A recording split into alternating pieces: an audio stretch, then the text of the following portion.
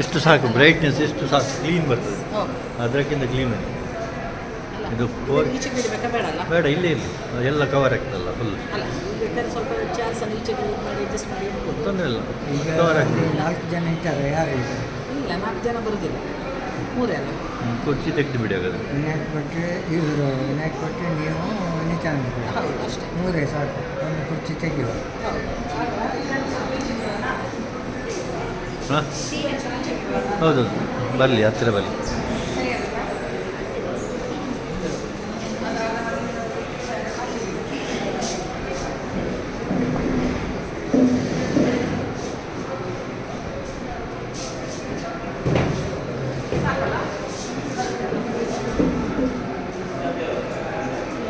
Start ಮಾಡುವಾಗ 5 1 ನಿಮಿಷ ಇದೆ.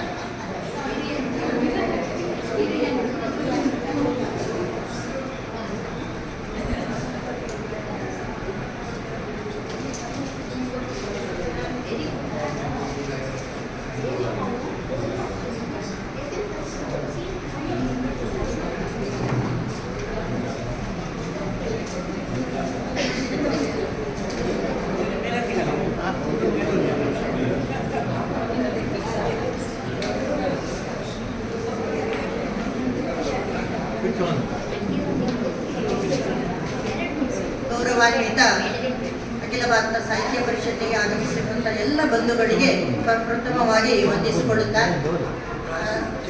ನಮ್ಮ ಸಭಾಂಗಣದಲ್ಲಿದ್ದಂಥ ನಮ್ಮೆಲ್ಲ ಬಂಧುಗಳು ಒಳಭಾಗದಲ್ಲಿ ಬಂದು ಕೂತ್ಕೊಂಡು ನಮ್ಮ ಕಾರ್ಯಕ್ರಮವನ್ನು ಮುಂದುವರಿಸಲಿಕ್ಕೆ ಅನುವು ಮಾಡಿಕೊಡಬೇಕು ಅಂತ ನಾನು ಪ್ರಥಮವಾಗಿ ವಿನಂತಿಸಿಕೊಳ್ತಾ ಇದ್ದೇನೆ.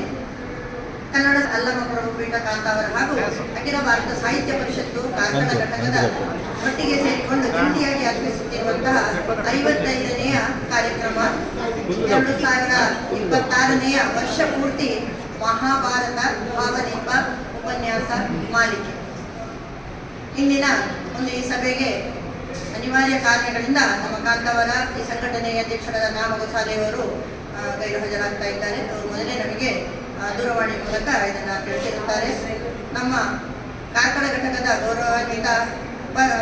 ಗೌರವಾಧ್ಯಕ್ಷರಾದಂಥ ಶ್ರೀ ನಿತ್ಯಾನಂದ ಪೈ, ನಮ್ಮ ಕಾರ್ಕಳ ಘಟಕದ ಅಧ್ಯಕ್ಷನೆಯಾದ ಮಿತ್ರಪ್ರಭಾ ಮೇಡಮ್ ಹಾಗೂ ಉಪಾಧ್ಯಕ್ಷರಾದ ರಮೇಶ್ ಕಾಣ್ಣಿಕರ್ ಅವರು, ಹಾಗೂ ಈ ಸಪ್ತಮ ಸೋಪಾನ ಕೃಷ್ಣ ಮತ್ತು ಕೃಷ್ಣೆ ಇದನ್ನು ನಡೆಸಿಕೊಡ್ತಾ ಇದ್ದಾರೆ ಡಾಕ್ಟರ್ ವಿನಾಯಕ್ ಭಟ್ ಗಾಳಿಮನೆ. ಇವರೆಲ್ಲರೂ ವೇದಿಕೆಗೆ ಬಂದು ಕಾರ್ಯಕ್ರಮವನ್ನು ಮುಂದುವರಿಸಲಿಕ್ಕೆ ಅನುವು ಮಾಡಬೇಕು ಅಂತ ತಿಳಿಸ್ಕೊಳ್ತಾ ಇದ್ದೀವಿ.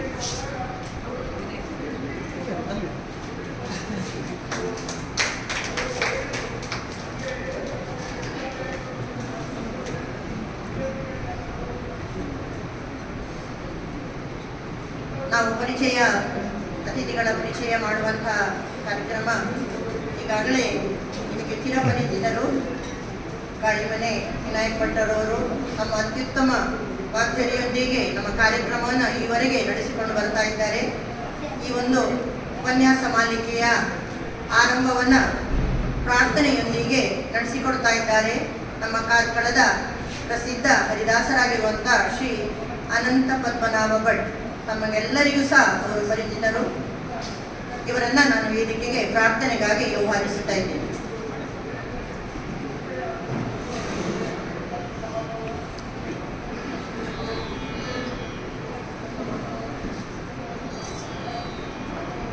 ನಾರಾಯಣಂ ನಮಸ್ಕೃತ್ಯಂ ನರಂ ಚೈವ ನರೋತ್ತಮಂ ದೇವೀಂ ಸರಸ್ವತೀಂ ವ್ಯಾಸಂ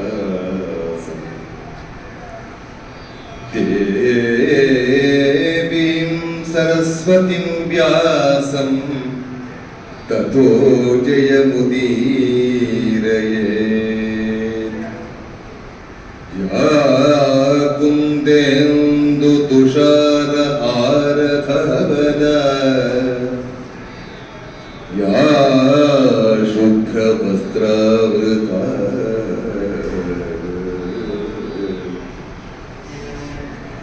ಯಾ ಕುಂದೇಂದು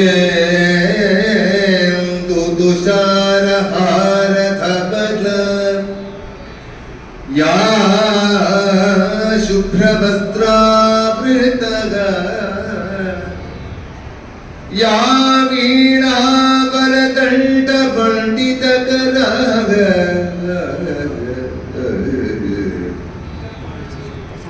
ಯಾ ವೀಣಾವರದಂಡ ಪಂಡಿತಕರ ಯಾ ಶ್ವೇತ ಪದ್ಮಾಸನೋ ಯಾ ಬ್ರಹ್ಮಾಚ್ಯುತ ಶಂಕರ ಪ್ರಭೃತಿಃ ದೇವೈ ಸದಾ ವಂದಿತಾ सा मां पातु सा मां पातु सा मां पातु सरस्वती भगवती सा मां पातु सरस्वती भगवती निशेष जाढ्यापः निशेष जाढ्यापः निशेष जाढ्यापः जाढ्यापः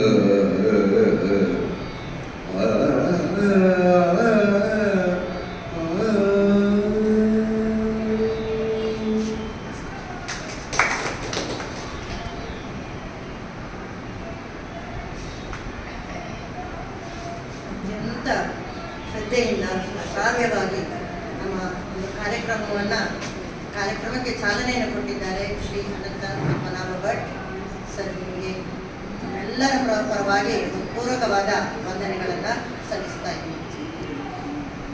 ಬಂದಂಥ ಅತಿಥಿಗಳನ್ನು ಆತ್ಮೀಯವಾಗಿ ಸ್ವಾಗತಿಸ್ತಾ ಇದ್ದಾರೆ ನಮ್ಮ ಖಾತಾವರ ಸಂಘದ ಕಾರ್ಯದರ್ಶಿಯವರಾದ ಸದಾನಂದ ನಾರಾಯಣ.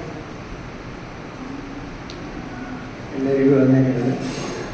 ಕಾಂತಾವರ ಕನ್ನಡ ಸಂಘ, ಅಲ್ಲಮ್ಮ ಪ್ರಭು ಪೀಠ ಕಾಂತಾವರ ಹಾಗೂ ಅಖಿಲ ಭಾರತೀಯ ಸಾಹಿತ್ಯ ಪರಿಷತ್ ಕಾರ್ಕಳ ತಾಲೂಕು ಘಟಕ ಈ ಮೂರು ಸಂಸ್ಥೆಗಳ ಸಹಯೋಗದಿಂದ ಕಳೆದ 54 ತಿಂಗಳಿಂದ ಇಲ್ಲಿ ನಮ್ಮ ನಿರಂತರ ಕಾರ್ಯಕ್ರಮಗಳು ನಡೆಯುತ್ತಾ ಇವೆ. ಮಹಾಭಾರತ ಭಾವದೀಪದ ಕಾರ್ಯಕ್ರಮ ಇವತ್ತು 7ನೇ ಕಾರ್ಯಕ್ರಮ. ಇವತ್ತು ಸಪ್ತಮ ಸೋಪಾನದಲ್ಲಿ ನಾವಿದ್ದೇವೆ. ಇವತ್ತಿನ ಅಧ್ಯಕ್ಷತೆಯನ್ನು ವಹಿಸಿರುವಂಥವರು ನಮ್ಮ ಅಖಿಲ ಭಾರತೀಯ ಸಾಹಿತ್ಯ ಪರಿಷತ್ತಿನ ತಾಲೂಕಿನ ಗೌರವಾಧ್ಯಕ್ಷರಾಗಿರುವಂಥ ನಿತ್ಯಾನಂದ ಪೈಗಳು ಅವರನ್ನು ಈ ನಮ್ಮ ಕಾರ್ಯಕ್ರಮಕ್ಕೆ ಆರ್ಥಿಕವಾಗಿ ಸ್ವಾಗತಿಸುತ್ತೇವೆ.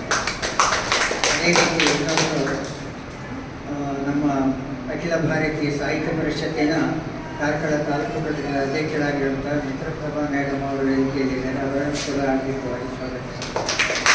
ಮುಖ್ಯವಾಗಿ ಇವತ್ತು ನಮಗೆ ಉಪನ್ಯಾಸ ನೀಡಲಿಕ್ಕಿರುವಂಥವರು ಡಾಕ್ಟರ್ ವಿನಾಯಕ ಭಟ್ ಗಾಳಿಮನೆ. ಈಗಾಗಲೇ 6 ಉಪನ್ಯಾಸಗಳನ್ನು ಕೇಳಿದ್ದೀರಿ ಮತ್ತು ಅದನ್ನು ಆಸ್ವಾದಿಸಿದ್ದೀರಿ. ಅದರ ಬಗ್ಗೆ ನಾನು ಹೆಚ್ಚಿಗೆ ಹೇಳುವ ಅವಶ್ಯಕತೆ ಇಲ್ಲ. ಅವರನ್ನು ಪರಿಚಯಿಸುವ ಅಗತ್ಯವೂ ಇಲ್ಲ. ಯಾಕಂದರೆ ಈಗಾಗಲೇ ನಿಮಗೆ ಸಾಕಷ್ಟು ಅವರ ಪರಿಚಯ ಆಗಿದೆ. ಒಳ್ಳೆಯ ಉಪನ್ಯಾಸವನ್ನು ಅವರು ನೀಡ್ತಾ ನಮಗೆ ಬಂದಿದ್ದಾರೆ. ಹಾಗಾಗಿ ಈ ಮಳೆಯ ಮಧ್ಯೆಯೂ ಕೂಡ ಬಿಡುವು ಮಾಡಿಕೊಂಡು ನೀವು ಎಷ್ಟು ಜನ ಬಂದಿದ್ದೀರಿ ಅಂತ ಹೇಳಿದರೆ ಅದನ್ನು ಕೇಳುವ ಒಂದು ತವಕ ನಿಮ್ಮಲ್ಲಿ ಇದೆ ಅಂತ ನಾನು ಭಾವಿಸ್ತೇನೆ. ಅವರನ್ನು ಈ ಕಾರ್ಯಕ್ರಮಕ್ಕೆ ನಮ್ಮ ನಿಮ್ಮೆಲ್ಲರ ಪರವಾಗಿ ಹಾರ್ದಿಕವಾಗಿ ಅದೇ ರೀತಿ ಇವತ್ತು ಅವರ ಪಿತಾಶ್ರೀಯವರಾದಂಥ ಚಂದ್ರಶೇಖರ್ ಗಾಯಿಮನೆ ಭಟ್ ಅವರು ಕೂಡ ಅವ್ರ ಜೊತೆಗೆ ಬಂದಿದ್ದಾರೆ. ಹಿರಿಯರಾದ ಅವರನ್ನು ಕೂಡ ನಾವು ನಮ್ಮೆಲ್ಲರ ಪರವಾಗಿ ಹಾರ್ದಿಕವಾಗಿ ಇನ್ನು ಮುಖ್ಯವಾಗಿ ಇದನ್ನು ಆಸ್ವಾದಿಸಲಿಕ್ಕೆ ಬಂದಂಥ ತಾವುಗಳು, ನಾನು ಈಗಾಗಲೇ ಹೇಳಿದಾಗೆ ಇವತ್ತು ನಮಗೆ ತುಂಬ ಆತಂಕ ಇತ್ತು. ಈ ಮಳೆಯ ಇಷ್ಟು ಅಬ್ಬರದ ಮಳೆಯ ಎಡೆಯಲ್ಲಿ ಜನ ಬರ್ತಾರೋ ಇಲ್ವೋ ಅಂಥೇಳಿ. ಆದರೂ ಕೂಡ ತಾವೆಲ್ಲರೂ ಕೂಡ ಬಿಡುವು ಮಾಡಿಕೊಂಡು ಇಲ್ಲಿ ಬಂದಿದ್ದೀವಿ.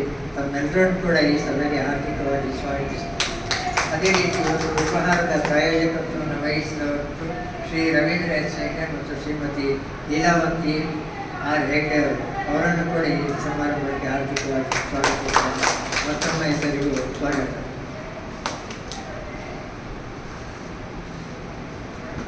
ಎಲ್ಲರನ್ನ ಸ್ವಾಗತಿಸಿದಂಥ ಶ್ರೀ ಸದಾನಂದ ರವಿ ಕಾರ್ಯದರ್ಶಿಯವರು, ಅವರಿಗೂ ಕೂಡ ಸಂಘಟನೆಯ ಪರವಾಗಿ ಹೃತ್ಪೂರ್ವಕವಾದ ಸ್ವಾಗತವನ್ನು ನಾನು ಬಯಸ್ತಾ ಇದ್ದೇನೆ. ಇಷ್ಟು ಚಂದ ಕಾರ್ಯಕ್ರಮವನ್ನು ಈಗ ಕಳೆದ ಸುಮಾರು ವರ್ಷಗಳಿಂದ ನಡೆಸಿಕೊಂಡು ಬರ್ತಾ ಇದ್ದೇವೆ. ನಿಮ್ಮೆಲ್ಲರ ಆರ್ಥಿಕವಾದ ಧನುಮನ ಧನ ಈ ಸಹಕಾರದೊಂದಿಗೆ ನಡೆಸಿಕೊಂಡು ಬರುವುದಕ್ಕೆ ನಮಗೆ ಅವಕಾಶ ಸಿಕ್ಕಿದೆ. ಇಂದಿನ ಉಪಹಾರದ ಪ್ರಾಯೋಜಕತ್ವವನ್ನು ವಹಿಸಿಕೊಂಡಿದ್ದಾರೆ ಶ್ರೀ ರವೀಂದ್ರ ಎಸ್ ಹೆಗಡೆ ಮತ್ತು ಶ್ರೀಮತಿ ಲೀಲಾವತಿ ಆರ್ ಹೆಗಡೆ. ಇವರು ಮೇ ತಿಂಗಳಲ್ಲಿ ನಮ್ಮ ದಾಂಪತ್ಯದ 50ನೇ ವರ್ಷವನ್ನು ದಾಟಿ ಒಂದೇ ಕಾಲ ಹೆಜ್ಜೆ ನೆಟ್ಟಿದ್ದಾರೆ. ದೇವರು ಪರಮಾತ್ಮನು ಅವರಿಗೆ ದೀರ್ಘಾಯುಷ್ಯವನ್ನು ಕೊಡಲಿ, ಎಲ್ಲಕ್ಕಿಂತ ಮುಖ್ಯವಾಗಿ ಆರೋಗ್ಯವನ್ನು ಕೊಡಲಿ ಅಂತ ವಿನಂತಿಸಿಕೊಳ್ಳುತ್ತಾ ಅವರು ವೇದಿಕೆಗೆ ಬಂದು ನಮ್ಮ ಗೌರವಾಧ್ಯಕ್ಷರ ಕೈಯಿಂದ ನಮ್ಮ ಕಿರು ಕಾಣಿಕೆಯನ್ನು ಪಡೆದುಕೊಳ್ಳಬೇಕು ಅಂತ ನಾನು ಅವರ ಹತ್ರ ವಿನಂತಿಸಿಕೊಳ್ತಾ ಇದ್ದೇನೆ.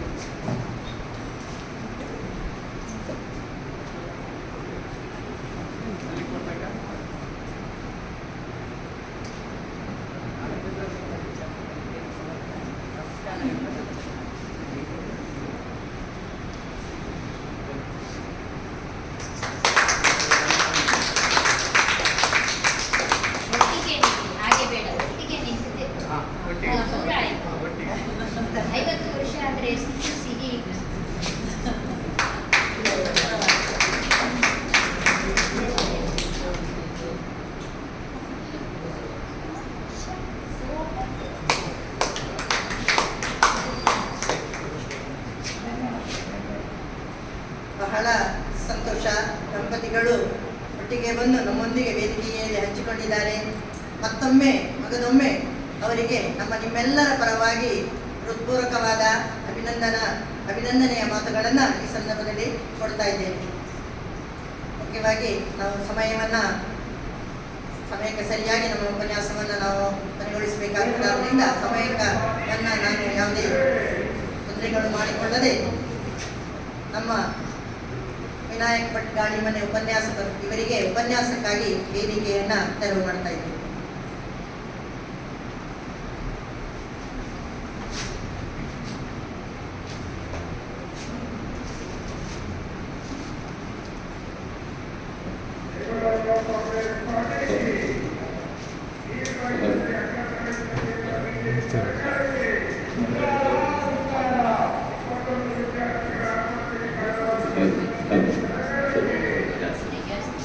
ಕೇಳ್ತಾರೆ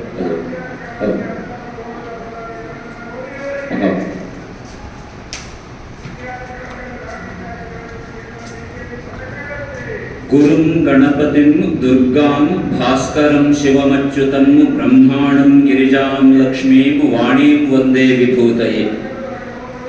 ವ್ಯಾಸಾಯ ವಿಷ್ಣುರೂಪಾಯ ವ್ಯಾಸರೂಪಾಯ ವಿಷ್ಣವೇ ನಮೋ ವೈ ಬ್ರಹ್ಮನಿಧಯೇ ವಾಸಿಷ್ಠಾಯ ನಮೋ ನಮಃ. ಮೂಕಂ ಕರೋತಿ ವಾಚಾಲಂ ಪಂಗುಂ ಲಂಘಯತೆ ಗಿರಿಂ ಯತ್ಕೃಪಾತಮಹಂ ವಂದೇ ಪರಮಾನಂದ ಮಾಧವಂ. ನಾರಾಯಣಂ ನಮಸ್ಕೃತ್ಯ ನರಂ ಚೈವ ನರೋತ್ತಮಂ ದೇವೀಂ ಸರಸ್ವತೀಂ ಚೈವ ತತೋ ಜಯಮುದೀರಯೇತ್. ನಮಃ ಸಭಾಯೈ ಸಭಾಪತಿಭ್ಯಶ್ಚ. ಹೊರಗಡೆಯಲ್ಲಿ ಧ್ವನಿ ಹೆಚ್ಚಿಗೆ ಇರೋದ್ರಿಂದ ನಮ್ಮ ಧ್ವನಿಯು ಸ್ವಲ್ಪ ಇವತ್ತು ಹೆಚ್ಚಾಗಬೇಕಾದ ಅನಿವಾರ್ಯತೆ ಇದೆ.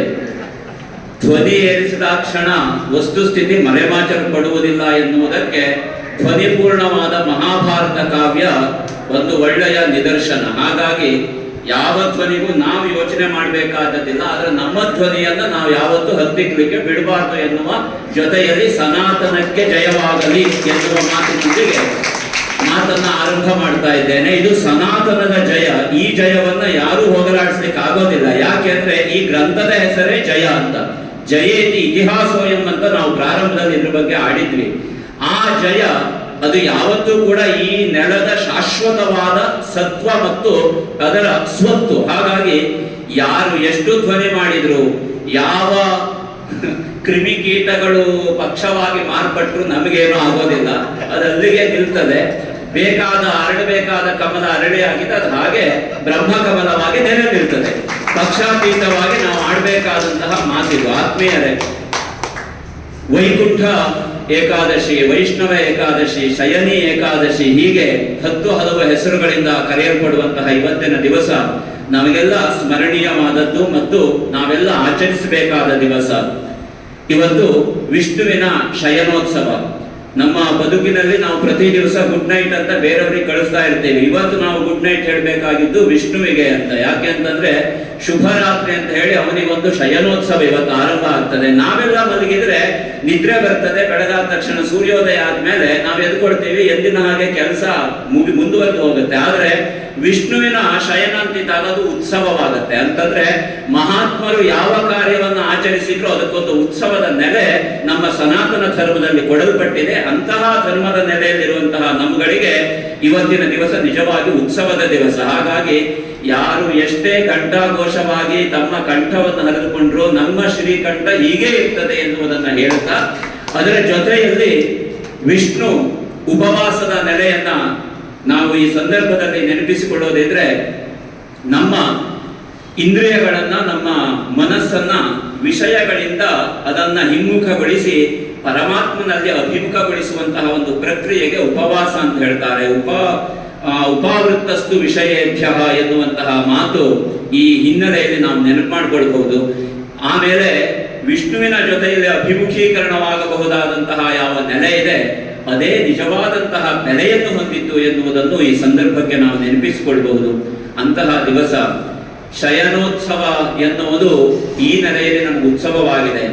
ಇವತ್ತು ದೇವರು ಮಲಗಿದ್ದಾನೆ ಅಂತಂದ್ರೆ ಇದರ ಅರ್ಥ ನಾವೆಲ್ಲ ಮಾಡಬೇಕಾಗಿದ್ದು ಬಹಳ ಮುಖ್ಯವಾಗಿ ನೋಡಿ, ದೇವರು ಮಲಗಿದ್ದಾನೆ ಎನ್ನುವಂತಹ ಆ ಕಲ್ಪನೆಯ ಹಿಂದೆ ಎಷ್ಟೊಂದು ಹಬ್ಬ ಹರಿದಿನಗಳು ಬರುತ್ತೆ.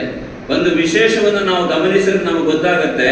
ಇವತ್ತಿನಿಂದ ತೊಡಗಿ ಆಷಾಢ ಶುದ್ಧ ಏಕಾದಶಿಯಿಂದ ತೊಡಗಿ ಕಾರ್ತಿಕ ಶುದ್ಧ ದ್ವಾದಶಿಯವರೆಗೆ ನಮ್ಮ ನಾಡಿದ್ದು ಇನ್ನು ನೋಡ್ತಾ ಶ್ರಾವಣ ಬಂದ್ರೆ ನಾವು ಕೃಷ್ಣಾಷ್ಟಮಿ ಆಚರಣೆ ಮಾಡ್ತೇವೆ. ಭಾದ್ರಪದ ಬಂದ್ರೆ ಗಣೇಶ ಚೌತಿ ಆಚರಣೆ ಮಾಡ್ತೇವೆ. ಭಾದ್ರಪದ ಚತುರ್ದಶಿ ಬಂದ್ರೆ ಅದೇ ಮಲಗಿರುವ ಅದೇ ಅನಂತನ ಅನಂತ ಚತುರ್ದಶಿ ನೋಂಪಿ ಅಂತ ಆಚರಣೆ ಮಾಡ್ತೇವೆ. ಹಾಗೆ ಮುಂದುವರೆದ್ರೆ ಮಹಾಕಾಳಿ, ಮಹಾಲಕ್ಷ್ಮಿ, ಮಹಾಸರಸ್ವತ್ಯಾತ್ಮಿಕೆಯಾದ ಜಗದಂಬೆಯ 9 ದಿವಸಗಳ ಹಬ್ಬವನ್ನು ನವರಾತ್ರಿ ಅಂತ ಆಚರಣೆ ಮಾಡ್ತೇವೆ. ಹಾಗೆ ಮುಂದೆ ಹೋದ್ರೆ ಅವತರಣಗಳಲ್ಲಿ ಶ್ರೇಷ್ಠವಾದ ಅನ್ಯತಮವಾದಂತಹ ವಾಮನ ಅವತಾರವೇ ಮೊದಲಾದ ಅವತಾರಗಳ ಹಿನ್ನೆಲೆ ಇರುವಂತಹ ಬಲಿಪಾಡ್ಯಮಿಯೋ, ನರಕ ಚತುರ್ದಶಿಯೋ, ದೀಪಾವಳಿಯೋ ಆಚರಣೆ ಆಗುತ್ತೆ. ಹೀಗೆ ಕಾರ್ತಿಕ ಶುದ್ಧ ದ್ವಾದಶಿಯ ದಿವಸದವರೆಗೆ ಉತ್ಥಾನ ದ್ವಾದಶಿ ಅಂತ ಏನಿದೆ ಅಲ್ಲಿಯವರೆಗೆ ದೇವರು ಅಲ್ಲಿ ವೈಕುಂಠದಲ್ಲಿ ಅವನು ಪವಡಿಸಿದ್ರೆ ಇಲ್ಲಿರುವಂತಹ ನಮ್ಗೆಲ್ಲ ಹಬ್ಬ ಹರಿದಿನಗಳ ಆಚರಣೆ. ಅಂತಂದ್ರೆ ಮಲಗಬೇಕಿದ್ರೆ ಬೇರೆ ತನ್ನ ಭಕ್ತರಿಗೆ ಎಲ್ಲರಿಗೂ ಉತ್ಸವ ಕೊಟ್ಟು ಮಲಗ್ತಾನೆ ದೇವರು. ಅಂತಂದ್ರೆ ನಮಗೆಲ್ಲ ಎಂಥ ವ್ಯವಸ್ಥೆ ಮಾಡಿಕೊಟ್ಟಿದ್ದಾನೆ ಎನ್ನುವುದನ್ನು ನಾವು ಈ ಸಂದರ್ಭದಲ್ಲಿ ನೆನಪಿಸಿಕೊಳ್ಬಹುದು ಅಥವಾ ಅರ್ಥ ಮಾಡ್ಕೊಳ್ಬಹುದು. ಅಂತಹ ಶಯನಿ ಉತ್ಥಾನ ಆಷಾಢ ಶುದ್ಧ ಏಕಾದಶಿಯ ಈ ಉಪವಾಸದ ದಿವಸ ದೇವರ ಅನುಗ್ರಹ ನಮ್ಮ ಮೇಲಿರಲಿ. ನಾವು ಅದೇ ದೇವರ ಪಾರಮ್ಯವನ್ನು ಹೇಳುವಂತಹ ಜಯ ಎನ್ನುವ ಇತಿಹಾಸ, ಭಾರತ ಎನ್ನುವಂತಹ ಪಂಚಮ ವೇದ, ಮಹಾಭಾರತ ಎನ್ನುವ ಲಕ್ಷ ಶ್ಲೋಕಗಳ ಈ ಒಂದು ಇತಿಹಾಸದ ಕಾವ್ಯವನ್ನ 6 ಸೋಪಾನವನ್ನು ಕ್ರಮಿಸಿ 7ನೇ ಸೋಪಾನದಲ್ಲಿ ನಾವಿದ್ದೇವೆ. ಇವತ್ತು ನನಗೆ ಒಂದು ಸ್ಮರಣೀಯ ದಿವಸ. ಯಾಕೆ ಅಂದ್ರೆ 2 ನಿಮಿಷ ಇದ್ರ ಬಗ್ಗೆ ನಾನು ಹೇಳ್ಕೊಡ್ಬೇಕಾದದ್ದು ನನ್ನ ಭಾವನೆ. ಹಾಗಾಗಿ ನಿಮ್ಮ ಒಪ್ಪಿಗೆಯನ್ನ ಪಡೆದುಕೊಳ್ತಾ ಇದ್ದೇನೆ. ನಮ್ಮ ಅಪ್ಪಯ್ಯ ಇವತ್ತು ನನಗೆ ವೇದಿಕೆಯ ಮುಂಭಾಗದಲ್ಲಿ ಕುಳಿತಿರೋದು ನನ್ನ ಬದುಕಿನ ಸ್ಮರಣೀಯವಾದ ದಿವಸ ಅಂತ ನಾನು ಹೇಳ್ತೇನೆ. ಕಾರಣ ಏನು ಅಂತಂದ್ರೆ, ಇವತ್ತು ನೀವು ಇಲ್ಲಿ ನನ್ನನ್ನು ಏನೇ ಹೇಳಿದ್ರು ಅದೆಲ್ಲದರ 100ಕ್ಕೆ 100 ಅದರ ಕ್ರೆಡಿಟ್ ಹೋಗ್ಬೇಕಾಗಿದ್ದು ನನ್ನ ಅಪ್ಪ ಮತ್ತು ನನ್ನ ಅಮ್ಮನಿಗೆ.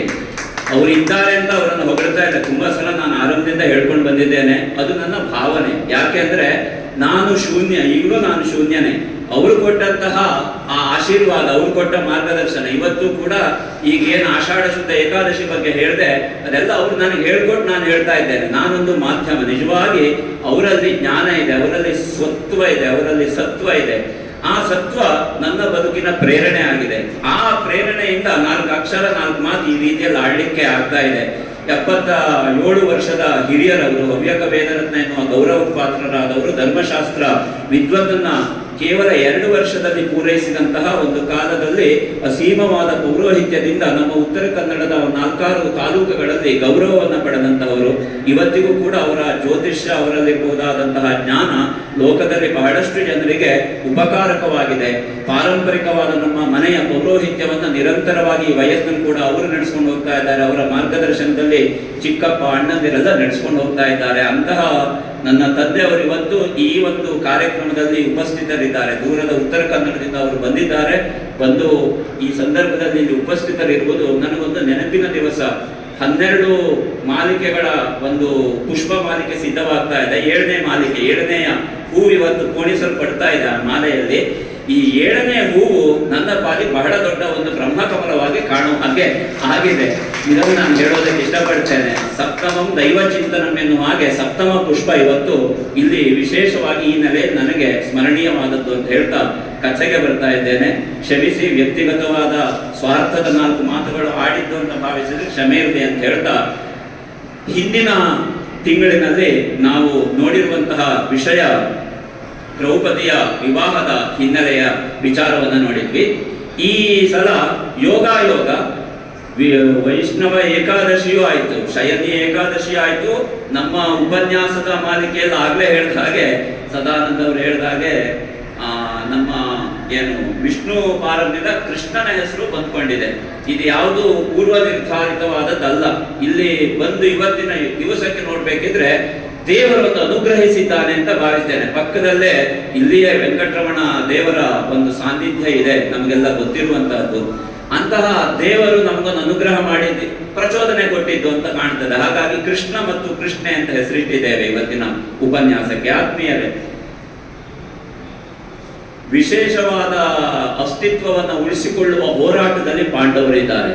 ಅವರ ಅಸ್ತಿತ್ವವೇ ಕೌರವರ ದೃಷ್ಟಿಯಿಂದ, ಹಸ್ತಿನಾಪುರದ ದೃಷ್ಟಿಯಿಂದ ಅಸ್ತಿತ್ವವೇ ಇಲ್ಲ ಅವರಿಗೀಗ. ಆ ಹಿನ್ನೆಲೆಯಲ್ಲಿ ಪುನಃ ಎದ್ದು ಬಂದಿದ್ದಂತಹ ಪಾಂಡವರು ಅವರನ್ನ ಲೋಕ ಪುನಃ ಗುರುತಿಸುವಂತಹ ಸನ್ನಿವೇಶ ಇನ್ನು ಬರಬೇಕಾಗಿದೆ. ಆ ಸನ್ನಿವೇಶ ಇನ್ನು ತೆರೆದುಕೊಳ್ಳುವಂತಹ ಸಂದರ್ಭ ಇನ್ನೂ ಕೂಡ ಹಿಂದಿರುಗಿ ಬರುವಂತಹ ಸನ್ನಿವೇಶ. ಇಲ್ಲಿ ನಾವು ನೋಡುವಂತಹದ್ದು, ಹಿಂದಿನ ಕಥಾ ಮಾಲಿಕೆ ಹಿಂದಿನ ಕೊನೆಯ ಭಾಗದಲ್ಲಿ ಹೇಳಿದ್ದೆವು. ಒಬ್ಬ ವ್ಯಾಸರಿಂದ, ಮಹನೀಯರಿಂದ, ಬ್ರಾಹ್ಮಣೋತ್ತಮರಿಂದ ಹೇಳಲ್ಪಟ್ಟಂತಹ ಧೃತರಾಷ್ಟ್ರ ಮುಂದುವರೆದು ಹೋಗಬೇಕಾದಂತಹ ಸ್ಥಳ ಯಾವುದು ಅಂತ ಗುರುತಿಸಿಕೊಂಡಿದ್ದಾನೆ. ಹೀಗೆ ಗುರುತಿಸಿಕೊಂಡಂತಹ ಸಂದರ್ಭದಲ್ಲಿ ಎಲ್ಲಿ ಹೋಗೋದು, ಏನ್ ಮಾಡೋದು, ಮುಂದೆ ಏನು ಎನ್ನುವಂತಹ ಸನ್ನಿವೇಶದಲ್ಲಿ ಹಿಡಿಂಬ ವನದ ಪ್ರಕರಣ, ಬಕಾಸುರನ ಪ್ರಕರಣ ಇತ್ಯಾದಿಗಳೆಲ್ಲ ಆ ಸಂದರ್ಭದಲ್ಲಿ ನಮಗೆ ಕಂಡು ಬರುತ್ತೆ. ಇಲ್ಲಿ ನಾವು ನೋಡಬೇಕಾದಂತಹ ಮುಖ್ಯವಾದ ಸನ್ನಿವೇಶ ಯಾವುದು ಅಂತಂದ್ರೆ ಕುಂತಿ ಮತ್ತು ಬ್ರಾಹ್ಮಣರ ಸಂವಾದ. ಒಬ್ಬ ಬಕನ ಬಂಡಿ ಅಂತ ಪ್ರಸಿದ್ಧ. ಆ ಬಕಾಸುರನಿಗೆ ನಿರಂತರವಾಗಿ ಆಹಾರವನ್ನು ಕೊಡಬೇಕಾಗಿತ್ತು ರಾಕ್ಷಸನಾದಂತಹ ಅವನು. ಇಲ್ಲ ಅಂತಾದ್ರೆ ಇಡೀ ತನ್ನ ಊರನ್ನು ಏಕಚಕ್ರ ಎನ್ನುವ ನಗರ, ಆ ನಗರವನ್ನೇ ತಾನು ಸಂಪೂರ್ಣ ನಾಶ ಮಾಡುತ್ತೇನೆ ಅಂತ ಹೊರಟಂತಹ ಆ ಸಂದರ್ಭದಲ್ಲಿ ಒಬ್ಬಳು ಕ್ಷತ್ರಿಯಾಣಿ ಹೇಗೆ ಬದುಕನ್ನು ಬದುಕಿಸ್ತಾಳೆ ಹೇಳುವುದಕ್ಕೆ ಕುಂತಿ ಅಲ್ಲಿ ನಿರ್ವಹಿಸಿದಂತಹ ಪಾತ್ರ, ಅಂದ್ರೆ ಅವಳು ನಿರ್ವಹಿಸಿದಂತಹ ಸನ್ನಿವೇಶ ಒಳ್ಳೆ ಉದಾಹರಣೆ. ಕುಂತಿ ಒಬ್ಬರ ಬ್ರಾಹ್ಮಣರ ಮನೆಯಲ್ಲಿ ತನ್ನ ಮಕ್ಕಳನ್ನ ಸಲಹಿಕೊಂಡಿದ್ಲು. ಆ ಮನೆಯಲ್ಲಿ ಹಾಗೆ ಸಲಹಿಕೊಂಡಿದ್ದಂತಹ ಅವಳಿಗೆ ಬ್ರಾಹ್ಮಣರ ಒಳಮನೆಯ ರೋದನ ಕೇಳಿತು.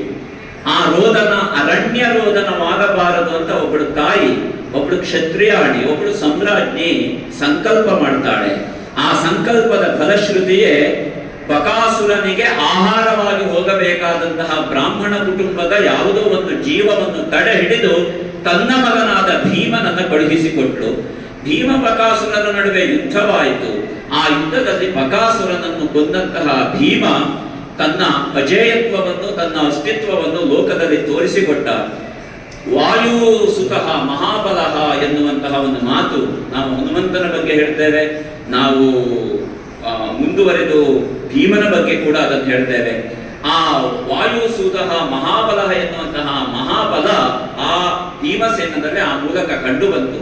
ಹೀಗೆ ಕಂಡಂತಹ ಭೀಮಸೇನ ಎಲ್ಲರಿಗೂ ಸಂತೋಷ ಉಂಟು ಮಾಡಿದ. ಕುಂತಿಯ ನಿರ್ವಹಣೆ ಬಹಳ ಮುಖ್ಯವಾದದ್ದು. ಕುಂತಿ ತನ್ನ ಮಗನನ್ನ ಕಳುಹಿಸಿಕೊಟ್ಲಲ್ಲ ಅವರನ್ನು ರಕ್ಷಣೆ ಮಾಡಲಿಕ್ಕೆ ಅಂತ, ಅವಳ ಸೂಕ್ಷ್ಮತೆ, ಅವಳ ಧರ್ಮ ಪ್ರಜ್ಞೆ ನಮಗೆ ಕಾಣುತ್ತದೆ. ಅವಳಲ್ಲಿರ್ಬಹುದಾದ ಸೂಕ್ಷ್ಮ ಪ್ರಜ್ಞೆ ಕಾಣ್ತದೆ. ಆ ಕುಂತಿಯ ಬದುಕು ತನ್ನ ಮಕ್ಕಳನ್ನ ನಿರೂಪಿಸುವಲ್ಲಷ್ಟೇ ಪರ್ಯಾಪ್ತವಾಗದೆ ಲೋಕರಕ್ಷಣೆಯಲ್ಲಿಯೂ ಅದು ವಿಸ್ತೃತವಾಯಿತು ಎನ್ನುವುದನ್ನ ನಾವು ಈ ಹಿನ್ನೆಲೆಯಲ್ಲಿ ಗಮನಿಸಬಹುದು. ಹೀಗೆ ಬ್ರಾಹ್ಮಣರ ಕಷ್ಟಕ್ಕಾಗಿ ಮರುಗಿದಂತಹ ಕುಂತಿಯ ಆ ಮರುಗುವಿಕೆ ಅವರ ಕುಟುಂಬವನ್ನು ಉಳಿಸಿತು. ಹೀಗೆ ಮುಂದುವರೆದು ಕುಟುಂಬವನ್ನು ಉಳಿಸಿದಂತಹ ಆ ಕುಂತಿಯ ಆ ಪ್ರಜ್ಞೆಗೆ ಆ ಬ್ರಾಹ್ಮಣ ಕುಟುಂಬ ತನ್ನ ಕೃತಜ್ಞತೆಯನ್ನು ಹೇಳುತ್ತೆ. ಹೀಗೆ ಹೇಳಿದಂತಹ ಸಂದರ್ಭದಲ್ಲಿ ಭೀಮ ಬಕಾಸುರನನ್ನ ಕೊಂದು ಸಂಪೂರ್ಣ ಅಲ್ಲಿಂದ ಮುಂದೆ ಎಲ್ಲಿ ಹೋಗಬೇಕು ಎನ್ನುವಂತಹ ಚಿಂತನೆಯಲ್ಲಿದ್ದ. ಈ ಚಿಂತನೆಗೆ ಒಂದು 164 ಅಧ್ಯಾಯಗಳು ಮುಕ್ತಾಯವಾಗುತ್ತೆ. ಮಹಾಭಾರತದ ಮೊದಲ 164 ಅಧ್ಯಾಯ ಅಲ್ಲಿಗೆ ಮುಕ್ತಾಯವಾಗುತ್ತೆ. ಆಗ ಮುಂದಿನ ಪರ್ವ ಚೈತ್ರರಥ ಎನ್ನುವಂತಹ ಪರ್ವ. ಚೈತ್ರರಥ ಅಂತ ಪರ್ವದ ಹೆಸರು. ಇದ್ರ ಏನ್ ಹೇಳುತ್ತೆ ಅಂತಂದ್ರೆ, ದ್ರುಪದನ ಮಗಳಾಗಿ ಹುಟ್ಟಿದಂತಹ ದ್ರೌಪದಿಯ ಜನ್ಮ ವೃತ್ತಾಂತವನ್ನು ಹೇಳುವಂತಹ ಒಂದು ಕಥಾಭಾಗ. ಅವಳು ಕೃಷ್ಣೆ ಅಂತ ಹೇಳಿದ್ದು. ದ್ರುಪದನ ಮಗಳಾದ ಕಾರಣ ಅವಳಿಗೆ ದ್ರೌಪದಿ ಅನ್ನೋದು ಪ್ರಸಿದ್ಧವಾದದ್ದು. ದ್ರುಪದ ದ್ರೋಣರಿಂದ ಒಂದರ್ಥದಲ್ಲಿ ಅವರಿಂದ ಅವಮಾನಕ್ಕೊಳಗಾಗಿ ಬಂದ. ಯಾವ ಪಾಂಡವರು ಮತ್ತು ಕೌರವರಿಗೆ ಗುರುಗಳಾಗಿ ಅವರು ವಿದ್ಯಾಧ್ಯಯನ ಮಾಡಿಸಿದ್ರು, ಆಗ ಗುರುದಕ್ಷಿಣೆಯಾಗಿ ದ್ರುಪದನನ್ನ ತನ್ನ ಮುಂದೆ ತಂದು ನಿಲ್ಲಿಸಬೇಕು ಅಂತ ಹೇಳಿದ ಹಾಗೆ ಮಾಡಿದ್ರಲ್ಲ, ಮಕ್ಕಳೆಲ್ಲ ಸೇರಿ ದ್ರುಪದನ ಗರ್ವಭಂಗವನ್ನು ಮಾಡಿದ್ರು. ಆಗ ದ್ರುಪದ ಒಂದು ದ್ರೋಣಾಚಾರ್ಯರ ಮಾತಿಗನುಗುಣವಾಗಿ ಆಯಿತು ನಾವು ಸ್ನೇಹಿತರಾಗಿರೋಣ ಅಂತ ಹೇಳಿ ಹೋಗಿದ್ದ. ಹೇಳಿ ಹೋಗ್ಬೇಕಿದ್ರೆ ಆ ಭಾವನೆ ಇದ್ದಾದ್ರೆ ಮನೆಗೆ ಹೋದ್ಮೇಲೆ ಅವನ ಮನಸ್ಸಿನಲ್ಲಿ ಅದು ಬಹಳ ದೊಡ್ಡ ಒಂದು ಮಾನಸಿಕ ವೇದನೆಯನ್ನು ಅದು ಹುಟ್ಟಿಸ್ತದೆ. ಏನು ಅಂತಂದ್ರೆ, ಒಬ್ಬ ಬ್ರಾಹ್ಮಣನಿಗೆ ಕ್ಷತ್ರಿಯನ ರಾಜನಾದಂತಹ ನಾನು ಅವನ ಮುಂದೆ ಕೈ ಚಾಚಿ ಅವನ ಮುಂದೆ ಶರಣಾಗತನಾಗುವ ಸನ್ನಿವೇಶ ಬಂದೋಯ್ತಲ್ಲ ಅಂತ ಬೇಸರ ಆಯ್ತು ಅವನಿಗೆ, ದುಃಖವಾಯಿತು.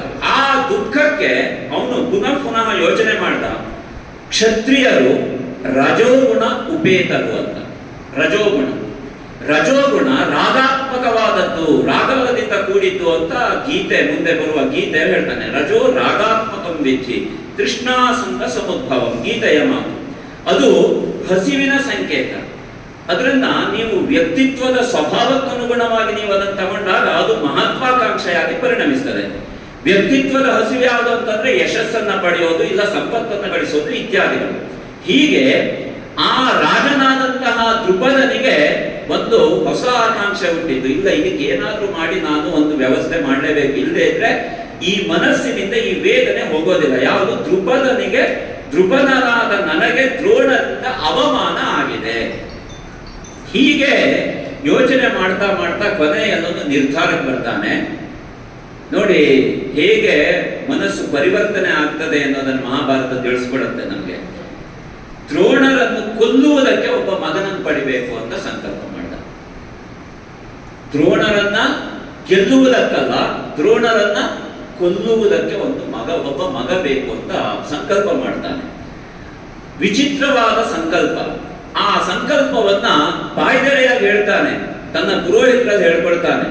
ಹಾಗೆ ಹೇಳ್ಕೊಂಡಾಗ ಇಬ್ಬರು ಪುರೋಹಿತ ದ್ವಯರು ಆ ಯಾಗದ ನೆಲೆಯಲ್ಲಿ ಅವನ ಮುಂದೆ ಬಂದು ಅವನಿಗೆ ಆ ಯಾಗವನ್ನು ಮಾಡಿಸಿಕೊಡ್ತೇವೆ ಅಂತ ಹೇಳ್ತಾರೆ. ಮಗನನ್ನು ಪಡೆಯುವಂತಹ ಯಾಗ ಪುತ್ರಕಾಮೇಷ್ಟಿ ಮೊದಲಾದ ಯಜ್ಞಯಾಗಾದಿಗಳೆಲ್ಲ ನಾವು ಕೇಳ್ತೇವೆ. ಇದು ಹಾಗಲ್ಲ, ಇದು ಸಂಕಲ್ಪವೇ ಮುಂದೊಂದು ಒಬ್ಬ ವ್ಯಕ್ತಿಯನ್ನ ಹನನ ಮಾಡುವುದಕ್ಕೆ ಮಗನನ್ನ ಪಡಿಬೇಕು. ನೇರವಾಗಿ ಹೇಳಿದ ನಾವು. ಹಾಗೆ ಹೇಳಿಕೊಂಡು ಮಗನನ್ನು ಪಡೆಯುವ ಯಾಗ ಮಾಡುವುದಕ್ಕೆ ಎಷ್ಟು ಖರ್ಚಾದರೂ ನಾನು ಮಾಡ್ತೇನೆ ಅಂತ ಹೊರಟ, ಘೋಷಣೆ ಮಾಡಿದ. ಆಗ ಸಿಕ್ಕ ಪುರೋಹಿತ ದ್ವಯರು ಯಾರು ಅಂತಂದ್ರೆ ಯಾಜ ಮತ್ತು ಉಪಯಾಜ ಎನ್ನುವ ಇಬ್ಬರು ಪುರೋಹಿತರು. ಯಾಜೋಪಯಾಜರು ಅಂತ ಪ್ರಸಿದ್ಧರಾದ ಪುರೋಹಿತರು. ಅವರು ಅರಣ್ಯದಲ್ಲಿ ಅಘಟಿತ ಘಟನೆಗಳನ್ನ ಸಾಧಿಸಿದ ಮಹನೀಯರು. ಇಂತಹ ಅನೇಕ ಯಜ್ಞಯಾಗಾದಿಗಳನ್ನ ಲೋಕಹಿತಕ್ಕಾಗಿ ಮಾಡಿದವರು. ಈ ದ್ರುಪದ ಬಂದು ಕೇಳಿಕೊಳ್ಳುವ ಸನ್ನಿವೇಶದಲ್ಲಿ ಯಾಜ ಮತ್ತು ಉಪಯಾಜ ಅವರಿಬ್ಬರಲ್ಲೂ ಕೇಳ್ತಾನೆ. ಅವರು ಆಶ್ರಮದಲ್ಲಿದ್ದ ಸಂದರ್ಭಕ್ಕೆ ಅವರಲ್ಲಿ ಈ ಭಿನ್ನಹವನ್ನ ಇಡ್ತಾನೆ. ಹೇಳ್ತಾನೆ ಏನಂತಂದ್ರೆ, ಏನಮೇ ಕರ್ಮಣ ಬ್ರಹ್ಮನ್ ಪುತ್ರ ಸ್ಯಾತ್ ದ್ರೋಣ ಮೃತ್ಯವೇ. ದ್ರೋಣರನ್ನು ಕೊಲ್ಲುವುದಕ್ಕೆ ಸಾಧ್ಯವಾಗುವ ಒಬ್ಬ ಮಗನನ್ನು ಪಡೆಯುವ ಯಾಗವನ್ನು ಮಾಡಿಸಬೇಕು. ಏನಮೇ ಕರ್ಮಣ ಬ್ರಹ್ಮನ್ ಪುತ್ರ ಸ್ಯಾತ್ ದ್ರೋಣ ಮೃತ್ಯವೇ. ದ್ರೋಣನ ಮೃತ್ಯುವಿಗಾಗಿ ಒಬ್ಬ ಮಗನನ್ನ ಪಡಿಬೇಕು ಅಂತ. ಇಷ್ಟನ್ನ ಹೇಳಿದಾಗ ಅಂತಹ ಯಾಗವನ್ನು ನಾವು ಮಾಡಿಸುವುದಿಲ್ಲ ಅಂತ ಹೇಳಿದ್ರು ಅವರು. ಇಲ್ಲ, ಕೊಲ್ಲುವ ಯಾಗ ಎಲ್ಲ ಮಾಡಿಸೋದಿಲ್ಲ, ಬದುಕಿಸುವ ಯಾಗ ನಾವು ಮಾಡ್ತೇವೆ ಅಂತ ಹೇಳಿದ್ರು. ಇಷ್ಟು ಹೇಳಿದ ಮೇಲೆ ದ್ರುಪದನಿಗೆ ಮೊದಲೇ ಸಿಟ್ಟಿತ್ತು, ದ್ರೋಣರ ಬಗ್ಗೆ ಸಿಟ್ಟಿತ್ತು. ಬ್ರಾಹ್ಮಣ ಎನ್ನುವಂತಹ ಒಂದು ಹೀನತೆ ಮನಸ್ಸಿನಲ್ಲಿ ಮನೆ ಮಾಡಿತ್ತು. ಅವನು ಮುಂದೆ ತಲೆ ತಗ್ಗಿಸುವಾಗಾಯ್ತಲ್ಲ, ನಾನು ರಾಜ ಎನ್ನುವ ಆ ಭಾವನೆ ಇತ್ತು. ಪುನಃ ಈ ಮತ್ತೊಬ್ಬರು ಬ್ರಾಹ್ಮಣರೇ ಹೇಳಿದ್ರು ಯಜ್ಞ ಮಾಡಿಸೋದಿಲ್ಲ. ಅಲ್ಲಿಗೆ ಮತ್ತೆ ಹೆಚ್ಚಾಯ್ತು. ಉರಿಯುವ ಬೆಂಕಿಗೆ ತುಪ್ಪ ಸುರಿದಾಗಾಯ್ತು. ಭಯಂಕರ ಕೋಪಾವಿಷ್ಟನಾಗ್ತಾನೆ. ಯಾಕೆ ಮಾಡಿಸುವುದಿಲ್ಲ ಅಂತ ಧ್ವನಿ ಏರಿಸಿ ಕೇಳ್ತಾನೆ. ಆಗ ಹಾಗೆ ಕೇಳಿದಾಗ ಅವ್ರು ಹೇಳ್ತಾರೆ ಏನಂತಂದ್ರೆ, ಈ ರೀತಿಯ ಯಜ್ಞಯಾಗಾದಿಗಳನ್ನು ಮಾಡಿಸಿದರೆ ಇದು ಲೋಕಕ್ಕೆ ಕ್ಷೇಮಕರವಲ್ಲ. ನಮಗೆ ಹಿಂದಿನಿಂದ ನಮಗೆ ಅಪ್ಪಣೆ ಇದೆ, ಯಾರ್ಯಾರೋ ಕರೆದ ಯಜ್ಞಕ್ಕೆಲ್ಲ ಹೋಗ್ಲಿಕ್ಕೆ ಆಗೋದಿಲ್ಲ. ನಮಗೂ ಒಂದು ನಿರ್ಬಂಧ ಇದೆ. ಬ್ರಾಹ್ಮಣರಾದವರು ಅಂದ್ರೆ ಈ ವೇದವಿದರು ಅಥವಾ ಯಜ್ಞಯಾಗಾದಿಗಳನ್ನ ಮಾಡಿಸುವವರು ಹೇಗಿರಬೇಕು ಹೇಳುವುದಕ್ಕೂ ಒಂದು ಸಣ್ಣ ಸೂಚನೆ ಸಿಗ್ತದೆ. ಇದಿಷ್ಟು ಹೇಳಿದ ಮೇಲೆ ನೋಡಿ, ಪ್ಲೇಟ್ ಚೇಂಜ್ ಮಾಡಿದವನು ಅಂದ್ರೆ ಅರ್ಥ ಆಗುತ್ತೆ ನಮ್ಗೆ. ತನ್ನ ವರಸೆಯನ್ನು ಬದಲಾಯಿಸ್ತಾನೆ. ಯಾರು? ದ್ರುಪದ. ಏನ್ ಮಾಡ್ತಾನೆ ಅಂತಂದ್ರೆ, ಸ್ವಾಮಿ ಮಾಡಿಸುವುದಿಲ್ವಾ? ಆಯ್ತು, ಮಾಡಿಸುವುದಿಲ್ಲ ಅಂತ ಪೂರ್ಣ ವಿರಾಮ ಇಡಬೇಡಿ. ಯಾವತ್ತಾದ್ರೂ ನಿಮಗೆ ಮನಸ್ಸಾದ್ರೆ ನೀವು ಹೇಳಿದ್ರೆ, ನೀವು ಹೇಳುವವರೆಗೆ ನಿಮ್ಮ ಈ ಆಶ್ರಮದಲ್ಲೇ ಇರ್ತೇನೆ, 1 ವರ್ಷದವರೆಗೆ ಕಾಯೋಣ, ಬೇಕಿದ್ರೆ ನಾನು ಇಲ್ಲೇ ಇರ್ತೇನೆ, ಇಲ್ಲೇ ಇದು ನಿಮ್ಮ ಸೇವೆ ಮಾಡ್ತೇನೆ. ಆ ಸೇವೆಯಿಂದ ನಿಮಗೇನಾದ್ರೂ ಮನಸ್ಸು ಬದಲಾದ್ರೆ ಆಮೇಲೆ ಮಾಡಿಸೋದೋ ಬಿಡೋದೋ ನೋಡುವ. ಅಲ್ಲಿವರಿಗೆ ಮಾಡಿಸೋದಿಲ್ಲ ಅಂತ ಹೇಳ್ಬೇಡಿ ಅಂತ. ತತ್ಕ್ಷಣದಲ್ಲಿ ಬದಲಾವಣೆ ಆಯ್ತು ಅವನ ಮಾತಿನ ವರಸೆ. ನೋಡಿ ಹೇಗೆ ಯಾವ ರೀತಿಯಲ್ಲಿ ಪರಿವರ್ತನೆ ಆಗುತ್ತೆ. 1 ವರ್ಷ ಕಡಿಬೇಕಿದ್ರೆ ಅವ್ನು ಹೇಳ್ದಾಗೆ ಆಯ್ತು, ಯಾರು? ದ್ರುಪದ ಹೇಳ್ದಾಗ ಆಯ್ತು. ಈ ಬ್ರಾಹ್ಮಣೋತ್ತಮರು ಸಿದ್ಧರಾದ್ರು ಮಾಡಿಸೋದಕ್ಕೆ ಅಂತ. ಅವನನ್ನ ಆ ರೀತಿಯಲ್ಲಿ ಸೇವೆ ಮಾಡಿದ್ರು. ನಮ್ಮಲ್ಲಿ ವಂಚಕರು ಬೇರೆ, ನಯವಂಚಕರು ಬೇರೆ ಅಂತ ಎರಡಿದ್ದಾರೆ. ಇದು ನಯವಂಚನೆ, ಗೊತ್ತೇ ಆಗದೆ ಇದ್ದಾಗ ವಂಚನೆ ಮಾಡೋದು. ನಮ್ಮ ಮಂದಿರಗಳ ಪಕ್ಕದಲ್ಲಿ ಪ್ಲಸ್ ಮೈನಸ್ ಅದ ಚಿಹ್ನೆ ನೋಡಿ, ನಮ್ಗೆ ಗೊತ್ತಿಲ್ಲದೆ ಎದ್ದು ಬಿಡುತ್ತೆ. ಎಲ್ಲಿ ಬಂದ್ರು ಯಾವಾಗ ಬಂತು ಅಂತಾನೆ ಗೊತ್ತಾಗಲ್ಲ. ಸಣ್ಣ ಒಂದು ಕಂಬದ ಹಾಗೆ ಹೂದದ್ದು, ಆಮೇಲೆ ದೊಡ್ಡ ಭವ್ಯ ಮಂದಿರ ಆಗಿ ಯಾವುದನ್ನ ಚರ್ಚೆ ಮಾಡಬೇಕು ಅಂತ ಗೊತ್ತಾಗದೆ ಇದ್ದಷ್ಟು ದೊಡ್ಡದಾಗಿ ಬೆಳೆದು ಬಿಡುತ್ತೆ. ಈ ರೀತಿಯಲ್ಲಿ ಇಲ್ಲಿಯೂ ನಯವಂಚನೆಯಿಂದ ಅವನನ್ನ ಒಪ್ಪಿಸಿ ಬಿಟ್ಟ. ಆ ಇಬ್ಬರು ಪುರೋಹಿತರನ್ನ ಒಪ್ಪಿಸಿದ, ಕರೆದುಕೊಂಡು ಹೋದ. ಯಜ್ಞ ಆರಂಭ ಆಯಿತು. ಎಷ್ಟು ಬೇಕಿದ್ರು ಬರೀತಾರೆ ವ್ಯಾಸರು, ಕೋಟಿ ಕೋಟಿ ಕೇಳಿದ್ರು ಕೊಡ್ತೇನೆ ಅಂತ ಹೇಳ್ತಾನೆ. ಅಂದ್ರೆ ಆ ದ್ರುಪದನ ಮನಸ್ಸಿನಲ್ಲಿರುವ ದ್ವೇಷ ಎಷ್ಟು ಅಗಾಧವಾಗಿರ್ಬಹುದು ದ್ರೋಣರ ಬಗ್ಗೆ ಅಂತ ನಾವು ಯೋಚನೆ ಮಾಡಬೇಕು. ಅಷ್ಟು ಬೇಕಿದ್ರು ಕೊಡ್ತೇನೆ ಅಂತ ಹೇಳ್ತಾನೆ, ನೀವು ಯಜ್ಞ ಮಾಡಿಸ್ಬೇಕು. ಇವ್ರು ಒಪ್ಪಿದ್ರು, ಯಜ್ಞ ಮಾಡಲಿಕ್ಕೆ ಹೋದ್ರು. ಯಜ್ಞಗಳ ಪ್ರಕ್ರಿಯೆ ಬಹಳ ದೀರ್ಘವಾಗಿ ಬರೀತಾರೆ. ಆ ಪ್ರಕ್ರಿಯೆಯ ಪ್ರಕಾರ ಮುಂದೆ ಹೋಯಿತು, ಪೂರ್ಣಾಹುತಿಯೂ ಆಯಿತು. ಪೂರ್ಣಾಹುತಿ ಆಗಿ ಪ್ರಸಾದ ತೆಗೆದುಕೊಳ್ಳುವವರೆಗೆ ಹೋಯಿತು. ಯಾಕೆ ಅಂತಂದ್ರೆ ಇಂತಹ ಯಜ್ಞಗಳಲ್ಲಿ ಪ್ರಸಾದ ತೆಗೆದುಕೊಳ್ಳಬೇಕಾದವಳು ಹೆಂಡತಿ. ಮುಖ್ಯವಾಗಿ ಯಾವುದನ್ನು ಪ್ರಸಾದವಾಗಿ ಅವಳು ಸ್ವೀಕರಿಸ್ತಾಳೋ ಅದೇ ನಾಳೆ ಗರ್ಭಾಧಾನಕ್ಕೆ ಕಾರಣವಾಗುತ್ತದೆ. ಆ ಹಂತದಲ್ಲಿ ಏನಾಯ್ತು ಅಂತಂದ್ರೆ ಒಂದು ಬಹಳ ದೊಡ್ಡ ಘಟನೆ ನಡೆದು ಹೋಯಿತು. ಯಜ್ಞಯಾಗಾದಿಗಳನ್ನು ಮಾಡಬೇಕಿದ್ರೆ ನಮ್ಮ ಮನೆಗಳಲ್ಲಿ ಇವತ್ತಿಗೂ ಇದೇ ಒಂದು, ಬೇಸರ ಮಾಡಬೇಡಿ ಎಲ್ಲ ತಾಯಂದಿರಿದ್ದೀರಿ, ಮನೆಯಲ್ಲಿ ಇದೇ ಸಮಸ್ಯೆ ಇದೆ, ಇವತ್ತಿಗೂ ಇದೆ, ನಮ್ಮ ಮನೆಗಳಲ್ಲೂ ಇದೆ. ಯಾವುದು ಅಂತಂದ್ರೆ ಯಜಮಾನ ಪೂಜೆಯಲ್ಲಿ ಕುಳಿತುಕೊಂಡಿರ್ತಾರೆ. ಯಜಮಾನತಿಗೆ ಪೂಜೆಯಲ್ಲೂ ನಿರ್ವಹಣೆ ಮಾಡಬೇಕು, ಅಡುಗೆ ಮನೆಯಲ್ಲೂ ನಿರ್ವಹಣೆ ಮಾಡಬೇಕು. ಎರಡೆರಡು ಜವಾಬ್ದಾರಿ ಇರ್ತದೆ. ಎರಡು ಜವಾಬ್ದಾರಿಯನ್ನ ನಿರ್ವಹಿಸಬೇಕಿದ್ರೆ ಇವ್ರು ಕರೆದಾಗ ಎಲ್ಲಾ ಸಮಯ ಬರ್ಲಿಕ್ಕಾಗೋದಿಲ್ಲ. ಬರ್ತೇನೆ ಅಂತ ಹೇಳ್ತಾರೆ, ಬರಬೇಕಾದ ಸಮಯಕ್ಕೆ ಬರ್ಲಿಕ್ಕಾಗೋದಿಲ್ಲ. ಯಜಮಾನರಿಗೆ ಪ್ರೀತಿ ಹೆಚ್ಚಾಗಿ ಕೋಪ ಬರ್ತದೆ. ಆ ಕೋಪ ತಾಪ ಎಲ್ಲ ಬೇರೆ ಬೇರೆ ಪರಿವರ್ತನೆ ಆಗ್ತದೆ. ಇದು ನಮ್ಮ ಆಸ್ತಿಕರ ಇವತ್ತಿಗೂ ಇದೆ. ಅಂಥದ್ದೇ ಸನ್ನಿವೇಶ ಆಯಿತು. ಯಜ್ಞ ನಡೆದಿದೆ, ಪ್ರಸನ್ನತೆಯ ಸಮಯ. ಪ್ರಸನ್ನವಾದ ಪೂಜೆಯಲ್ಲಿ ಸ್ವೀಕರಿಸಬೇಕಾದಂತಹ ಪ್ರಸಾದಕ್ಕೆ ದ್ರುಪದ ಕರೀತಾ ಇದ್ದಾನೆ ಪತ್ನಿಯನ್ನ. ಒಂದು ನಿಮಿಷ ಬರ್ತೇನೆ ಅಂತ ಹೇಳ್ತಾ ಇದ್ದಾಳೆ ಇವಳು. ಏನಾಗಿದೆ ಅಂತಂದ್ರೆ ಮುಖ ತೊಳೆದು ಶುದ್ಧವಾಗಿ ಬರಬೇಕು, ನಾನು ಬರ್ತೇನೆ, ಅಲ್ಲಿಯವರೆಗೆ ಕಾಯ್ಬೇಕು ಅಂತ ಅವಳು ದೂರದಿಂದ ಹೇಳ್ತಾ ಇದ್ದಾಳೆ. ಒಂದು ಸಲ ನೋಡ್ದ, ಎರಡು ಸಲ ನೋಡ್ದ, ಬರಲಿಲ್ಲ. ಯಾಜೋಪಯಾಜರು ನಿಲ್ಲಲಿಲ್ಲ. ಅವರ ಸಹನೆ ಕಟ್ಟ ಹಿಡಿಯಿತು. ಬರಲಿಲ್ಲ ಅಂತ ಅಂದ್ಕೊಂಡು ಯಾವ ಪ್ರಸಾದ ದ್ರುಪದನ ಪತ್ನಿಯ ಉದರಕ್ಕೆ ಸೇರ್ಬೇಕಿತ್ತೋ ಅದು ಯಜ್ಞಕ್ಕೆ ಬಿತ್ತು. ಯಜ್ಞದ ಒಳಗೆ ಆ ಪ್ರಸಾದ ಏನು ಗರ್ಭವನ್ನ ಧರಿಸುವುದಕ್ಕೆ ಸ್ವೀಕಾರ ಮಾಡಬೇಕಿತ್ತು, ಯಜ್ಞಕ್ಕೆ ಆಹುತಿಯ ರೂಪದಲ್ಲಿ ಯಜ್ಞದ ಒಳಗೆ ಹಾಕಿದ್ರು.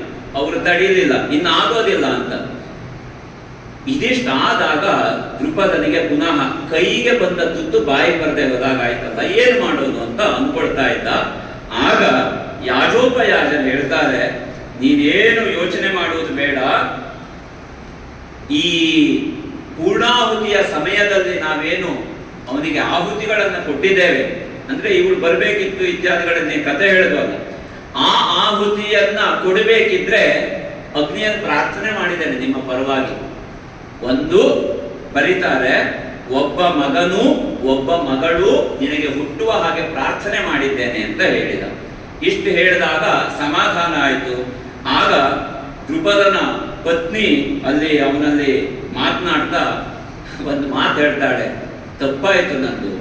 ಏನ್ ತಪ್ಪಾಯಿತು ಅಂತಂದ್ರೆ ನನ್ನ ಮುಖದಲ್ಲಿ ತಾಂಬೂಲ ಇತ್ತು, ಕವಳ ಹಾಕಿತ್ತು. ಕವಳ ಅಂದ್ರೆ ಗೊತ್ತಾಗುತ್ತೆ ಅಂತ ಅಂದ್ಕೊಳ್ತೀನಿ. ತಾಂಬೂಲ ಸೇವನೆ ತುಂಬಾ ಅಭ್ಯಾಸ ಆದವರಿಗೆ ಒಂದು ಕ್ಷಣವೂ ಸುಮ್ಮನೆ ಕುಳಿತುಕೊಳ್ಳಿಕ್ಕೆ ಆಗೋದಿಲ್ಲ. ಅದು ಎಷ್ಟೊತ್ತಿಗಾದ್ರೂ ಇರಲೇಬೇಕು. ರಾತ್ರಿ ನಿದ್ರೆ ಮಾಡ್ಬೇಕಿದ್ರು ಕೊಟ್ಟರು ಅದರಿಂದ ಅದು ಬಾಯಲ್ಲಿ ಇಟ್ಕೊಂಡೇ ಬದುಕ್ತೇವೆ ಅಂತ ಹೇಳುವಷ್ಟು ತಾಂಬೂಲ ಸೇವನೆ ಇರುತ್ತೆ. ಅಪ್ಪ ನೆಗಾಡ್ತಾ ಇದ್ದಾರೆ, ಅವರಿಗೂ ಅದೊಂದು ಇದೆ. ಹಾಗಾಗಿ ಹಾಗೆ ಅದರಿಂದ ಅದಕ್ಕೆ ನಾನು ಪ್ರತ್ಯಕ್ಷ ದರ್ಶಿ ಆದ್ರಿಂದಲೇ ಇಷ್ಟು ನಿಖರವಾಗಿ ಹೇಳ್ತಾ ಇದ್ದಾನೆ. ಇಲ್ಲೂ ಬಂತು, ನಮ್ಮ ಮನೆಯಲ್ಲಿಯೂ ಅದನ್ನು ನೋಡ್ತೇವೆ ನಾವು. ಪೂಜೆ ಮಾಡಲಿಕ್ಕೆ ಕೊನೆ ಕ್ಷಣ ಪೂಜೆ ಇನ್ನೇನು ಆರಂಭ ಆಗಬೇಕು ಅಲ್ಲಿವರೆಗೂ ಬಾಯಲ್ಲಿ ಇರ್ತದೆ. ಅದು ಒಳ್ಳೆಯದಲ್ಲ. ಯಾವಾಗ ಒಳ್ಳೆಯದಲ್ಲ?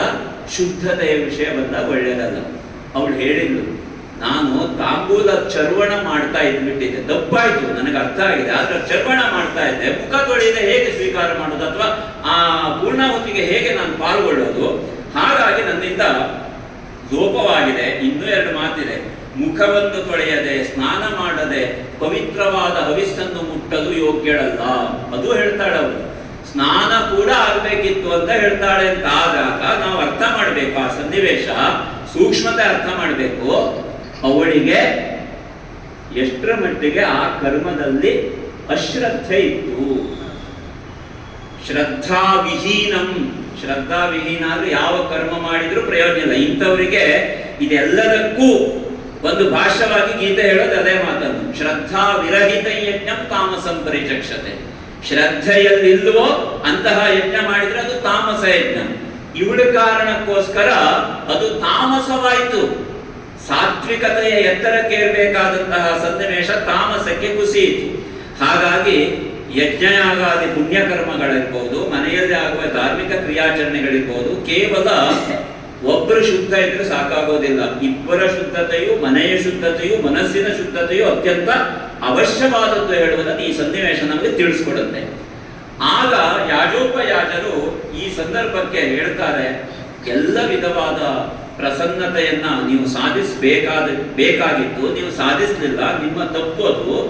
ಆದ್ರೆ ನಿಮಗೆ ಮಕ್ಕಳು ಹುಟ್ಟದೇ ಇರೋದಿಲ್ಲ, ನಿಮಗೆ ಮಕ್ಕಳು ಹುಟ್ಟುತ್ತಾರೆ ಅಂತ ಹೇಳಿ ಹವಿಸ್ಸು ಹೇಗೆ ಸ್ವೀಕರಿಸಬೇಕಿತ್ತು, ಹೇಗೆ ಸ್ವೀಕರಿಸುವುದು ಕ್ರಮ ಇತ್ಯಾದಿ ಎಲ್ಲ ಹೇಳ್ಕೊಂಡು ಹೋಗ್ತಾರೆ ಅವರು ಆ ಸಂದರ್ಭಕ್ಕೆ. ಇದಿಷ್ಟೆಲ್ಲ ಆದ್ಮೇಲೆ ಮಧ್ಯ ಯಜ್ಞ ಭಾಗದಿಂದ ಸದ್ಯೋಜಾತರಾಗಿ ಇಬ್ಬರು ಮಕ್ಕಳು ಹುಟ್ಟುತ್ತಾರೆ. ಯಜ್ಞದಿಂದಲೇ ಹುಟ್ಟುತ್ತಾರೆ. ನೋಡಿ, ಕಥಾಭಾಗಗಳಲ್ಲಿರುವ ಸೂಕ್ಷ್ಮತೆಗಳನ್ನು ನಾವು ಅರ್ಥ ಮಾಡಬೇಕು. ರಾಮಾಯಣದಲ್ಲಿ ಬರುವ ಸೀತೆ ಭೂಮಿಯಲ್ಲಿ ಜನಕ ಮಹಾರಾಜ ಯಜ್ಞಯಾಗಾದಿಗಳಿಗೆ ಭೂಮಿಯನ್ನು ಸಂಸ್ಕರಿಸುವುದಕ್ಕೆ ತಾನೇ ಒಕ್ಕಲು ಮಾಡ್ತಾ ಇದ್ದಾಗ, ಒಂದು ಹಲವನ್ನು, ಒಂದು ನೇಗಿಲಿನಿಂದ ಭೂಮಿಯನ್ನು ಊಳ್ತಾ ಇದ್ದಾಗ ಒಂದು ಪೆಟ್ಟಿಗೆ ಒಳಗೆ ಸಿಕ್ಕಿದ್ಲು. ಅವಳು ಯಾರು ಏನು ಎನ್ನುವುದಕ್ಕೆ ಇಡೀ ವಾಲ್ಮೀಕಿ ರಾಮಾಯಣದಲ್ಲಿ ಹುಡುಕಿದ್ರು ಒಂದೇ ಮಾತು, ದೇವಮಾಯೇವ ನಿರ್ಮಿತ. ಇಷ್ಟೇ ಹೇಳ್ತಾರೆ. ಯಾರು ಹೇಳೋದು? ವಾಲ್ಮೀಕಿ ಮಹರ್ಷಿಗಳು.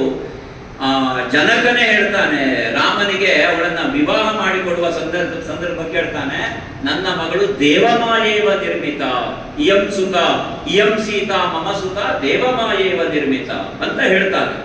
ಹಾಗೆ ಅಲ್ಲಿ ಹಾಗಾದ್ರೆ ಇಲ್ಲಿ ಹೀಗೆ, ಇಲ್ಲಿ ಎಲ್ಲಿಂದ ಬಂತು ಅಂತಂದ್ರೆ ಅಲ್ಲಿ ವೇದಿಕೆಗೆ ಸಿದ್ಧ ಮಾಡ್ತಾ ಇದ್ದಂತಹ ಭೂಮಿಯಿಂದ ಬಂದು ಇಲ್ಲಿ ಸಾಕ್ಷಾತ್ ಯಜ್ಞದಿಂದಲೇ ಹೊರಟು ಬಂತು. ಹಾಗಾಗಿ ಅವಳಿಗೆ ಯಾಜ್ಞಸೇನಿ ಅಂತ ಹೆಸರು ಬಂತು, ಯಾಜ್ಞಸೇನಾ ಅಂತ ಹೆಸರು ಬಂತು. ಯಜ್ಞೋತ್ಸವೆಯಾದ ಕಾರಣ ಅವಳು ಯಾಜ್ಞಸೇನ. ಅದಕ್ಕೆ ಪೊಯೆಟಿಕ್ ಟಚ್ಗೆ ಹೋದ್ರೆ, ನೀವು ಅದಕ್ಕೆ ಹೋದ್ರೆ ಅವಳ ಬದುಕೆಲ್ಲ ಅಗ್ನಿಮಯ. ಅವಳು ಅನುಭವಿಸಿದಷ್ಟು ಕಷ್ಟ ಯಾರು ಅನುಭವಿಸಿದ್ದಾರೆ? ಅವಳಷ್ಟು ಸಂತ್ರಸ್ತರು ಯಾರಿದ್ದಾರೆ ಆ ಕಾಲಘಟ್ಟದಲ್ಲಿ? ಸಂತ್ರಸ್ತತೆಯ ತುದಿಯವರೆಗೆ ಅವಳ ಬದುಕು ಹೋಗ್ತದೆ. ಅಲ್ಲಿಯೂ ಆ ಅಗ್ನಿ ತತ್ವ ಎನ್ನುವುದು ಗೊತ್ತಾಗುತ್ತೆ. ಹೀಗೆ ಕೃಷ್ಣೆಯ ಉಗಮವಾಯಿತು. ಕೃಷ್ಣ ಹೀಗೆ ಹುಟ್ಟುತ್ತಾಳೆ. ಅದಕ್ಕೆ ಅವಳಿಗೆ ಅಲ್ಲೇ ಕೃಷ್ಣ ಅಂತ ಹೆಸರು ಬಂತು. ಆಮೇಲೆ ಅದು ಸಾರ್ಥಕ ಆಯ್ತು. ಯಾಕೆಂದ್ರೆ ಕೃಷ್ಣ ಅವಳನ್ನು ರಕ್ಷಣೆ ಮಾಡಿದ್ರಿಂದ ಕೃಷ್ಣೆ ಅಂತ ಆಮೇಲೆ ಅದು ಸಾರ್ಥಕ ಆಯ್ತು. ಆದ್ರೆ ಇಲ್ಲಿ ಬರೀತಾರೆ, ಕೃಷ್ಣ ಇತಿ ಇತ್ಯೇವ ಅಬ್ರುವನ್ ಕೃಷ್ಣ. ಯಾಕೆ? ಕೃಷ್ಣಭೂತ್ ಸಾಹಿ ವರ್ಣತಃ, ವರ್ಣದಿಂದ ಕೃಷ್ಣ ಆಗಿತ್ತು, ಕಪ್ಪಾಗಿದ್ಲು ಅವಳು. ಹಾಗಾಗಿ ಅವಳು ಬಂದದ್ದೇ ಏನಂತಂದ್ರೆ ಕೃಷ್ಣ ಅಂದ್ರೆ ಕಪ್ಪಾದ ಯಜ್ಞ ಹೇಗಿರ್ತದೆ ಅಂತಂದ್ರೆ ಹೋಮ ವೇದಿಕೆ ಮುಖ್ಯವಾಗಿರೋದು ಹೋಮ ಧೂಮ, ಹೊಗೆಯಿಂದ ಆವೃತವಾದಾಗ ಯಜ್ಞವೇದಿ ಎಲ್ಲ ಕಪ್ಪಾಗ್ತದೆ. ಬೆಂಕಿ ಆ ಹವಿಸ್ಸನ್ನು ಸ್ವೀಕರಿಸಿ ಆದ ಮೇಲೆ ಉಳಿಯುವುದಕ್ಕೆ ಆರಂಭ ಆಗುತ್ತೆ. ಉಳಿದೆಲ್ಲ ಕಾಲದಲ್ಲಿ ಪುರೋಹಿತರು ಅಥವಾ ನಾವು ಕುಳಿತರು ಗೊತ್ತಾಗುತ್ತೆ, ಕಣ್ಣನ್ನು ಉಜ್ಜಿಕೊಳ್ತಾನೆ ಕುಳಿತುಕೊಳ್ಬೇಕು, ಕಣ್ಣೀರ ಧಾರೆ ಸುರಿಸ್ತಾನೆ ಯಜ್ಞ ಮಾಡುವ ಸ್ಥಿತಿ ಬರ್ತದೆ, ಹಾಗೆ ಆಗ್ತದೆ. ಹಾಗಾಗಿ ಕೃಷ್ಣಭೂತ್ ಸಾಹಿ ವರ್ಣತಃ, ಆ ವೇದಿಕೆಯೂ ಕೃಷ್ಣ ವರ್ಣದಿಂದ ಕೂಡಿತ್ತು. ಅಲ್ಲಿಂದ ಬಂದಂತಹ ಹೆಣ್ಣು ಮಗಳು ಕೃಷ್ಣ ವರ್ಣೆ ಆತು. ಹಾಗಾಗಿ ಅವಳಿಗೆ ಕೃಷ್ಣ. ಹಾಗಾಗಿ ಕೃಷ್ಣ ಎನ್ನುವ ಶಬ್ದಕ್ಕೆ ನೀಲಿ ಎನ್ನುವುದು ಅರ್ಥ ಅಲ್ಲ. ನಮ್ಮಲ್ಲಿ ಅದೊಂದು ಬಹಳ ದೊಡ್ಡ ತಪ್ಪು ನಾವು ಮಾಡಿಕೊಂಡು ಈಗಲೂ, ಈಗ ನನ್ನ ಮೊಬೈಲಲ್ಲೇ ನಾನು ತೋರಿಸ್ತೇನೆ ಬೇಕಿದ್ರೆ ಹೇಗಿದೆ ಅಂತಂದ್ರೆ ಪರಿಸ್ಥಿತಿ ನೋಡಿ. ಇಲ್ಲಿ ಒಂದು ಚಿತ್ರ ಕಾಣ್ತಾ ಇರಬಹುದು, ಕೃಷ್ಣನ ಚಿತ್ರ. ಇಲ್ಲಿಯೂ ಕೃಷ್ಣನನ್ನು ನೀಲಿ ವರ್ಣ ಮಾಡಿದ್ದಾರೆ. ನೀಲಿ ಮೇಘಶ್ಯಾಮ ಅಲ್ಲ, ಅವನು ನೀಲ ಮೇಘಶ್ಯಾಮ. ನೀಲ ಮೇಘಶ್ಯಾಮ ಅಂದ್ರೆ ಈಗ ನಾವು ಆಕಾಶ ನೋಡಿದ್ರೆ ಯಾವ ಬಣ್ಣ ಕಾಣುತ್ತೆ ಹೇಳಿ? ಅಂದ್ರೆ ಈಗ ಆಷಾಢ ಮಾಸ, ಈಗ ನೀವು ನೋಡಿದ್ರೆ ಮೋಡದ ಬಣ್ಣ ಇದೆಯಲ್ಲ, ಇದು ನೀಲಿ ಮೋಡ ಅಲ್ಲ, ಇದು ಕಪ್ಪು, ಕಂದು ಮಿಶ್ರಿತ ಕಪ್ಪು ಮೋಡದ ಬಣ್ಣ. ಕೃಷ್ಣೆ ಅಂತಂದ್ರೆ ಅದೇ ಅರ್ಥ, ಕೃಷ್ಣ ಅಂತಂದ್ರೆ ಅದೇ ಅರ್ಥ. ಕಪ್ಪು ಮೋಡದ ಬಣ್ಣ. ಮೋಡವೆಲ್ಲ ಕಪ್ಪಾಗಿ ಇರ್ತದೆ. ಆ ಮೋಡದ ವೈಶಿಷ್ಟ್ಯ ಈಗ ಕಾಣ್ತದೆ. ಆ ಕಡೆ ಪೂರ್ತಿ ಕಪ್ಪು ಅಲ್ಲದ, ಆ ಕಡೆ ಪೂರ್ತಿ ಬಿಳಿಯೂ ಅಲ್ಲದ ಒಂದು ಮಧ್ಯಮ ಬಣ್ಣ. ನಾವು ಹೇಳೋದಿದ್ರೆ ಅಪ್ಪಟ ಭಾರತೀಯರ ಬಣ್ಣ. ಗೋಧಿ ಮೈಬಣ್ಣ ಸಾಧಾರಣ ಮೈಕಟ್ಟು ನಾವು ಹೇಳ್ತೀವಲ್ಲ, ಅದನ್ನು ನಾವು ಹೇಳ್ಬೋದು. ಹಾಗಿರುವಂತಹ ಒಂದು ಮೈಬಣ್ಣ. ಹಾಗಾಗಿ ತಥಾ ತನ್ನ ಮಿಥುನಂ ಜಜ್ಞೆ ದ್ರುಪದಸ್ಯ ಮಹಾಮುಖೆ. ಇವಳು ಕೃಷ್ಣೆ. ಇನ್ನೊಬ್ಬ ಮಗ ಹುಟ್ಟಿದ್ನಲ್ಲ, ಅವನು ಯಾರಪ್ಪ ಅಂತಂದ್ರೆ ದೃಷ್ಟತ್ವಾತ್ ಅಮರ್ಷಿತ್ವಾತ್ ದ್ಯುಮ್ನಾತ್ ದ್ಯುತ್ಸಂಭವಾದಪಿ ಧೃಷ್ಟದ್ಯುಮ್ನ ಕುಮಾರೋಯಂ. ಮಗನ ಹೆಸರು ಧೃಷ್ಟದ್ಯುಮ್ನ ಅಂತ ಹೆಸರು ಬಂತು. ಅಯಂ ದ್ರುಪದಸ್ಯ ಭವತು ಇತಿ. ಆ ಸಂದರ್ಭಕ್ಕೆ ಇಬ್ಬರಿಗೂ ಹೆಸರನ್ನೇ ಕೊಟ್ಬಿಟ್ರು. ಏನು ಅಂತಂದ್ರೆ, ಈ ಬಾಲಕ ಹೇಗಿದ್ದಾನೆ ಅಂತಂದ್ರೆ ತೇಜೋಮಯವಾದ ಕವಚ ಕುಂಡಲಗಳನ್ನು ಧರಿಸಿ ಹೆಚ್ಚಾದಂತಹ ಶೌರ್ಯವನ್ನು ತನ್ನ ಜೊತೆಗೆ ಸೇರಿಸಿಕೊಂಡು ಬಹಳ ಕೋಪಿಷ್ಠನಾಗಿಯೇ ತನ್ನ ವೃತ್ತಿಯನ್ನು, ತನ್ನ ಬದುಕಿನ ಚಾರಿತ್ರ್ಯವನ್ನು ಮುನ್ನಡೆಸಿಕೊಂಡು ಹೋಗುವ ಕಾರಣ ಈ ಹುಡುಗನ ಹೆಸರು ಧೃಷ್ಟದ್ಯುಮ್ನ. ಈ ಹೆಣ್ಣು ಮಗಳ ಹೆಸರು ಕೃಷ್ಣವರ್ಣವೇ ಮುಖ್ಯವಾಗಿ ಕಾಣುವುದರಿಂದ ಕೃಷ್ಣ. ಹೀಗೆ ಎರಡು ಹೆಸರನ್ನಿಟ್ಟರು. ಈ ರೀತಿಯಾಗಿ ದ್ರುಪದನಿಗೆ ಯಾಗದ ಯಜ್ಞವೇದಿಯಲ್ಲಿಯೇ ಸದ್ಯೋಜಾತರಾದ ಇಬ್ಬರು ಮಕ್ಕಳು, ಒಬ್ಬಳು ಹುಡುಗಿ, ಒಬ್ಬ ಹುಡುಗ ಹುಟ್ಟಿದ. ಕೃಷ್ಣೆ ಮತ್ತು ದೃಷ್ಟದ್ಯುಮ್ನ ಅಂತ ಅವರಿಗೆ ಹೆಸರಿಟ್ರು. ಹೀಗೆ ಹೆಸರಿಟ್ಟು ಅವರನ್ನ ಮುಂದೆ ಅವರಿಗೆ ಶಿಕ್ಷಣವನ್ನು ಕೊಟ್ಟರು ಇತ್ಯಾದಿ. ಜೊತೆಯಲ್ಲಿ ಒಂದು ಹೇಳಬೇಕು, ಇವರಿಬ್ರು ಹುಟ್ಟುವ ಪೂರ್ವದಲ್ಲಿ ಇದೇ ಯಜ್ಞದ ಪೂರ್ವಭಾವಿಯಾಗಿ ಒಬ್ಬಳು ಅಥವಾ ಒಬ್ಬಳೊಬ್ಬನು ಹುಟ್ಟಿದ್ದಾನೆ. ಅವರ ಹೆಸರು ಶಿಖಂಡಿ ಅಂತ. ಇವರ ಹಿರಿಯ, ಈ ಮಕ್ಕಳು ಹುಟ್ಟುವ ಮೊದಲು ಅವನೇ ಮುಂದೆ ಭೀಷ್ಮನಿಗೆ ಅವನ ಮುಂದೆ ನಿಲ್ಲಿಸ್ತಾನಲ್ಲ ಮಹಾಭಾರತ ಯುದ್ಧದಲ್ಲಿ. ಅವನು ಇಲ್ಲಿಂದಲೇ ಬಂದವನು, ಇವರಿಂದಲೇ ಬಂದವನು. ಇವರು ಹುಟ್ಟುವ ಮೊದಲು ಹುಟ್ಟಿದವನು ಬಹಳ ಕಾಲ. ಹಾಗೆ ಹುಟ್ಟಿದ ಕಾರಣ ಅದಕ್ಕೂ ಬಹಳ ಸ್ತೂಣಾಕರಣ ಅಂತ ಒಂದು ಕಥೆ, ತುಂಬಾ ದೊಡ್ಡ ಇತಿಹಾಸ ಇದೆ ಅವನಿಗೆ ಕೂಡ, ಆ ಶಿಖಂಡಿ ಹುಟ್ಟುವುದಕ್ಕೆ ಕೂಡ. ಇಡೀ ಕುಟುಂಬ ಈ ರೀತಿಯ ನೆಲೆಯಲ್ಲೇ ಬೆಳೆದು ಬಂದಿದೆ ಅವರಿಗೆ. ನೋಡಿ ಎಲ್ಲಿಗೆ ಹೋಗ್ತದೆ ಈ ಕಥೆ ಹೀಗೆ ಮುಂದುವರಿಸಿದ್ರೆ ಅಂತಂದ್ರೆ, ಈಗ ಭಾರತ ಪಾಕಿಸ್ತಾನ ಅಂತ ನಾವೇನ್ ಹೇಳ್ತೀವಲ್ಲ, ಹೀಗೆ ಆ ಕಾಲಕ್ಕಿದ್ದ ವೈರ ಕುರುಪಾಂಚಾಲ ವೈರ. ಕೌರವರು ಅಂತಂದ್ರೆ ಈ ಹಸ್ತಿನಾಪುರಕ್ಕೆ ಮತ್ತು ಪಾಂಚಾಲ ದೇಶಕ್ಕೆ ಬಹಳ ದೊಡ್ಡ ವೈರ ಇತ್ತು. ಆ ವೈರ ಎಲ್ಲಿಯವರೆಗೆ ತೆಗೆದುಕೊಂಡು ಹೋಗ್ತದೆ ಈ ಕಥಾಭಾಗವನ್ನು ನೀವು ಅಷ್ಟೇ ನೋಡಿದ್ರೆ ಅದ್ರ ಬಗ್ಗೆನೇ ಒಂದು ಕಾದಂಬರಿ ಬರುವಷ್ಟು ವಿಷಯ ಸಿಕ್ಬಿಡುತ್ತೆ ಈ ಕಥೆಯಲ್ಲಿ. ಯಾಕೆ ಅಂದ್ರೆ ಆ ಕುರುಪಾಂಚಾಲ ವೈರದ ನೆಲೆಯಲ್ಲಿ ನಾವು ಗ್ರಹಿಸಿಕೊಂಡಾಗ ಕೌರವರು ಅಂದ್ರೆ ಕುರುವಂಶದಲ್ಲಿ ಹುಟ್ಟಿದವರಲ್ಲಿ ಭೀಷ್ಮರು ಅದನ್ನ ತಡೆದವರು. ಅಂತಹ ವೈರವನ್ನು ತಡೆ ನಿಲ್ಲಿಸಿ ಈ ಇಡೀ ಹಸ್ತಿನಾಪುರದ ಯೋಗ್ಯತೆಯನ್ನು ಪುನಃ ಪ್ರತಿಷ್ಠಾಪನೆ ಮಾಡಿದವರು. ಎಷ್ಟು ಅಂತಂದ್ರೆ ಅವರು ಇರುವ ಕಾಲದವರೆಗೆ ಅವರು ವಿದ್ಯಾಧ್ಯಯನ ಮುಗಿಸಿ ದೇವವ್ರತನಾಗಿ ಬಂದು ಭೀಷ್ಮನಾದ ಕ್ಷಣದಿಂದ ತೊಡಗಿ 800 ವರ್ಷದವರ ಆಯುರ್ಮಾನದವರೆಗೆ ಹೊರ ಜಗತ್ತಿನ ಯಾವ ದೇಶದಿಂದಲೂ ಹಸ್ತಿನಾಪುರಕ್ಕೆ ಯುದ್ಧದ ಭೀತಿ ಬರಲಿಲ್ಲ. ಆ ರೀತಿಯಲ್ಲಿದ್ದವರು. ಅಂತಹ ಹಿನ್ನೆಲೆಯನ್ನು ನಾವು ಗ್ರಹಿಸಬೇಕಿದ್ರೆ ನಮಗೆ ಅರ್ಥ ಆಗುತ್ತೆ ಕುರುಪಾಂಚಾಲ ವೈರ. ಅಂತಹ ಭೀಷ್ಮರ ಕೊನೆಗಾಲಕ್ಕೆ ಒಂದು ಪೂರ್ಣ ವಿರಾಮ ಇಡುವುದಕ್ಕೆ ಅಥವಾ ಕೊನೆಗಾಲ ಅವರ ಏನು ಇಚ್ಛಾಮರಣದ ಆ ಇಚ್ಛೆ ಬರುವ ಹಾಗೆ ಮಾಡುವಲ್ಲಿ ಇದೇ ಶಿಖಂಡಿ ಕಾರಣಗಳಾಗ್ತಾಳೆ. ಅವಳನ್ನ ಪಾಂಡವರ ಜೊತೆಯಲ್ಲಿ ಇದ್ದುಕೊಂಡು ಅವರು ಮುಂದುವರೆದುಕೊಂಡು ಬರ್ತಾರೆ ಯುದ್ಧದಲ್ಲಿ. ಹೀಗೆ ಇದೆಲ್ಲ ಮುಂದಿನ ಏನು ಮಹಾಭಾರತದ ಮಹಾಸಂಗ್ರಾಮ ಇದೆ ಅದಕ್ಕೆ ಒಂದೊಂದೇ ಇಲ್ಲಿ ಬೀಜಾಂಕುರವಾದದ್ದನ್ನು ನಾವು ಗ್ರಹಿಸಬಹುದು. ಹೀಗೆ ಕೃಷ್ಣೆ ಹುಟ್ಟಿದಳು. ಇನ್ನು ಕೃಷ್ಣನ ಕಥೆ. ಪಾಂಡವರು ಹುಟ್ಟಬೇಕಿದ್ರೆ ಕೃಷ್ಣನು ಹುಟ್ಟಿದಾನೆ. ಆದ್ರೆ ವ್ಯಾಸರು ಕೃಷ್ಣನ ಕಥೆಯನ್ನು ಬರೆಯುವುದಕ್ಕೆ ಪ್ರತ್ಯೇಕವಾದ ಒಂದು ನೆಲೆಯನ್ನು ಕಲ್ಪಿಸಿದ್ರು. ಅದಕ್ಕೆ ಭಾಗವತ ಪುರಾಣ ಅಂತ ಹೆಸರು. ಅದು ಪುರಾಣ, ಇದು ಇತಿಹಾಸ. ನಾವು ಇದನ್ನು ಗಮನಿಸಬೇಕು. ಇತಿಹಾಸ ಮತ್ತು ಪುರಾಣಗಳ ನಡುವೆ ಒಂದು ಸಣ್ಣ ವ್ಯತ್ಯಾಸ ಇದೆ. ಪುರಾಣ 5 ಲಕ್ಷಣಗಳಿಂದ ಕೂಡಿದೆ. ಸರ್ಗ, ಪ್ರತಿಸರ್ಗ, ವಂಶ, ಮನ್ವಂತರ, ವಂಶಾನುಚರಿತ ಅಂತ ಹೆಸರು ಅದಕ್ಕೆ. ಇದರ ಅರ್ಥ ಏನು ಅಂತಂದ್ರೆ ಪೌರಾಣಿಕವಾದ ನೆಲೆಯಲ್ಲಿ ಭಗವತ್ತತ್ವದ ವಿಜೃಂಭಣೆ ಅದನ್ನ ಮಾಡುವುದಕ್ಕೆ ನಾವು ಭಾಗವತಾದಿ 18 ಪುರಾಣಗಳನ್ನು ಹೇಳ್ತೇವೆ. ಮತ್ಸ್ಯ ಪುರಾಣ, ಕೂರ್ಮ ಪುರಾಣ, ವರಾಹ ಪುರಾಣ, ವಾಮನ ಪುರಾಣ, ಹೀಗೆ 18 ಪುರಾಣ. ಮದ್ವಯಂ ತದ್ವಯಂಚೈವ ಭ್ರತ್ರಯಂ ಚತುಷ್ಟಯಂ ಅನಾಪಲಿಂಗ ಕೂಸ್ಕಾನಿ ಪುರಾಣಾದಿ ಪ್ರಚಕ್ಷತೆ ಅಂತ 18 ಪುರಾಣವನ್ನ ಸೂತ್ರಪ್ರಾಯವಾಗಿ ಹೇಳಿದ್ದಾರೆ. ಮಕಾರದಲ್ಲಿ 2 ಪುರಾಣ ಇದೆ, ಆಮೇಲೆ ಭಕಾರದಲ್ಲಿ 2 ಪುರಾಣ ಇದೆ. ಬ್ರ ಅಂತ 3 ಪುರಾಣ ಆರಂಭ ಆಗುತ್ತೆ. ಬ್ರಹ್ಮವೈವರ್ತ, ಬ್ರಹ್ಮಾಂಡ ಇತ್ಯಾದಿಯಾಗಿ. ಆಮೇಲೆ ಹೀಗೆ ಅನಾಪಲಿಂಗ, ನಾರದೀಯ ಪುರಾಣ, ಲಿಂಗ ಪುರಾಣ, ಕೂರ್ಮ ಪುರಾಣ, ಸ್ಕಂದ ಪುರಾಣ, ಹೀಗೆ 18 ಪುರಾಣಗಳನ್ನು ಹೇಳ್ತಾರೆ. ಇದಷ್ಟು ಕೂಡ ಭಗವತ್ ತತ್ವದ ಒಂದು ವಿಶೇಷವಾದ ಸ್ವರೂಪವನ್ನ ನಾವು ನೋಡೋದಕ್ಕೆ ಕಾರಣ ಆಗುತ್ತೆ. ಇತಿಹಾಸ ಆಗಲ್ಲ, ವಸ್ತುಸ್ಥಿತಿಯ ರಾಜಕೀಯದ ನೆಲೆ ಏನಿದೆ, ರಾಜತ್ವದ ನೆಲೆ ಇದೆ, ಅದನ್ನು ತಿಳಿಸ್ಕೊಡುತ್ತೆ. ಹಾಗಾಗಿ ರಾಮನ ಕಥೆ ಮಾತ್ರ ನಮಗೆ ಎರಡು ಕಡೆಗಳಿಗೂ ಸಿಗತ್ತೆ. ಅವನ ಕಥೆಯನ್ನ ಈಗ ಭಾಗವತಾದಿ ಪುರಾಣಗಳಲ್ಲಿಯೂ ಸಾಂದರ್ಭಿಕವಾಗಿ ಬಳಸಿ ನೋಡ್ತೇವೆ.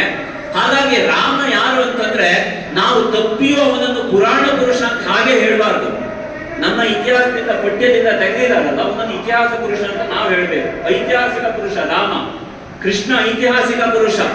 ಪೌರಾಣಿಕ ಪುರುಷರು ನಮ್ಮ ಮನೆಯ ದೇವರ ಮನೆಯಲ್ಲಿ ನಮಗೆ ಸರಿ, ಆದ್ರೆ ಈಗ ಬೊಬ್ಬೆ ಹೊಡಿತಾ ಇದ್ದಾರಲ್ಲ, ಅವರಿಗೆ ನಾವು ಹೇಳ್ಬೇಕಾಗಿದ್ದವರು ಇತಿಹಾಸದ ಪುರುಷರು ಅಂತ ಹೇಳ್ಬೇಕು, ಐತಿಹಾಸಿಕ ಪುರುಷರು ಅಂತ ನಾವು ಹೇಳ್ಬೇಕು. ಇತಿಹಾಸದ ನೆಲೆಯಲ್ಲಿಯೇ ಅವರನ್ನು ಗುರುತಿಸುವ ಕೆಲಸವನ್ನು ನಾವು ಮಾಡಬೇಕಿತ್ತು. ನಾವು ಮಾಡದೇ ಇರೋದ್ರಿಂದ ಕೆಲವು ಧ್ವನಿಗಳು ಬಹಳ ಜೋರಾಗಿ ಕೂಗುವ ಸ್ಥಿತಿ ಬಂದಿದೆ ಇವತ್ತು. ನಮ್ಮ ಇತಿಹಾಸ ಪಠ್ಯದಿಂದ ಅವರನ್ನು ಹೊರಗಡೆ ಇಟ್ಟಿದ್ದಾರೆ. ಆ ಕಾರಣಕ್ಕೆ ಕೃಷ್ಣ ಇವತ್ತು ನಾವೇನು ನೋಡ್ತಾ ಇದ್ದೇವೆ, ಈಗ ಸಾಂದರ್ಭಿಕವಾಗಿ ಹೇಳೋದು ತಪ್ಪಲ್ಲ ಅಂತ ಭಾವಿಸ್ತೇನೆ. ವಿರೋಧಗಳು ಪ್ರತಿ ಕೆಲಸಕ್ಕಿದೆ.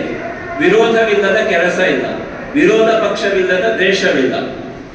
ವಿರೋಧ ಮಾಡಲಿಕ್ಕೆ ಅಂತಾನೆ ಕೆಲವರು ಇರ್ತಾರೆ. ಏನ್ ಮಾಡಿದ್ರು ನಾವು ವಿರೋಧನೆ ಮಾಡ್ತೇವೆ. ಅದು ಸಾಧಕ ಬಾಧಕಗಳ ಬೋಧೆ ಇರೋದಿಲ್ಲ, ಕೇವಲ ನಾವು ವಿರೋಧ ಮಾಡ್ಲಿಕ್ಕಿದ್ದವರು ಇದಕ್ಕೋಸ್ಕರ ಇರೋದು. ಇದು ಇವತ್ತಿನ ಕಥೆ ಅಲ್ಲ. ಕೃಷ್ಣ ಹುಟ್ಟಿದ ಆ ಸಂದರ್ಭದ ಕಥೆಯೂ ಇದೇ ಇತ್ತು. ಈಗ ಮುಂದಿನ ತಿಂಗಳು ಕೃಷ್ಣಾಷ್ಟಮಿ ಇದೆ. ಈ ಸಂದರ್ಭಕ್ಕೆ ನಾವು ಆ ಕಥೆಯನ್ನು ಹೇಳ್ಬಿಡೋಣ, ಯಾಕೆ ಸಾಂದರ್ಭಿಕವಾಗಿ ಬೇಕಾದದ್ದು. ಯಾವೆಲ್ಲ ಮಹಾಪುರುಷರು ಜಗತ್ತಿನಲ್ಲಿ ತಮ್ಮದಾದ ಸ್ವರೂಪವನ್ನು ಇನ್ನಿಲ್ಲದಂತೆ ತೋರಿಸಿದ್ದಾರೋ, ಹಾಗೆ ತೋರಿಸುವಾಗಲೆಲ್ಲ ಇಂತಹ ಬೊಬ್ಬೆಗಳೇ ಕಾರಣವಾಗಿದೆ. ನಾವು ಹಾಗಾಗಿ ಬೊಬ್ಬೆಗಳಿಗೆ ಹೆದರಬೇಕಾದ ಅಗತ್ಯ ಇಲ್ಲ. ಯಾಕೆ ಅಂತಂದ್ರೆ ಒಬ್ಬ ಪುರಾಣ ಪುರುಷನ ಸರ್ಜನಕ್ಕೆ, ಅವನ ಸೃಷ್ಟಿಗೆ ಅದು ಕಾರಣವಾಗುತ್ತೆ. ನಮ್ಮ ಪುಣ್ಯ ಈಗಾಗಲೇ ಸೃಷ್ಟಿಯಾಗಿ ಒಳ್ಳೆಯ ಸ್ಥಾನದಲ್ಲಿ ನಮ್ಮ ಪುರಾಣ ಪುರುಷರು ಕುಳಿತುಕೊಂಡಿದ್ದಾರೆ. ಹಾಗಾಗಿ ನಾವು ಭಯ ಪಡಬೇಕಾದ ಅಗತ್ಯ ಇಲ್ಲ. ಒಂದು ಕಡೆಯಲ್ಲಿ ಮಾಗಧ, ಜರಾಸಂಧ, ಇನ್ನೊಂದು ಕಡೆಯಲ್ಲಿ ಕಂಸ, ಮತ್ತೊಂದು ಕಡೆಯಲ್ಲಿ ನಾವು ನೋಡಿದ್ರೆ ಬೇರೆ ಬೇರೆ ಸಮೂಹಗಳು. ಇಡೀ ಭಾರತ ದೇಶದಲ್ಲಿ ಆ ಕಾಲಕ್ಕೆ ಆರ್ಯಾವರ್ತ ಅಂತ ಹೇಳ್ತಾ ಇದ್ರು. ಆ ಆರ್ಯಾವರ್ತದಲ್ಲಿ ಹೇಗಿತ್ತು ಅಂತಂದ್ರೆ ಎಲ್ಲ ಕಡೆಗಳಲ್ಲಿ ಆಸ್ತಿಕವಾದವನ್ನು ಹಾಗೂ ಪೌರಾಣಿಕವಾದಂತಹ ಪ್ರಜ್ಞೆಯನ್ನು, ವೇದ ಮತ್ತು ವೇದಾಂಗಗಳನ್ನು ಮತ್ತು ವೇದಾಂತಗಳಿಂದ ಅಭಿಧೇಯವಾದಂತಹ ಆ ತತ್ವವನ್ನು ವಿರೋಧಿಸುವ ಬಣ ರಾಜ್ಯ ಆಳ್ತಾ ಇತ್ತು. ಅವ್ರಿಗೆ ಹೆಸರು ಏನು ಅಂತಂದ್ರೆ ಒಬ್ಬ ಜರಾಸಂಧ, ಒಬ್ಬ ಕಂಸ ಇತ್ಯಾದಿಯಾಗಿ ನಾವು ಹೆಸರು ಕೊಡ್ಬೋದು. ಇದೆಲ್ಲದರ ಬಹಳ ದೊಡ್ಡ ಸ್ವರೂಪ ಯಾರು ಅಂತಂದ್ರೆ 18 ಅಕ್ಷೋಹಿಣಿ ಕರೆಸಿ ಕೊಲ್ಲಿಸ್ತಾನಲ್ಲ ಅವನು, ಕೌರವ ಕೊನೆಯಲ್ಲಿ. ಅದು ಮಹಾಭಾರತ ಆಯ್ತು. ಕೃಷ್ಣ ಹುಟ್ಟಿದಾಗಲೇ, ಹುಟ್ಟುವ ಮೊದಲೇ ಅವನನ್ನು ಕೊಲ್ಲೋದಕ್ಕೆ ಅಂತ ಪ್ರಯತ್ನ ಮಾಡಿದಾನೆ ಕಂಸ. ಎಷ್ಟು ಪ್ರಯತ್ನ ಅಂತಂದ್ರೆ ಇವನೊಬ್ಬನನ್ನ ಕೊಲ್ಲುವುದಕ್ಕೆ ಬೇಕಾಗಿ ಮೊದಲು ಹುಟ್ಟಿದ 6 ಶಿಶುಗಳನ್ನು ಕೊಂದಿದ್ದಾನೆ. ಇವನು ಹುಟ್ಟುವ ಮೊದಲೇ, ಇವನು 8ನೇ ಗರ್ಭದಲ್ಲಿ ಹುಟ್ಟುತ್ತಾನೆ. ಇವನು ಹುಟ್ಟೋದು ದೇವಕಿಯ ಅಷ್ಟಮ ಗರ್ಭದಲ್ಲಿ, ಅಶರೀರವಾಣಿ ಆಗಿದೆ. ಆದ್ರೆ ಮೊದಲ ಎಲ್ಲ ಮಕ್ಕಳನ್ನು ಕೊಲ್ಲಿಸಿದ್ನಲ್ಲ, ಆ ಎಲ್ಲ ಮಕ್ಕಳಿಗೂ ಕೂಡ ಅದೇ ರೀತಿಯಲ್ಲಿ ಅಷ್ಟು ಹೀನವಾಗಿ ನಡ್ಕೊಂಡಲ್ಲ. ಇದನ್ನ ನಾವು ಗಮನಿಸಬೇಕು. ಯಾಕೆ ಅಂತಂದ್ರೆ ಒಬ್ಬ ಕಂಸನಿಗಾಗಿ, ತನ್ನ ಬದುಕಿಗಾಗಿ. ಕಂಸ ಆ ಕಾಲಘಟ್ಟದ ಬಹಳ ದೊಡ್ಡ ರಾಜಕೀಯ ಪುಠಾರಿ, ಇವತ್ತಿನ ಭಾಷೆಯಲ್ಲಿ ಹೇಳೋದಿದ್ರೆ ಪೊಲಿಟಿಷಿಯನ್. ಅವನು ಬಹಳ ದೊಡ್ಡ ಪೊಲಿಟಿಷಿಯನ್. ಅವನ ಫ್ರೆಂಡ್ಶಿಪ್ ಹೆಂಗಿತ್ತು ಅಂತಂದ್ರೆ, ಗೆಳತನ ಹೇಗಿತ್ತು ಅಂದ್ರೆ, ಅವನು ಆಸ್ತಿ ಪ್ರಾಸ್ತಿ ಅಂತ ಮದುವೆ ಆಗ್ತಾನಿದ್ದಾನೆ. ಅವ್ರು ಯಾರು ಅಂತಂದ್ರೆ ಈ ಮಾಗಧನ ಮಕ್ಕಳು, ಜರಾಸಂಧನ ಮಕ್ಕಳು. ನೋಡಿ, ಸ್ನೇಹ ಆಯಿತು. ಸ್ನೇಹದ ಜೊತೆಗೆ ರಾಜಕೀಯವಾಗಿಯೂ ದೃಢರಾದರು. ಆ ಜರಾಸಂಧ ಎಂಥವನು ಅಂತಂದ್ರೆ 100 ರಾಜಕುಮಾರನ್ನು ಲೆಕ್ಕ ಮಾಡಿ ಒಳಗಿಟ್ಟುಕೊಂಡಿದ್ದಾನೆ. ಒಂದು ಯಜ್ಞ ಮಾಡಿ ಅವರನ್ನ ಕೊಂದು ತಾನೇನೋ ಒಂದು ದೊಡ್ಡದಾಗಬೇಕು ಅಂತ 99 ರಾಜಕುಮಾರರನ್ನ ಬಂದು ಸೆರೆಯಲ್ಲಿಟ್ಟಿದ್ದಾನೆ. ಅಂದ್ರೆ ಅರ್ಥ ಮಾಡ್ಬೇಕು ನಾವು, ಕೃಷ್ಣ ಅವತರಣ ಯಾಕಾಯ್ತು ಅಂತಂದ್ರೆ ಇದನ್ನೆಲ್ಲ ಸರಿದೂಗಿಸುವುದಕ್ಕೆ ಆಯಿತು. ಅದಕ್ಕೆ ಕೃಷ್ಣಾವತಾರದ ಅದಕ್ಕೆ ಸಮಾನವಾಗಿ ಪ್ಯಾರಲಲ್ ಆಗಿ ಅವನಿಗೆ ಬೇಕಾದ ಪಾಂಡವರು ಹುಟ್ಟಿದ್ದಾರೆ. ಅದು ಒಟ್ಟೊಟ್ಟಿಗೆ ಆದದ್ದು. ಜೊತೆಗೆ ಆ ಪಾಂಡವರಲ್ಲಿರಬಹುದಾದ ಕಿಚ್ಚನ್ನು ಹೆಚ್ಚಿಸುವುದಕ್ಕೆ ಬೇಕಾದಂತಹ ಮತ್ತೊಂದು ಹೆಣ್ಣು ಮಗಳು ಯಾಜ್ಞಸೇನಿ ಹುಟ್ಟಿದ್ದಾಳೆ. ನೋಡಿ, ಇದೆಲ್ಲ ಒಟ್ಟೊಟ್ಟಿಗೆ ಈ ಹೈವೇಯಲ್ಲಿ 8 ವೇ 12 ವೇ ಎಲ್ಲ ಇರ್ತದಲ್ಲ, ಹಾಗೆ ಒಟ್ಟೊಟ್ಟಿಗೆ ಹೋಗುವ ಕಥಾಭಾಗಗಳು. ಹಾಗೆ ಹುಟ್ಟಿದಂತಹ ಮಕ್ಕಳು. ಕೃಷ್ಣ ಇದೇ ಆಷಾಢ ಶ್ರಾವಣ ಮಾಸದಲ್ಲಿ ಹುಟ್ಟುತ್ತಾನೆ. ಹುಟ್ಟಬೇಕಿದ್ರೆ ಮಳೆಗಾಲ, ವರ್ಷಕಾಲ. ಆ ವರ್ಷಕಾಲದಲ್ಲಿ ಅವನು ತಂದೆಗೆ ಅವನು ಬೋಧನೆ ಮಾಡ್ದ ಅಂತ ಬರ್ತದೆ. ನಮ್ಮ ತಂದೆ ಅವರು ಬಹಳ ಸೊಗಸಾಗದನ್ನು ಇದಕ್ಕೂ ಚೆನ್ನಾಗಿ ಹೇಳ್ತಾರೆ. ನಾನು ತುಂಬಾ ಸಲ ಕೇಳಿದ್ದೇನೆ. ಅದು ತೆಗೆದದ್ದು ಕಾರಾಗೃಹದ ಬಾಗಲಲ್ವಂತೆ. ಯಾರೆಲ್ಲ ದುಃಖವೆನ್ನುವ ಕಾರಾಗೃಹದಲ್ಲಿ ಬಂಧಿತರಾಗಿ ಕಷ್ಟಪಡ್ತಾ ಇದ್ರು ಆ ಕಾಲದಲ್ಲಿ, ಅವರೆಲ್ಲರ ಬದುಕಿನ ಬವಣೆಯನ್ನು ತೀರಿಸುವುದಕ್ಕೆ ಬಾಗಿಲು ತೆಗೆದದ್ದು. ಹಾಗಾಗಿಯೇ ಬಾಗಿಲನ್ನು ತೆರೆದು ಸೇವೆಯನ್ನು ಕೊಡುವರಿ. ಅದಕ್ಕೆ ಬಂದಿತ್ತು ದಾಸರು ಹೇಳಿದಂತಹ ಮಾತು, ಬಾಗಿಲನ್ನು ತೆರೆದು. ಮತ್ತೆ ಇನ್ನೊಂದು, ತಾನು ಹುಟ್ಟಿದ ತಕ್ಷಣ ಅಪ್ಪನ ತಲೆ ಮೇಲೆ ಇಟ್ಕೊಂಡು ಹೋಗುವಾಗೆ ಅವನು ಪ್ರಚೋದನೆ ಕೊಟ್ಟ ಅದನ್ನ ಅವನು ಯಾವ ಕಂಸನ ಮಥುರೆಯಲ್ಲಿದ್ದೋ ಅಲ್ಲಿಂದ ಅವನು ನೇರವಾಗಿ ಯಶೋದೆಯ ನಂದನಾಗುವಂತಹ ಸಂದರ್ಭ ಬರ್ತದಲ್ಲ. ಆ ಸಂದರ್ಭದಲ್ಲಿ ಕೂಡ ನಾವು ಗಮನಿಸಬೇಕಾದ ತತ್ವ, ಮೊದಲು ತಂದೆ ತಾಯಿಗಳನ್ನು ಅವನು ಅಲ್ಲಿಂದ ಬಿಡಿಸ್ತಾನೆ. ಯಾವುದರಿಂದ? ಆ ಬಂಧನದಿಂದ ಬಿಡಿಸ್ತಾನೆ. ತಂದೆ ತಾಯಿಗಳನ್ನ ಬಂಧನದಿಂದ ಬಿಡಿಸೋದು ಎನ್ನುವುದು ಕೇವಲ ಕಾರಾಗೃಹಕ್ಕೆ ಸಂಬಂಧಪಟ್ಟಿದ್ದಲ್ಲ, ಮಕ್ಕಳ ಬಹಳ ದೊಡ್ಡದಾದಂತಹ ಕರ್ತವ್ಯ. ಎಲ್ಲ ದೃಷ್ಟಿಯಲ್ಲಿಯೂ ಅದು ಕರ್ತವ್ಯವಾಗುತ್ತೆ. ತಂದೆ ತಾಯಿಗಳ ಭವಬಂಧನದ ಆ ಭೀತಿಯನ್ನು ಮೀರಿ ಅವರೊಂದೊಂದು ಪ್ರೀತಿ ತುಂಬುವ ನೀತಿ ಇದೆಯಲ್ಲ, ಅದನ್ನು ಪರಿಪರ್ಯಾದ ರೀತಿಯಿಂದ ಕೊಟ್ಟನಲ್ಲ, ಅದು ಕೃಷ್ಣಾವತಾರ. ತನ್ನ ತಂದೆ ತಾಯಿಗಳನ್ನು ಮೊದಲು ಉದ್ಧಾರ ಮಾಡಿದ ಅಂತ, ಉದ್ಧತರಾದ್ರು ಅಂತ. ಯಾವ ಮಗು ದೇವಕಿಯ ಗರ್ಭದಲ್ಲಿ ಬೆಳೀತದೆ ಅಂತ ಗೊತ್ತಾದ ತಕ್ಷಣದಲ್ಲಿ ಅವಳನ್ನು ಕಾರಾಗೃಹದಲ್ಲಿ ಇಟ್ನೋ ಅಂತಹ ತನ್ನ ತಾಯಿಗೆ ಮೊದಲು ವಿಶ್ವರೂಪ ತೋರಿಸ್ತಾನೆ. ಇದಕ್ಕಿಂತ ಸುಂದರವಾದ ಸನ್ನಿವೇಶ ಏನ್ ಬೇಕು? ವಿಶ್ವರೂಪ ಎನ್ನುವುದು ಒಂದು ದೈವಿಕವಾದ ಚಿಂತನೆ. ಇವತ್ತು ನಾವು ಹೇಳೋದ್ರ ಬಹಳ ಅರ್ಥ ಇದೆ. ಇವತ್ತು ಆಷಾಢ ಶುದ್ಧ ಏಕಾದಶಿ ಆಗಿ ವೈಶ್ವಿಕವಾದ ನೆಲೆ ಪ್ರತಿ ತಾಯಿಗೂ ಹಾಗೆ ಅಲ್ವೇ ಮಕ್ಕಳ ಬಗ್ಗೆ ಇರೋದು. ತನ್ನ ಮಗ ವಿಶ್ವ ಮಟ್ಟದಲ್ಲಿರ್ಬೇಕು. ಇವನು ಉದರದಲ್ಲೇ ವಿಶ್ವ ಇದೆ ಅಂತ ತೋರಿಸಿದ್ನಲ್ಲ, ಇನ್ನೇನ್ ಬೇಕು? ಇದಕ್ಕಿಂತ ಸುಂದರವಾದದ್ದು ಇನ್ನೇನ್ ಬೇಕು? ತಂದೆ ತಾಯಿಗಳಿಗೆ ವಿಶ್ವರೂಪ ತೋರಿಸ್ತಾನೆ. ಎಲ್ಲಿಯವರೆಗೆ ಕಂಸ ಎಲ್ಲರಿಗೂ ಎಚ್ಚರ ಇರಬೇಕು ಅಂತ ಹೇಳಿದ್ನೋ ಅವರೆಲ್ಲ ಮೂರ್ಛೆ ತಪ್ಪಿ ಬೀಳ್ತಾರೆ. ಎಚ್ಚರು ತಪ್ಪಿ ಬಿದ್ದಂತಹ ಆ ವಸುದೇವನಿಗೆ ಎಚ್ಚರಿಕೆ ಬರ್ತದೆ. ಎಚ್ಚರಗೊಂಡಂತಹ ಅವನು ಆ ನದಿಯನ್ನು ದಾಟಿ ಹೋಗುವ ಸಂದರ್ಭದಲ್ಲಿ ನದಿ ದಾರಿ ಮಾಡಿ ಕೊಡ್ತದೆ. ಲೋಕದಲ್ಲಿ ಹಾಗೆ ಪ್ರಕೃತಿ ಯಾವತ್ತು ಸತ್ಯಪರವಾಗಿರ್ತದೆ ಹೇಳುವುದಕ್ಕೆ ಅದೊಂದು ಒಳ್ಳೆ ಒಂದು ಸಂದೇಶ. ಪ್ರಕೃತಿ ತನ್ನ ಪರವಾಗಿ ಬಂದ್ರೆ ತಾನು ದಾರಿ ಮಾಡಿ ಕೊಡ್ತದೆ ಅಂತ ಎಷ್ಟು ಸೊಗಸಾಗಿ ಹೇಳ್ತಾರೆ ಅಂತಂದ್ರೆ, ಪ್ರಾಕೃತಿಕವಾದ ಸತ್ಯ ಯಾವತ್ತು ಯಾವ ನದಿಯೂ ಹೀಗೆ ವಿಭಾಗ ಆದದ್ದಿಲ್ಲ. ಅದು ಮಾತ್ರ ಯಾಕೆ ಅಂತಂದ್ರೆ ಸತ್ಯದ ಪರವಾಗಿ ನಾನಿದ್ದೇನೆ. ಮತ್ತು ಕೃಷ್ಣ ಹೇಳ್ತಾನೆ, ನನ್ನ ಭೂಮಿರಾಪೋ ನನೋ ವಾಯು ಖಮ್ಮನೋ ಬುದ್ಧಿರೇವಚ ಅಹಂಕಾರ ಇತಿ ಎಮ್ಮೆ ಭಿನ್ನ ಪ್ರಕೃತಿ ಅಷ್ಟಧ. ನಾನೇ 8 ವಿಧದ ಪ್ರಕೃತಿ ಆಗಿದ್ದೇನೆ. ಅದರೊಳಗೆ ಭೂಮಿ ಆಪಹ ಎರಡನೇ ಬರ್ತದೆ, ನೀರು. ಅಂತಹ ನೀರು ದಾರಿ ಮಾಡಿಕೊಡ್ತು. ಜೊತೆಯಲ್ಲಿ ಎಲ್ಲರೂ ಯಾವುದಕ್ಕೆ ಹೆದರ್ತಾರೆ ಅಂತಂದ್ರೆ ನಾವು ಹೇಳ್ತೀವಿ ಏನಂತಂದ್ರೆ, ಕಲ್ಲನಾಗರ ಕಂಡರೆ ಹಾಲ ನೆರವೇರಯ್ಯ, ಅದೇ ನಿಜನಾಗರವ ಕಂಡರೆ ಅಲ್ಲಿಂದ ಓಡಿತಾರೆ, ಕೊಲ್ಲುತ್ತಾರೆ ಅಂತ. ಅಂತಹ ನಾಗ ಆದಿಶೇಷ ಕೊಡೆಯಾಗಿ ನಿಂತನಲ್ಲ.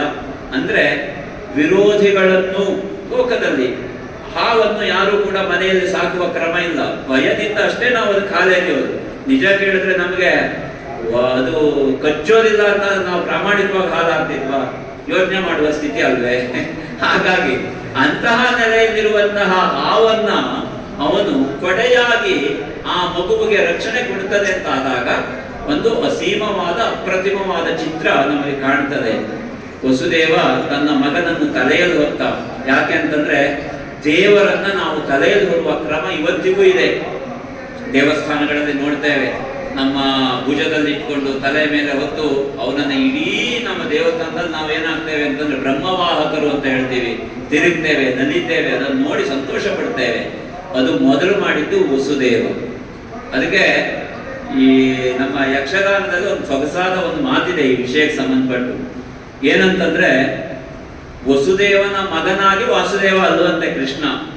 ಮುಂದೆ ವಾಸುದೇವ ಅಂತ ಅವನಿಗೆ ಹೆಸರು ಬರ್ತದೆ ಅಂತ ಮೊದಲೇ ಅವನಿಗೆ ವಸುದೇವ ಅಂತ ಹೆಸರಿಡಬೇಕು ಅಂತ ಒಂದು ಪ್ರಚೋದನೆ ಬಂತು ಅಂತ ಹೇಳ್ತಾರೆ. ಶೇಣಿ ಸಾಮಗರ ಚಿಂತನೆ, ವಸುದೇವ ಮತ್ತು ವಾಸುದೇವ ಕಲ್ಪನೆ ಹಾಲು ಬಂದದ್ದು ಅಂತ. ಹೀಗೆ ವಸುದೇವ ದೇವಕಿಯರ ಮಗನಾದ ಯಶೋದೆ ಮತ್ತು ನಂದರ ಕುಮಾರನಾದ ನಂದ ಕುಮಾರನಾದ ಅವನು ತನ್ನ ಸಾಕಿದ ತಾಯಿಗೆ ವಿಶ್ವರೂಪ ತೋರಿಸ್ತಾನೆ. ಅಂತಂದ್ರೆ ಅವನಿಗೆ ಎಲ್ಲರೂ ಯಾರು ಅವನ ಹತ್ರ ಬಂದ್ರು ತಾನು ವಿಶ್ವರೂಪ ತೋರಿಸ್ತೇನೆ ಹೇಳುವ ರೀತಿಯಲ್ಲಿ ಆ ಪ್ರೀತಿಯನ್ನು ಅವನು ತೋರಿಸಿದ. ತನ್ನ ಹೃದಯದ ಅಲ್ಲಿ ವಿಷ ತುಂಬಿಕೊಂಡು ಅದನ್ನು ಹಾಳಾಗಿಕೊಳ್ಳಿಕ್ಕೆ ಬಂದಂತಹ ಪೂತನಿಗೆ ಮೋಕ್ಷ ಕೊಟ್ಟ ಅಂತ ನಮ್ಮ ಭಾಗವತರ ಕಥೆ ಹೇಳ್ತಾರೆ. ಪೂತನ ಮಾರಣಾಖ್ಯಾತ, ಪೂತನೆಯ ಮರಣ ಅಂದ್ರೆ ಅವಳಿಗೆ ಮೋಕ್ಷ ಕೊಡುವ ಮೂಲಕ ಖ್ಯಾತನಾದವನು. ಪೂತ ನಾಮ, ಆದ್ರಿಂದ ಅವನ ಹೆಸರು ಪವಿತ್ರವಾಯಿತು. ಪೂತನಾಮ ರಣಖ್ಯಾತ ಜಗದ್ರಣಾಂಗಣೇಯಸ್ಯ ಸ್ಮರಣಂ ಜಯಕಾರಣಂ ಎನ್ನುವ ಹಾಗೆ ಹೇಳುವಂತಹದ್ದೇನಿದೆ. ಆ ನೆಲೆಯಲ್ಲಿ ನಮಗೆ ಕೃಷ್ಣ ಕಾಣ್ತಾನೆ.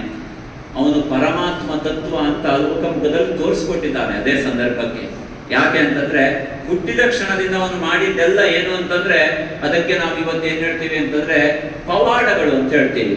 ಬಾಯಲ್ಲಿ ಬ್ರಹ್ಮಾಂಡ ತೋರಿಸಿದ, ಆಮೇಲೆ ಯಾವ ಹಾವು ಕಾಳಿಂಗ ತೊಂದರೆ ಕೊಡ್ತಾ ಇದ್ನೋ ಆ ಕಾಳಿಂಗನ ಮರ್ದನ ಮಾಡಿದ, ಪೂತನಿಯಂತಹ ರಾಕ್ಷಸಿಯನ್ನ ಕೊಂಡ.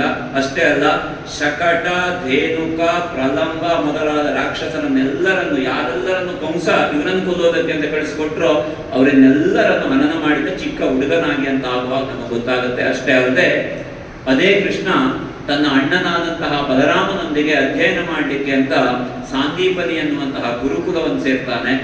ಆ ಗುರುಕುಲದಲ್ಲಿ 64 ದಿವಸದಲ್ಲಿ 64 ವಿದ್ಯೆ ಕಲಿತ ಎನ್ನುವಂತ ಭಾಗವತರ ಒಂದು ಚಿಂತನೆ ಇದೆ. ಅಂದ್ರೆ ಅವನು ಎಲ್ಲವನ್ನು ಕಲಿತು ಮುಗಿದಿತ್ತು, ಅವನಿಗೆ ಕಲಿಲಿಕ್ಕಿಲ್ಲ. ಆದ್ರೂ ಒಂದು ಗುರುಗಳಿಗೆ ಯಾಕೆ ಅವನಲ್ಲಿ ಹೋದ ಅಂತಂದ್ರೆ, ಸಾಂದೀಪನಿ ಗುರುಕುಲದಲ್ಲಿದ್ದಂತಹ ಗುರುಗಳಿಗೆ ಪುತ್ರವಿಹೀನತೆ ಬಂದಿತ್ತು. ಮಕ್ಕಳು, ಅವನ ಮಗನನ್ನ ಒಬ್ಬ ರಾಕ್ಷಸ, ಭಯೋತ್ಪಾದಕ ಅಂತ ಹೇಳ್ಬೇಕು, ಸಮುದ್ರಗಳ್ಳ ಒಬ್ಬ ಪಂಚಜನ ಅಂತ ಹೆಸರು. ಅವನ ಕೆಲಸ ಏನು ಅಂತಂದ್ರೆ, ಮಕ್ಕಳನ್ನ ಕದ್ಕೊಂಡು ಹೋಗಿ ಸಮುದ್ರದಲ್ಲಿ ದ್ವೀಪದಲ್ಲಿ ಇಟ್ಟು ಏನೋ ಒಂದು ವಿಕೃತಿ. ಆ ವಿಕೃತಿ ಎಲ್ಲಿವರೆಗೆ ಹೋಯ್ತು ಅಂತಂದ್ರೆ, ಈ ಗುರುಕುಲದಲ್ಲಿದ್ದ ಸಾಂದೀಪನಿ ಗುರುವಿನ ಮಗನನ್ನು ಆ ಕಳ್ಳ ಕದ್ಕೊಂಡು ಹೋಗುವಾಗ ಆಯ್ತು. ಈ ಮಕ್ಕಳು ಕಲಿಯೋದಕ್ಕೆ ಬಂದ್ರು, ಯಾರು? ಬಲರಾಮ ಮತ್ತು ಕೃಷ್ಣರು. ಕಲಿತು ಮುಗಿದ ಮೇಲೆ ಗುರುದಕ್ಷಿಣೆ ಅಂತ ಕೇಳಿದ್ರು. ಆಗ ಸಾಂದೀಪನಿ ಹೇಳಿದ್ರು, ಲೋಕದ ಗುರು ನೀನು, ನಿನಗೆ ಕಲಿಸಿದ್ದೇನೆ ಹೇಳುವ ಭ್ರಮೆಯನ್ನ ನೀನು ಲೋಕ ಕುಡಿಸಿದೀಯಾ, ಇದೇ ನಮಗೆ ಗುರುದಕ್ಷಿಣೆ, ಇನ್ನೇನಿದೆ? ನಿನಗೆ ನಾವು ಕಲಿಸಿದ್ದೇವೆ ಹೇಳೋದು ಭ್ರಮೆ ಅದು. ಆದ್ರೆ ಲೋಕ ನಾಳೆ ಏನ್ ಹೇಳುತ್ತೆ, ಸಾಂದೀಪನಿ ಗುರುಕುಲದಲ್ಲಿ ಕೃಷ್ಣ ಬಲರಾಮನ ಕಟ್ಟಿ ಬಲರಾಮಕೃಷ್ಣ ಕಲಿತಿದ್ದಾರೆ ಅಂತ ಹೇಳೋದಂತ ಹೇಳುತ್ತಲ್ಲ. ಇದಕ್ಕಿಂತ ದೊಡ್ಡ ಇದೇ ಗುರುತ್ವ ಅಂತ. ಇಲ್ಲಿ ಲಾಘವವೇ ಇಲ್ಲ, ಇದೇ ದೊಡ್ಡ ಗುರುತ್ವ, ಇನ್ನೇನು ಬೇಕು? ಆದ್ರೂ ಒಂದು ಮಾತು ಹೇಳಿದ್ರು ಕೊನೆಯಲ್ಲಿ, ಇವ್ರು ಬಿಡ್ಲಿಲ್ಲ. ಇಲ್ಲ ಗುರುಗಳೇ, ಏನಾದ್ರೂ ಒಂದು ಗುರುಕುಲಕ್ಕೆ ಗುರುದಕ್ಷಿಣೆ ಕೊಡದೆ ಹೋಗ್ಲಿಕ್ಕೆ ಆಗೋದಿಲ್ಲ. ಆಗ ಒಂದು ದೀರ್ಘ ನಿಟ್ಟುಸಿರು ಬಿಟ್ಟು ಹೇಳ್ತಾರೆ, ನನಗಂತೂ ಜೀವನದಲ್ಲಿ ಯಾವ ಆಸೆ ಇಲ್ಲ, ಆದ್ರೆ ನಿಮಗೆ ಪ್ರತಿನಿತ್ಯ ತಾಯಿ ಊಟ ಮಾಡಿಸಿದಾಳಲ್ಲ, ಗುರುಪತ್ನಿ ಮಾತೃ ಸಮಾನ, ಆ ತಾಯಿಯಲ್ಲಿ ಹೋಗಿ ಕೇಳಿ, ಅವಳಿದ್ದೇನಾದ್ರೂ ಆಸೆ ಇದ್ರೆ ನೀವು ಈಡೇರಿಸಬಹುದು ಅಂತ ಹೇಳಿದ್ರು ಕೊನೆಯಲ್ಲಿ. ತಾಯಿಯಲ್ಲಿ ಹೋಗಿ ಕೇಳ್ತಾರೆ.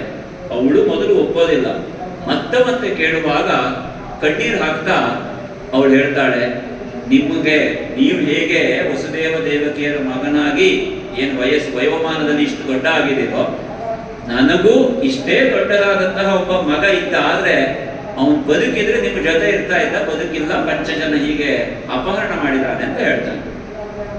ಹೀಗೆ ಹೇಳಿದಾಗ ಸಮುದ್ರ ಮಧ್ಯಕ್ಕೆ ಹೋಗಿ ಅಲ್ಲಿ ದ್ವೀಪ ಪ್ರದೇಶದಲ್ಲಿ ಅಡಗಿದ್ದ ನೋಡಿ, ಅಡಗು ತಾಣ, ಬಾಂಬ್ ಹಾಕೋದು, ಆಮೇಲೆ ಅವರಿದ್ದೇ ಸಂಘಟನೆ ಮಾಡೋದು, ಎಲ್ಲೆಲ್ಲೋ ಏನೇನೋ ಮಾಡ್ತಾ ಇರೋದು, ಭಯೋತ್ಪಾದಕರು, ರಾಕ್ಷಸರು ಎಲ್ಲ ಒಂದೇ, ಹೆಸರುಗಳು ಬೇರೆ ಬೇರೆ, ಕಾಲಘಟ್ಟದಲ್ಲಿ ಹೆಸರು ಬೇರೆ ಆಗಿದೆ.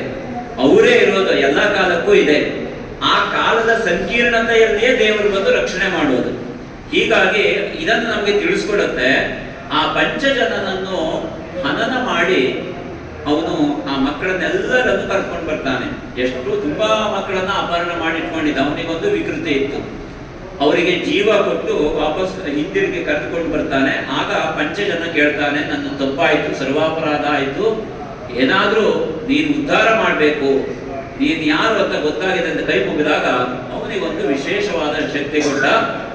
ಹಾಗಾದ್ರೆ ನೀನು ನನ್ನ ಜೊತೆನೇ ಇರ್ತೀಯ, ಇದು ನಿನ್ನ ದೂರ ಇಡೋದಿಲ್ಲ ನಾನು, ನೀನು ನನ್ನ ಜೊತೆನೇ ಇರ್ತೀಯ, ನೀನು ನನ್ನ ಕಂಠದ ಧ್ವನಿಯಾಗಿ ಲೋಕಕ್ಕೆಲ್ಲ ಜಾಗೃತಿಯನ್ನು ತರುವ ಕೆಲಸವನ್ನು ನೀನು ಮಾಡ್ತಾ ಇರಬೇಕು. ಹಾಗಾಗಿ ಧ್ವನಿ ಹೊರಡಿಸುವುದಕ್ಕೆ ಅನೇಕ ಪರಿಕರಗಳಿದ್ದಾವೆ. ಆ ಪರಿಕರದಲ್ಲಿ ಒಂದು ಪರಿಕರ ಯಾವುದು ಅಂತಂದ್ರೆ ಶಂಖ. ಶಂಖಕ್ಕೆ ಗರ್ಭ ದೇವಾರಿ ನಾರೀಣಾಂ ವಿಶೀರ್ಯಂತೆ ಸಹಸ್ರದ ತವನಾದೇನ ಪಾತಾಲೆ ಪಾಂಚಜನ್ಯ ನಮೋಸ್ತುತೆ. ಪಾಂಚಜನ್ಯದ ಸ್ತುತಿಯಲ್ಲಿ ಬರ್ತದೆ. ಗರ್ಭ ದೇವ ಹರಿ ನಾರೀಣ ಎಲ್ಲ ಕಡೆ ನಿನ್ನದಾದಂತಹ ನಾದ ತುಂಬಿಕೊಳ್ತದೆ. ತವನಾದೇನ ಪಾತಾಲ ಪಾಂಚಜನ್ಯ ನಮೋಸ್ತೆ ಅಂದ್ರೆ ಇದರ ಅರ್ಥ ಏನು ಅಂತಂದ್ರೆ ಪಂಚಜನನಿಂದ ಅವನ ಧ್ವನಿ ವಿಶೇಷದಿಂದ ಕೂಡಿದಂತಹ ಒಂದು ಶಂಖವಾಗಿ ಕೃಷ್ಣನ ಜೊತೆಯಲ್ಲಿ ಕೊನೆಯವರೆಗೂ ಇರ್ತಾನೆ. ಅದಕ್ಕೆ ನಮಗೆಲ್ಲ ಗೊತ್ತಾಗಿದೆ. ಅದರ ಹೆಸರು ಏನು ಅಂತಂದ್ರೆ ಪಾಂಚಜನ್ಯ. ಪಾಂಚಜನ್ಯಂ ಋಷಿಕೇಶ ಅಂತ ಗೀತೆಯ ಆರಂಭದಲ್ಲಿ ನಾವು ಕೇಳ್ತೇವೆ. ಹೀಗೆ ಆ ಪಾಂಚಜನ್ಯವಾಗಿ ಕೃಷ್ಣನ ಜೊತೆಯಲ್ಲಿರ್ತಾನೆ. ಇವನು ಸಮಗ್ರವಾಗಿ ಅವನಿಗೆ ಸಮರ್ಪಣೆ ಮಾಡ್ತಾನೆ. ಆ ಮಕ್ಕಳನ್ನೆಲ್ಲ ಕರೆದುಕೊಂಡು ಹೋಗಿ ಗುರುಕುಲಕ್ಕೆ ಒಪ್ಪಿಸಿ ಅಲ್ಲಿಂದ ನಿರ್ಗಮಿಸ್ತಾನೆ. ಹೀಗೆ ನಿರ್ಗಮಿಸಿ ಬೇರೆ ಬೇರೆ ರೀತಿಯಲ್ಲಿ ಬಲರಾಮ ಕೃಷ್ಣರ ಕಥೆ ತುಂಬಾ ಇದೆ. ಅದೇ ಭಾಗವತ ಸಪ್ತಾಹ ಇದೇ ಒಂದು ಏನು ಸಂಸ್ಥೆಗಳ ಅಡಿಯಲ್ಲಿ ಆದ್ರೆ ಮುಂದಿನ ದಿವಸದಲ್ಲಿ ಅದು ಆಗ್ಬೇಕಾಗಿದ್ದು. ಯಾರು ಮಹನೀಯರಿದ್ದಾರೆ ಕರೆಸಿ ಮಾಡಬೇಕಾದಂತಹ ಒಂದು ಕಾರ್ಯ, ನೀವೇ ಬರಬೇಕು ಅಂತ ದೇವರು ನಡೆಸಿದ್ರೆ ಖಂಡಿತವಾಗಿ ಆಗ್ತದೆ, ನೋಡೋಣ. ಆದ್ರೆ ಇದು ನಾವು ಕೇಳಬೇಕಾದದ್ದು ಯಾಕೆ ಅಂತಂದ್ರೆ ಭಾಗವತ ಏನು ಅಂತಂದ್ರೆ ಪಂಡಿತರಿಗೆ ಪರೀಕ್ಷೆ ಭಾಗವತದಲ್ಲಿ ಅಂತ ಮಾತಿದೆ. ಪಂಡಿತರಿಗೆ ಪರೀಕ್ಷೆ ಹುಟ್ಟುವಂತಹ ಒಂದು ಅದ್ಭುತವಾದ ಕೃತಿ ಭಾಗವತ ಅಂತ. ಆದ್ದರಿಂದ ಅಂತಹ ಭಾಗವತದ ಕಥೆಯನ್ನು ನಾವು ಈ ಸಂದರ್ಭದಲ್ಲಿ ಇದಕ್ಕೆ ಬೇಕಾದಷ್ಟೇ ಹೇಳಿದ್ದು. ಇನ್ನೂ ಇದ್ರೊಳಗೆ ತುಂಬಾ ಹೇಳಬೇಕಾದದ್ದಿದೆ, ನಿಮಗೂ ಕೂಡ ಗೊತ್ತಿರುವಂತಹದ್ದೇ. ಹೀಗೆ ಕೃಷ್ಣ ಬೆಳೀತಾನೆ. ಬಲರಾಮ ದ್ವಾರಕೆಯಲ್ಲಿ ಇದ್ಕೊಂಡು ದ್ವಾರಕೆಗೆ ಬರ್ತಾರೆ. ಆ ದ್ವಾರಕೆ ಎನ್ನುವುದು ಸಮುದ್ರ ಮಧ್ಯದಲ್ಲಿ, ಅದರಿಂದ ಪುನಃ ದ್ವಾರಕಾ ನಗರ ನಿರ್ಮಾಣ ಮಾಡ್ತಾರೆ. ಆ ನಗರ ನಿರ್ಮಾಣ ಮಾಡಿ ಅಲ್ಲಿ ಬಲರಾಮನೇ ಅಲ್ಲಿ ಆಳ್ವಿಕೆ ಮಾಡುವಂತಹ ಸನ್ನಿವೇಶ ಬಂತು. ಮಥುರೆಯಲ್ಲಿ ಕಂಸನನ್ನ ಕೊಂದ ನಂತರ ಉಗ್ರಸೇನ ಅವನ ಅಪ್ಪನನ್ನು ರಾಜನನ್ನಾಗಿ ಮಾಡ್ತಾನೆ.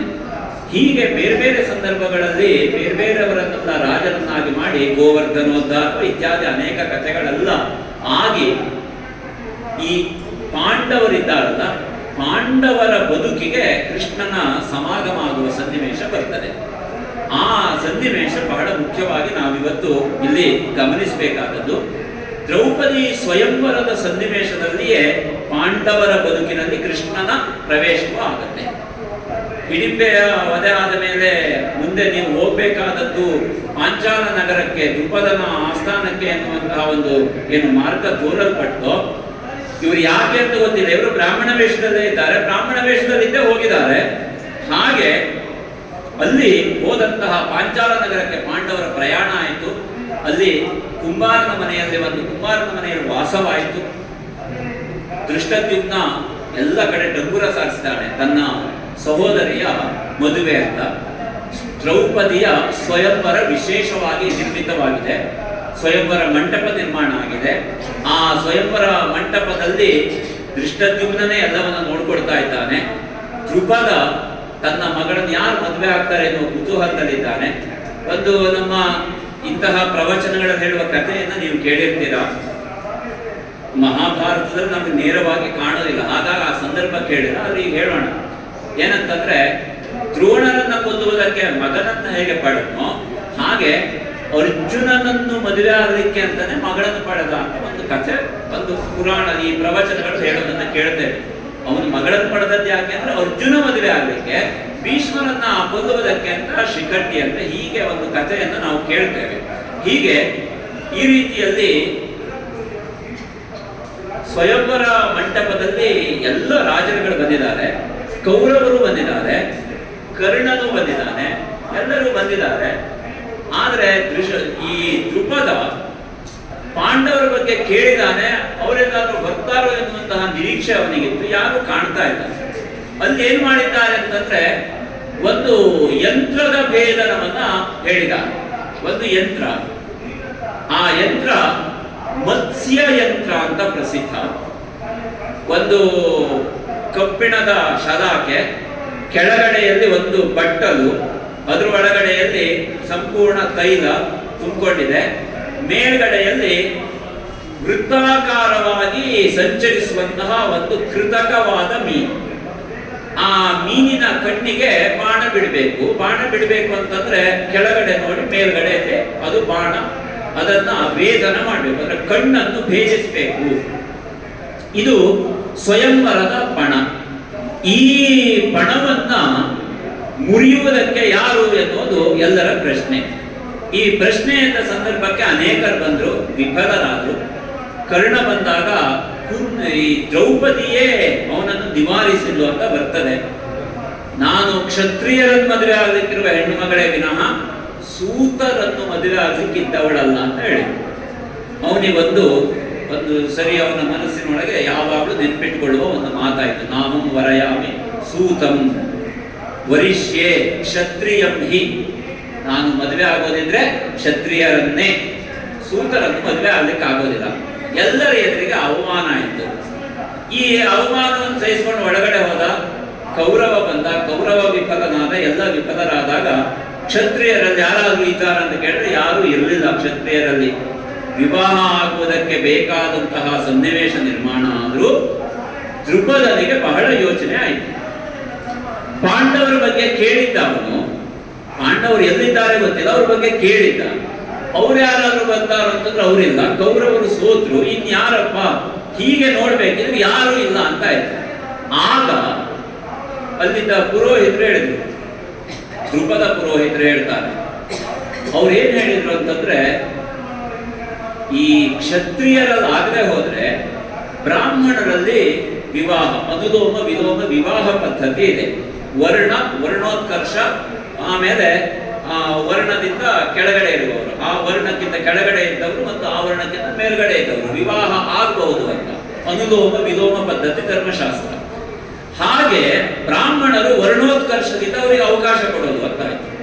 ಅವರು ಯಾರಾದ್ರೂ ಮದುವೆ ಆಗೋದಿದ್ರೆ ಅವರು ಯಾರಾದ್ರೂ ಬಂದು ಈ ಭೇದನ ಮಾಡಿದ್ರೆ ಮಾಡಬಹುದು ಅಂತ ಹೀಗೆ ಹೇಳಿದಾಗ ಅಲ್ಲಿ ನೇರವಾಗಿ ಅರ್ಜುನ ಬರ್ತಾನೆ.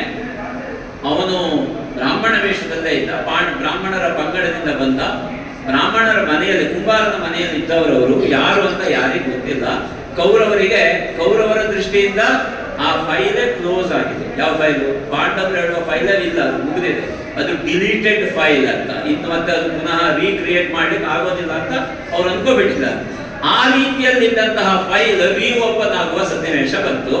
ಅದು ಬಹಳ ದೊಡ್ಡ ಮಟ್ಟದಲ್ಲಿ ರೀಓಪನ್ ಆಯಿತು, ಪುನಃ ಲೋಕಕ್ಕೆ ಸ್ಥಾಪನೆ ಆಯಿತು. ಯಾಕೆ ಅಂತಂದ್ರೆ ಸತ್ತೋದವರು ಬದುಕಿ ಬರ್ತಾರೆ ಎನ್ನುವಂತಹ ಆ ಕಥೆ ಯಾವತ್ತಿಗೂ ಕೂಡ ರೋಮಾಂಚವಾದದ್ದು.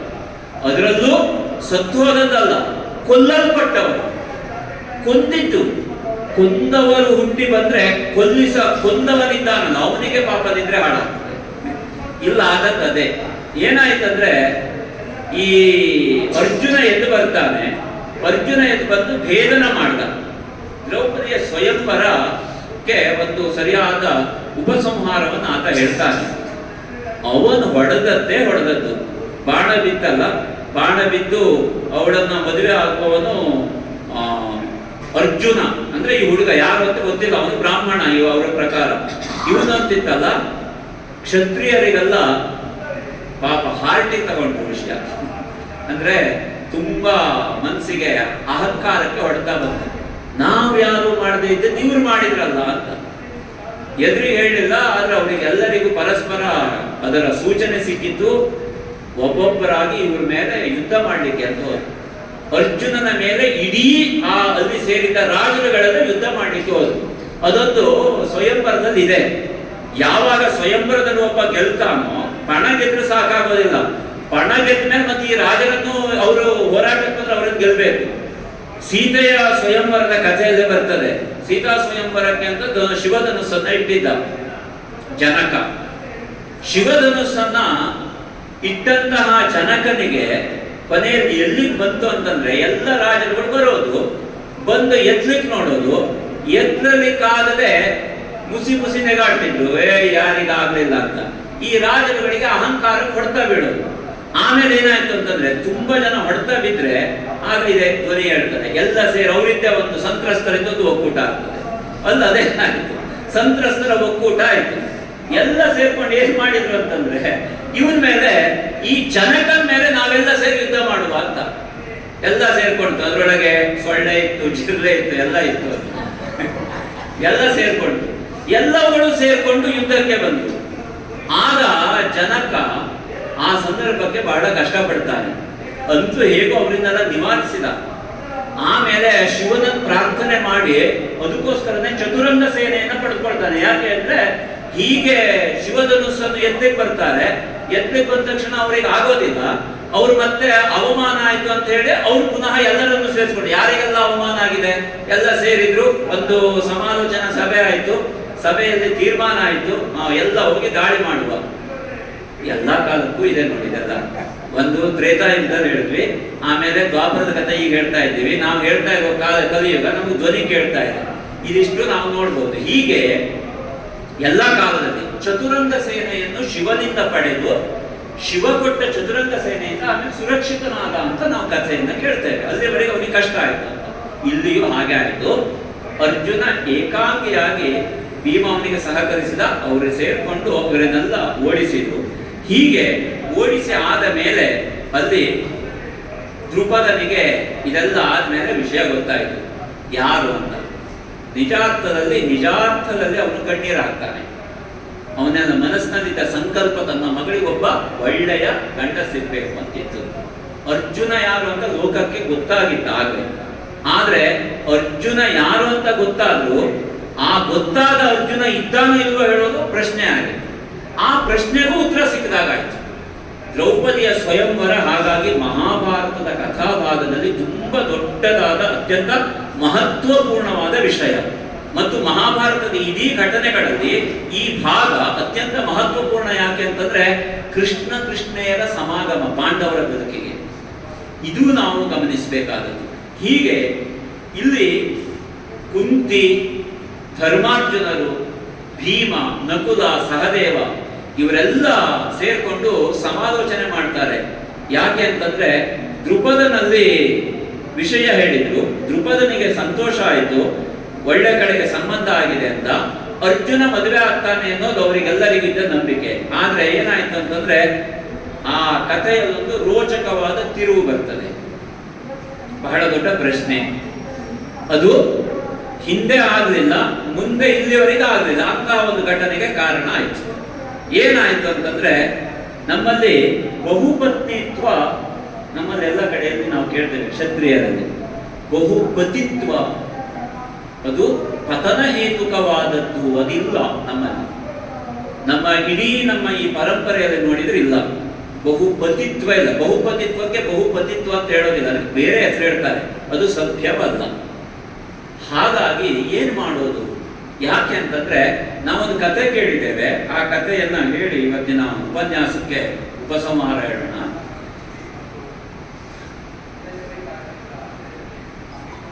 ದ್ರೌಪದಿ ಹುಟ್ಟಿದ ಸನ್ನಿವೇಶವನ್ನು ನಾವು ಹೇಳ್ಬೋದ. ಆ ದ್ರೌಪದಿ ಯಾರು ಎನ್ನುವ ಬಗ್ಗೆ ವ್ಯಾಸರು ಪಾಂಡವರಿಗೆ ಹೇಳಿರ್ತಾರೆ. ದ್ರೌಪದಿ ಯಾರು, ದ್ರೌಪದಿ ಹೇಗೆ ಹುಟ್ಟಿದ್ದಾಳೆ ಎನ್ನುವುದನ್ನು ನಾವು ಕೇಳಿದ್ವಿ. ಆದ್ರೆ ದ್ರೌಪದಿ ಯಾರು ಎನ್ನುವುದನ್ನ ನಾವು ಹೇಳಬೇಕಾಗಿದೆ. ದ್ರೌಪದಿ ಯಾರು ಮತ್ತು ಅವಳಿಗೆ ಬಹುಪತಿತ್ವ ಎನ್ನುವುದು ಹೇಗೆ ಬಂತು ಎನ್ನುವುದು ಮುಖ್ಯವಾದಂತಹ ವಿಷಯ. ಈ ವಿಷಯವನ್ನ ನಮಗೆ ಮಹಾಭಾರತ ತಿಳಿಸ್ಕೊಡುತ್ತೆ. ಏನಂತಂದ್ರೆ, ದ್ರೌಪದಿಯಲ್ಲಿ ಇದ್ದಂತಹ ಹಿನ್ನೆಲೆಯಲ್ಲಿ ಒಂದು ಕಾಲಘಟ್ಟದಲ್ಲಿ ಆ ಹೆಣ್ಣು ಮಗಳ ಹಿನ್ನೆಲೆಯಲ್ಲಿರುವಂತಹ ಕಥೆ ಪತಿಂ ದೇಹಿ ಎನ್ನುವ ಹಾಗೆ 5 ಸಲ ಪ್ರಾರ್ಥನೆ ಮಾಡಿದ್ದು ಎನ್ನುವಂತಹ ಕಥಾಭಾಗ ಏನಿದೆ ಅದು ಮಹಾಭಾರತದಲ್ಲಿ ಉಲ್ಲಿಖಿತವಾದ ಕಥೆ. ಅದು ಯಾರು ನಮ್ಮ ಪ್ರವಚನಕಾರರ ಕಲ್ಪನೆಯಲ್ಲಿದ್ದ ಕಥೆ ಅಲ್ಲ. ಪತಿಂ ದೇಹಿ ಎನ್ನುವಂತಹ ಒಂದು ಸನ್ನಿವೇಶದಲ್ಲಿ ಅವಳು ಕೇಳಿಕೊಳ್ತಾಳೆ. ಆ ಕೇಳಿಕೊಳ್ಳುವಂತಹ ಒಂದು ಸನ್ನಿವೇಶವನ್ನ ನಾವು ಈ ಸಂದರ್ಭದಲ್ಲಿ ಗ್ರಹಿಸಬೇಕು ಅಥವಾ ನೋಡಬಹುದು. ಏನಿದೆ ಅಂತಂದ್ರೆ ಅಲ್ಲಿ ನೇರವಾಗಿ ನಮಗೆ ಕಾಣುವಂತಹ ಕಥಾಭಾಗದಲ್ಲಿ ಬರುವಂತಹ ವಿಷಯ, ವ್ಯಾಸರು ದ್ರೌಪದಿಯ ಪೂರ್ವಜನ್ಮದ ವೃತ್ತಾಂತವನ್ನ ಹೇಳ್ತಾರೆ. ಆ ವೃತ್ತಾಂತದ ಪ್ರಕಾರ ಇಲ್ಲಿ ನೋಡಿ ಬರೆದದ್ದನ್ನ ಹೇಳ್ಬಿಡ್ತೇನೆ. ಮಹರ್ಷಿಯೊಬ್ಬ ತಪೋವನದಲ್ಲಿ ಒಬ್ಬಳು ಋಷಿಕನ್ಯಕೆಯನ್ನ ಕಾಣ್ತಾನೆ. ಚಲುವೆಯಾದಂತಹ ಅವಳು ಪ್ರಾರಬ್ಧವಶದಿಂದ ಯೋಗ್ಯನಾದಂತಹ ಪತಿಯನ್ನು ಪಡೆದುಕೊಳ್ಳುವಲ್ಲಿ ವಿಫಲಳಾಗಿರ್ತಾಳೆ ಪ್ರಾರಬ್ಧ ಕಾರಣದಿಂದ. ಋಷಿಕನ್ಯೆಯ ಜೀವನದಲ್ಲಿ ಬಹಳ ಬೇಸರಗೊಂಡು ತಪಸ್ಸನ್ನಾದರೂ ಮಾಡಿ ತಾನು ಪತಿಯನ್ನು ಹೊಂದಬೇಕು ಅಂತ ಪ್ರಯತ್ನಶೀಲಳಾಗಿರ್ತಾಳೆ ಆ ಋಷಿಕನ್ಯಕೆ.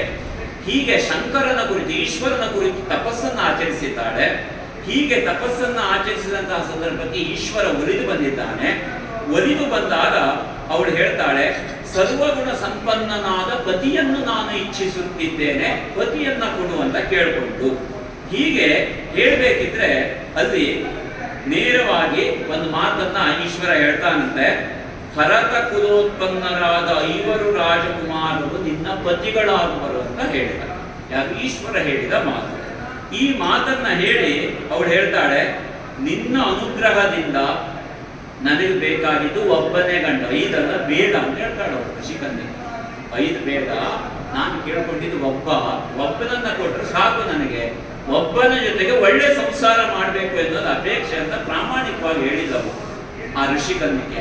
ಹಾಗೆ ಹೇಳಿದಾಗ ಒಂದು ಮಾತು ಹೇಳ್ತಾನೆ ಈಶ್ವರ, ಕೆಲವೊಂದಿಷ್ಟು ಘಟನೆಗಳು ಭವಿಷ್ಯಕ್ಕೆ ಬೇಕಾಗಿ ಇಲ್ಲೇ ಅದೇನಾಗ್ತದೆ ಅಂತಂದ್ರೆ ಬೀಜವಾಪನ ಆಗಿರ್ತದೆ. ನೀನು ಪತಿಯನ್ನು ಪಡೆದುಕೊಳ್ಬೇಕು ಎನ್ನುವ ತವಕದಲ್ಲಿದ್ದ ನೀನು, ನಾನು ಪ್ರತ್ಯಕ್ಷನಾದ ಮೇಲೆ ಏನು ಕೇಳಿದೆ ಹೇಳು? ಹೋಹೋ ಪತಿಂ ದೇಹಿ, ಕ್ಷಮಿಸಿ, ಪ್ರಭೋ ಪತಿಂ ದೇಹಿ, ಪ್ರಭುವೇ ಗಂಡನನ್ನು ಅನುಗ್ರಹಿಸು ಅಂತ ಕೇಳಿದೆ. ನಾನು ಸುಮ್ಮನೆ ನಿಂತು ಅನುಗ್ರಹಕ್ಕೆ ಸಿದ್ಧನಾದೆ.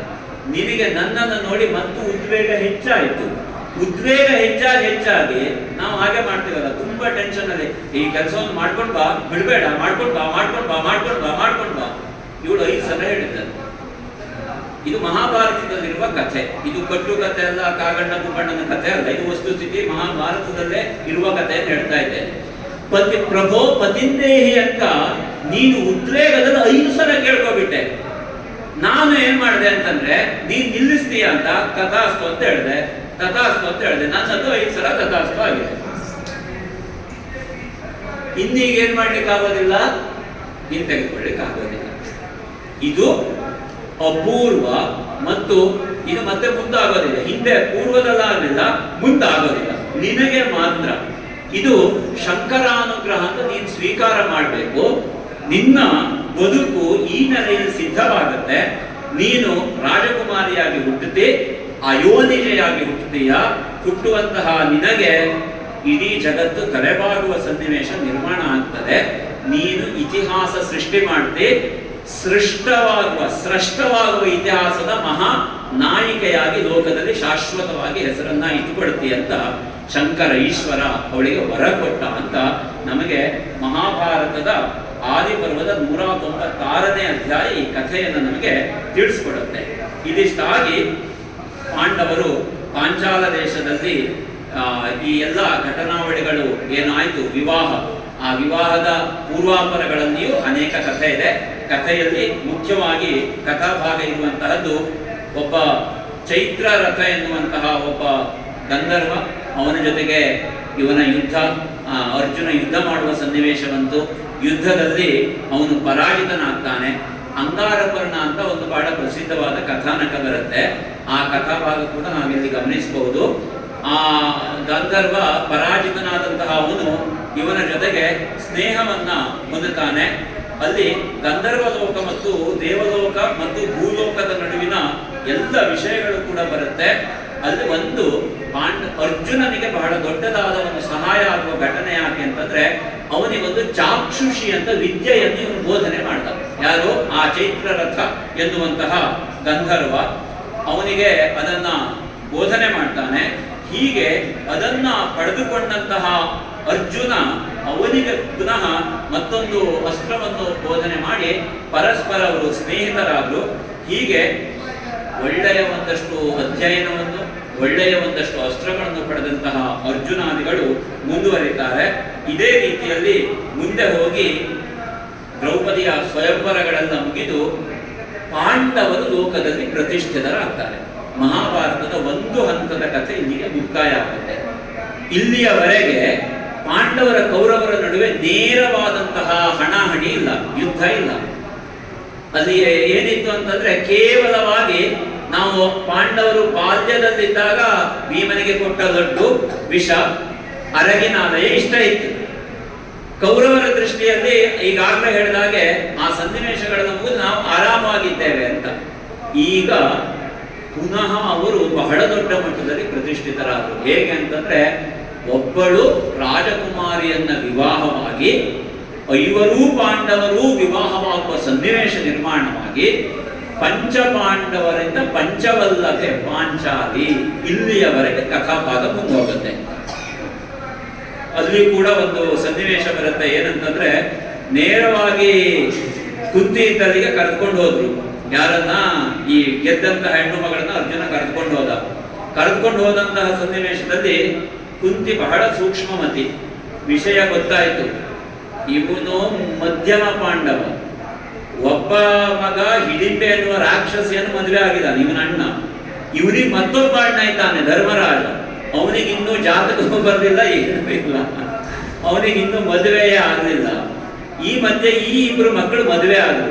ಹೀಗೆ ಇವರು ಕಂಡಲ್ಲೆಲ್ಲ ಹೋಗಿ ಮದುವೆ ಆಗ್ತಾ ಹೋದ್ರೆ ನಾಳೆ ಇವ್ರ ನಡುವೆ ಸಂಘಟನೆ ಇರೋದಿಲ್ಲ, ಇದು ವಿಘಟಿತವಾಗುತ್ತೆ. ಬುದ್ಧಿವಂತಿಕೆ ಉಪಯೋಗಿಸಿದ್ದು ಬಂದಂತಹ ಅವಳು ನೇರವಾಗಿ ವ್ಯಾಸ ಭಾರತ ಬರೆಯುತ್ತೆ. ಅರ್ಜುನ ಗೆದ್ದು ಬಂದಿದ್ದು ಗೊತ್ತಾಗಿದೆ ಅವಳಿಗೆ.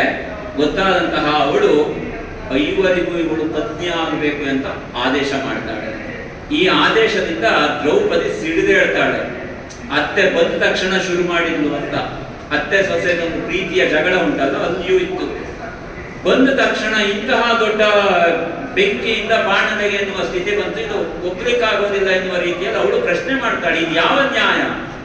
ಧ್ರುಪದ ಅಪ್ಪನನ್ನು ಕರೆಸ್ತಾಳೆ. ಅಪ್ಪನ ಮನೆಯಿಂದ ಬನ್ನಿ, ಇದು ನ್ಯಾಯ ತೀರ್ಮಾನ ಆಗಬೇಕು, ಇದಕ್ಕೆ ನಾನು ಮದುವೆ ಆಗಬೇಕಾಗಿದ್ದು ಅರ್ಜುನನನ್ನ. ಇವ್ರು ಯಾರು ಬರಲಿಲ್ಲ. ಪಣಕ್ಕಿದ್ದದನ್ನು ಮುಡಿದಿದ್ದ ಅರ್ಜುನ. ಪಣ ಇದ್ದದ್ದು ಯಾರು ಪಣವನ್ನು ಗೆಲ್ತಾನೋ ಅವನು ಮದುವೆ ಆಗ್ಬೇಕು ಅಂತ. ಅವನ ಅಣ್ಣ ತಮ್ಮಂದ್ರೆಲ್ಲ ಮದುವೆ ಆಗ್ಬೇಕು ಅಂತ ಇರ್ಲಿಲ್ವಲ್ಲ, ಇದ್ಯಾವ ನ್ಯಾಯ ಅಂತ ಕೇಳ್ತಾಳೆ. ಕೃಷ್ಣೇ ಅದಕ್ಕೋಸ್ಕರ ಅವನು ಹಾಗೆ ಕೇಳಿದಾಗ ಕುಂತಿ ಮಾತನಾಡೋದಿಲ್ಲ. ವ್ಯಾಸರು ಬರ್ತಾರೆ. ವೇದವ್ಯಾಸರು ಬಂದು ಆ ಸಂದರ್ಭಕ್ಕೆ ಯಾಕೆ ಹೀಗೆ ಅವಳು ಮದುವೆ ಆಗ್ಬೇಕು ಅಂತ ಕಾರಣ ಹೇಳ್ತಾಳೆ. ಒಂದು ಪತಿಂ ಪ್ರಭೋ ಪತಿಂ ದೇಹಿ, ಇನ್ನೊಂದು ಅರ್ಜುನನಲ್ಲಿದ್ದಂತಹ ಇಂದ್ರಾಂಶ ಅರ್ಜುನನಲ್ಲಿ ಮಾತ್ರ ಅಲ್ಲ ಉಳಿದ ಪಾಂಡವರಲ್ಲೂ ಇತ್ತು. ದ್ರುಪದ ನಂದನೆಯಾದ ದ್ರೌಪದಿಯಲ್ಲಿದ್ದದ್ದು ಕೇವಲವಾದಂತಹ ಯಾಗದಿಂದ ಸಿದ್ಧವಾದಂತಹ ಅವಳಲ್ಲಿರುವ ದೈವಿಕವಾದ ಕಳೆ ಅಲ್ಲ, ಅವಳಲ್ಲಿದ್ದದ್ದು ಶಚೀದೇವಿಯ ಅಂಶ, ಇಂದ್ರನ ಪತ್ನಿಯಾದ ಶಚೀದೇವಿಯ ಅಂಶ ಇತ್ತು. ಪಂಚೇಂದ್ರ ಸಮೃದ್ಧ ಅಂತ ಕರೀತಾರೆ. ಒಂದು ಮಂತ್ರ ಮುಖೇನವಾಗಿ ಸಿದ್ಧವಾಗುವಂತಹ ಒಂದು ತಂತ್ರ ಅದು. ಆ ತಂತ್ರದ ನೆಲೆಯಲ್ಲಿ 5 ಇಂದ್ರರ, ಅಂದ್ರೆ ಇಂದ್ರನ 5, ಈ ಪಾಂಡವರ 5 ಕೂಡ ಇಂದ್ರನ ಅಂಶವನ್ನು ಹಂಚಿಕೊಂಡು ಹುಟ್ಟಿದ್ದಾರೆ. ಶಚಿಯ ಅಂಶದಿಂದ ಉದ್ಭೂತಳಾದ ನೀನು ಅಯೋನಿಜೆ, ನೆನಪಿಡಬೇಕು. ಆದ್ದರಿಂದ 5 ನಿನಗೆ ಪತಿಯಾಗಬೇಕಾದದ್ದು ವಿಹಿತ. ಅದಕ್ಕೊಂದು ನಿಯಮ ಮಾಡಿದ್ರು. ಆ ನಿಯಮಕ್ಕೂ ಕಾರಣವನ್ನ ಹೇಳ್ತಾರೆ. ಹಿಂದೆ ಸುಂದೋಪಸುಂದರ ಕಥೆ ಹೇಳಿದ್ರು. ಸುಂದೋಪಸುಂದರು ಒಂದು ಹೆಣ್ಣಿನ ಕಾರಣದಿಂದಲೇ ಪ್ರಾಣ ಕಳೆದುಕೊಳ್ತಾರೆ. ಹಾಗಾಗಿ ಇಲ್ಲಿಯೂ ಹಾಗಾಗಬಾರದು ಎನ್ನುವ ಕಾರಣಕ್ಕೆ ವ್ಯಾಸರು ಬಂದು ಒಂದು ನಿಬಂಧನೆ ಮಾಡ್ತಾರೆ. ಆ ನಿಬಂಧನೆ ಅದು ಕೂಡ ಕೇವಲ ಅಲ್ಲಿಗೆ ಮಾತ್ರ ಸೀಮಿತ. ಆ ನಿಬಂಧನೆ ಮತ್ತೆ ಚಾಲ್ತಿಗೂ ಬರಲಿಲ್ಲ, ಹಿಂದೂ ಇರಲಿಲ್ಲ. ಏನು ಅಂತಂದ್ರೆ, ವಿಶಿಷ್ಟವಾದಂತಹ ಕಾರಣ ಅದು. ವರ್ಷಕ್ಕೆ ಒಬ್ಬ ಪತಿಯಾಗಿ ಅವಳ ಜೊತೆಯಲ್ಲಿ ಅವಳಲ್ಲಿ ಇರ್ತಾನೆ. ಉಳಿದವರೆಲ್ಲ ಅವರಿಗೆ ಮದುವೆಯಾದಂತಹ ಹುಡುಗನ ಅಣ್ಣ ಹೇಗೆ ಭಾವನಾಗ್ತಾನೋ, ತಮ್ಮ ಹೇಗೆ ಭಾವನಾಗ್ತಾನೋ, ಹಾಗೆ ಆ ಭಾವಂದಿರ ನೆಲೆಯ ಭಾವದಲ್ಲಿ ಅವ್ರು ಇರಬೇಕು. ಮದುವೆ ಆ ಯಾವ ವ್ಯಕ್ತಿ ಇದ್ದಾನೆ, ಅವನು ಧರ್ಮರಾಜ ಇರ್ಬಹುದು, ಭೀಮ ಇರ್ಬಹುದು, ಅರ್ಜುನ ಇರ್ಬಹುದು, ನಕುಲ ಸಹದೇವರು ಇರ್ಬಹುದು, ಅವರು ಮಾತ್ರ ಗಂಡನ ಹಾಗೆ ಇರ್ತಾರೆ. ಅದೇ ಕಾರಣಕ್ಕೆ ಪುನಃ ಬಂತು ಅರ್ಜುನನಿಗೆ ತೀರ್ಥಯಾತ್ರೆ ಸಂದರ್ಭ ಮುಂದೆ ಬರುವುದು. ಅದೇ ಕಾರಣಕ್ಕೆ ಮದುವೆಯಾಗಿ ಧರ್ಮರಾಜನ ಜೊತೆಗೆ ವಿವಾಹಿತವಾದಂತಹ ನೆಲೆಯಲ್ಲಿ ವ್ಯಾಸರು ಕೊಟ್ಟ ಮಾರ್ಗದರ್ಶನದ ಪ್ರಕಾರ ಧರ್ಮರಾಜನ ಜೊತೆಯಲ್ಲಿದ್ದಾಗ ಅದೇ ಬ್ರಾಹ್ಮಣರ ರಕ್ಷಣೆಗೋಸ್ಕರ ಶಸ್ತ್ರಾಸ್ತ್ರಗಳನ್ನು ತರಲಿಕ್ಕೆ ಧರ್ಮರಾಜ ಮತ್ತು ದ್ರೌಪದಿ ಇದ್ದಂತಹ ಒಂದು ಪ್ರಕೋಷ್ಠವನ್ನು ಪ್ರವೇಶಿಸಿದ ಕಾರಣ ಅವನಿಗೆ ಕೆಲವು ವರ್ಷಗಳವರೆಗೆ 12 ವರ್ಷ ಅಂತ ಹೇಳ್ತಾರೆ, 12 ವರ್ಷದ ಆಮೇಲೆ 12 ತಿಂಗಳಿಗೆ ಅದನ್ನ ಸಂಕೋಚ ಮಾಡ್ತಾರೆ. ಆ 12 ವರ್ಷಗಳ ತೀರ್ಥಯಾತ್ರೆ ವಿಧಿಸಲ್ಪಡ್ತದೆ ಅಂತ ಕಥೆ ಬರ್ತದೆ. ಹೀಗೆ ಪಂಚೇಂದ್ರ ಸಮೃದ್ಧ, ಯಾಜ್ಞಸೇನೆ, ಯಾಜೋಪಯಾಜರು ತುಂಬಾ ಬೇರೆ ಬೇರೆ ಕಥಾಭಾಗಗಳನ್ನ ಇವತ್ತು ನಾವು ನೋಡಿದ್ದೇವೆ. ಇವತ್ತಿಗೆ ಒಂದು ಕೃಷ್ಣನ ಅಂಶ, ಇನ್ನೊಂದು ಕೃಷ್ಣಯ ಅಂಶ. ಮಹಾಭಾರತದ ಕಥೆಯ ಬಹಳ ಮುಖ್ಯವಾದ ಭಾಗ ಇಲ್ಲಿ ವಿವಾಹ ಆಗಿದೆ, ವಿವಾಹ ಮಂಗಲೋತ್ಸವ ಆಗಿದೆ, ನೇರವಾಗಿ ಕರೆದುಕೊಂಡು ಹೋಗಿದ್ದಾರೆ. ಹಿಂದಿರುಗಿ ಅವರು ಆಶ್ರಮಕ್ಕೆ ಹೋಗಿದ್ದಾರೆ. ಆಶ್ರಮದಲ್ಲಿ ವ್ಯಾಸರು ಬಂದು ಅವರಿಗೆ ಹೇಳಿಯೂ ಆಗಿದೆ. ಎಲ್ಲರಿಗೂ ವಿಷಯ ಗೊತ್ತಾಗಿದೆ. ಏನು ಅಂತಂದ್ರೆ ಪಾಂಡವರು ಬದುಕಿದ್ದಾರೆ, ಪಾಂಡವರು ಸತ್ತೇ ಹೋದ್ರು ಅಂತ ಅವರಿಗೆ ಶ್ರಾದ್ದ ಪಿಂಡ ಬಿಟ್ಟಿದ್ದಾನೆ ಹೊರತ. ಯಾರು? ಧೃತರಾಷ್ಟ್ರ. ಅಯ್ಯೋ ನನ್ನ ತಮ್ಮನ ಮಕ್ಕಳು ಅಂತ ಪಿಂಡ ಬಿಡಿಸಿದ್ದಾನೆ. ಪಿಂಡ ಬಿಡಿಸಿದಂತಹ ಈ ಧೃತರಾಷ್ಟ್ರನಿಗೆ ಸ್ವಲ್ಪ ಅವನ ಮೈಯೆಲ್ಲ ಮತ್ತೊಮ್ಮೆ ನವಿರೇರುವಂತಹ ಸನ್ನಿವೇಶ. ಅದಕ್ಕಿಂತ ಮಿಗಿಲಾಗಿ ಕೌರವರಿಗೆ ಬಹಳ ಮುಖ್ಯವಾಗಿ ಮತ್ತೊಮ್ಮೆ ಇವರು ಬಂದ್ರಲ್ಲ, ಇನ್ನೇನ್ ಮಾಡೋದು, ಮುಂದೇನು ಎನ್ನುವ ಸನ್ನಿವೇಶಕ್ಕೆ ತೆರೆದುಕೊಂಡಾಗ ಮಹಾಭಾರತದ ಮುಖ್ಯವಾದ ಒಂದು ಕಥಾಭಾಗಕ್ಕೆ ಇದು ತೆರೆದುಕೊಡುತ್ತದೆ. ದ್ರೌಪದಿ ಕನಸು ಕಣ್ಣಿನಿಂದ ಪಾಂಡವರ ಆ ವಂಶವನ್ನು ಸೇರ್ತಾ ಇದ್ದಾಳೆ. ಕೃಷ್ಣ ಮುಂದೇನಾಗ್ತದೆ ಅಂತ ನೋಡುವ ಸಿದ್ಧತೆಯಲ್ಲಿ ಬಲರಾಮ ಕೃಷ್ಣರಿದ್ದಾರೆ. ನಾವು ನಿಮ್ಮ ಜೊತೆಗಿದ್ದೇವೆ ಅಂತ ಹೇಳಿ, ನೀವು ನಮ್ಮ ಪ್ರಾಣ ಸ್ವರೂಪರು ಅಂತ ಹೇಳಿ ಆಗಿದೆ. ಕುಂಬಾರನ ಮನೆಯಲ್ಲಿಯೇ ಮಮ ಪ್ರಾಣಾಹಿ ಪಾಂಡವಾಹ, ನನ್ನ ಪ್ರಾಣ ಸ್ವರೂಪದಲ್ಲಿ ನೀವಿದ್ದೀರಿ, ನನ್ನ ಪಂಚ ಪ್ರಾಣ ಪಾಂಡವರು ಅಂತ ಘೋಷಣೆ ಮಾಡಿದ್ದಾನೆ. ಅವನಿಗೂ ಪ್ರಾಣ ಬೇಕಾಗಿತ್ತು. ಯಾರ ಪ್ರಾಣ?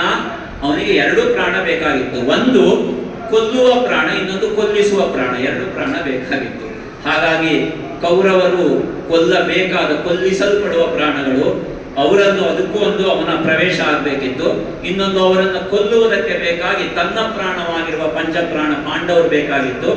ಪಾಂಡವರೆನ್ನುವಂತಹ ಆ ಸ್ವರೂಪಕ್ಕೆ ಸದಾಕಾಲ ಒಂದು ಚೈತನ್ಯ ತುಂಬುವುದಕ್ಕೆ ಒಂದು ಬೆಂಕಿಯ ಮಗಳು ಬೇಕಾಗಿತ್ತು.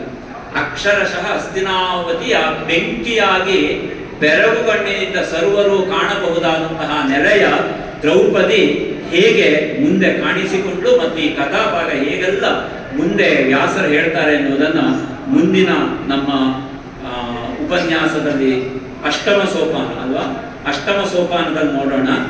ಇನ್ನೊಂದು ಹೇಳಬೇಕು ನಿಮಗೆ, ನಾವಿನ್ನು ಆದಿ ಪರ್ವದಲ್ಲೇ ಇದ್ದೇವೆ. ಅಂದ್ರೆ 17 ಪರ್ವ ಬಾಕಿ ಇದೆ, ಕ್ಷಮಿಸಿ. ಕಥೆಯ ಭಾಗದಲ್ಲಿ ಇಲ್ಲಿವರೆಗೆ ಬಂದಿದ್ದೇವೆ. ಆದ್ರೂ ಆದಿ ಪರ್ವ ನಿಮ್ಗೆ ಆರಂಭದಲ್ಲೇ ಹೇಳಿದ್ದೆ, ಇದು ಆದಿ ಪರ್ವ, ಇದು ಅನಾದಿ ಪರ್ವ, ಇದು ಮುಗಿಯೋದಿಲ್ಲ ಅಂತ. ಇಲ್ಲಿಗೆ ಮುಕ್ತಾಯ ಆಗುತ್ತೆ. ಇದರ ಮುಂದೆ ಸಭಾ ಪರ್ವಕ್ಕೆ ನಾವು ಹೋಗ್ಲಿಕ್ಕಿದ್ದೇವೆ. ಬಹಳ ಮುಖ್ಯವಾದ ಮಹಾಭಾರತದ ಪರ್ವ ಅಂತ ಹೇಳ್ತಾ ಇವತ್ತಿನ ಉಪನ್ಯಾಸವನ್ನ ಇಲ್ಲಿಗೆ ಮುಗಿಸ್ತಾ ಇದ್ದೇನೆ. ಮೊಗಸಾಲೆಯವರನ್ನ ನಾನು ತುಂಬಾ ಮಿಸ್ ಮಾಡ್ಕೊಳ್ತಾ ಇದ್ದೇನೆ. ಅವರ ಹಿರಿತನವನ್ನು ಗೌರವಿಸ್ತೇನೆ. ಇವತ್ತಿದ್ರೆ ತುಂಬಾ ಸಂತೋಷ ಆಗ್ತಿತ್ತು, ಆದ್ರೆ ಅವರು ಫೋನ್ ಮಾಡಿ ಹೇಳಿದ್ರು, ಅಂತಹ ಮಹನೀಯರು ಅನೇಕ ಹಿರಿಯರಿದ್ದಾರೆ, ಅವರನ್ನ ನಾನು ವಿಶೇಷವಾಗಿ ಗ್ರಹಿಸೋದು ಯಾಕೆ ಅಂತಂದ್ರೆ ಆ ವಯೋಮಾನದಲ್ಲಿ ಕೂಡ ಅವರಲ್ಲಿರುವ ಬದ್ಧತೆ, ಸಿದ್ಧತೆ, ಮುಗ್ಧತೆ, ಅದಕ್ಕೆಲ್ಲ ನಾನು ಅತ್ಯಂತ ಕೃತಜ್ಞತೆಯ ನನ್ನ ಕುಸುಮಾಂಜಲಿಗಳನ್ನು ಸಮರ್ಪಣೆ ಮಾಡ್ತೇನೆ. ನಮಗೆ ಅದು ಬಹಳ ದೊಡ್ಡ ಚೈತನ್ಯ ಕೊಡ್ತದೆ. 85 ಆಯುರ್ಮಾನ ದಾಟಿದವರು ಆದರೂ ಕೂಡ ಅವರು ಹಾಗೆ ಅದನ್ನು ಮುನ್ನಡೆಸ್ಕೊಂಡು ಇಂತಹ ಒಂದು ಕಾರ್ಯಕ್ರಮವನ್ನು ಮಾಡ್ತಾ ಇದ್ದಾರೆ. ನಾನು ಭಗವಂತನನ್ನು ಪ್ರಾರ್ಥನೆ ಮಾಡ್ತೇನೆ. ಅವರು ಇವತ್ತಿನ ಅನುಪಸ್ಥಿತರಿದ್ದಾರೆ, ಇದ್ರೂ ಪ್ರಾರ್ಥನೆ ಮಾಡ್ತಿದ್ದೆ. ಇವತ್ತು ಆಷಾಢ ಶುದ್ಧ ಏಕಾದಶಿ ಆದ್ರಿಂದ ನಮಗೆಲ್ಲರಿಗೂ ಆ ವಿಷ್ಣುವಿನ ಅನುಗ್ರಹ ನಮಗೆಲ್ಲ ದೊರೆಯಲಿ. ವಿಷ್ಣು ಅನುಗ್ರಹದಿಂದ ಸನಾತನ ತತ್ವ ಉಳಿಯಲಿ, ಸನಾತನ ತತ್ವ ಬೆಳಗಲಿ. ಇರಬಹುದಾದ ಜಿರಳೆಗಳೆಲ್ಲ ಮೂಲೆಗೆ ಸೇರಿ ಹಿಟ್ಟು ಸ್ಪ್ರೇ ಸರಿಯಾಗಲಿ ಅಂತ ನಾನು ಪ್ರಾರ್ಥನೆ ಮಾಡ್ತೇನೆ. ಅದರ ಜೊತೆಗೆ ಕೃಷ್ಣಾನುಗ್ರಹ ನಮ್ಮನ್ನೆಲ್ಲ ರಕ್ಷಿಸಲಿ ಅಂತ ಹೇಳ್ತಾ ಇಲ್ಲಿವರೆಗೆ ಶಾಂತ ರೀತಿಯಿಂದ ಕೇಳಿದ ಎಲ್ಲ ಹಿರಿಯರಿಗೆ, ಕಾರ್ಕಳದ ಮಹಾಜನತೆಗೆ ಮುಡಿಯನ್ನ ತಗ್ಗಿಸಿ ನನ್ನ ಮಾತನ್ನು ಮುಗಿಸ್ತೇನೆ. ತಪ್ಪೇನಾದರೂ ಇದ್ರೆ ಕ್ಷಮಿಸಬೇಕು ಅಂತ ಹೇಳ್ತಾ ಎಲ್ಲರಿಗೆ ನಮಸ್ಕಾರ, ಧನ್ಯವಾದ.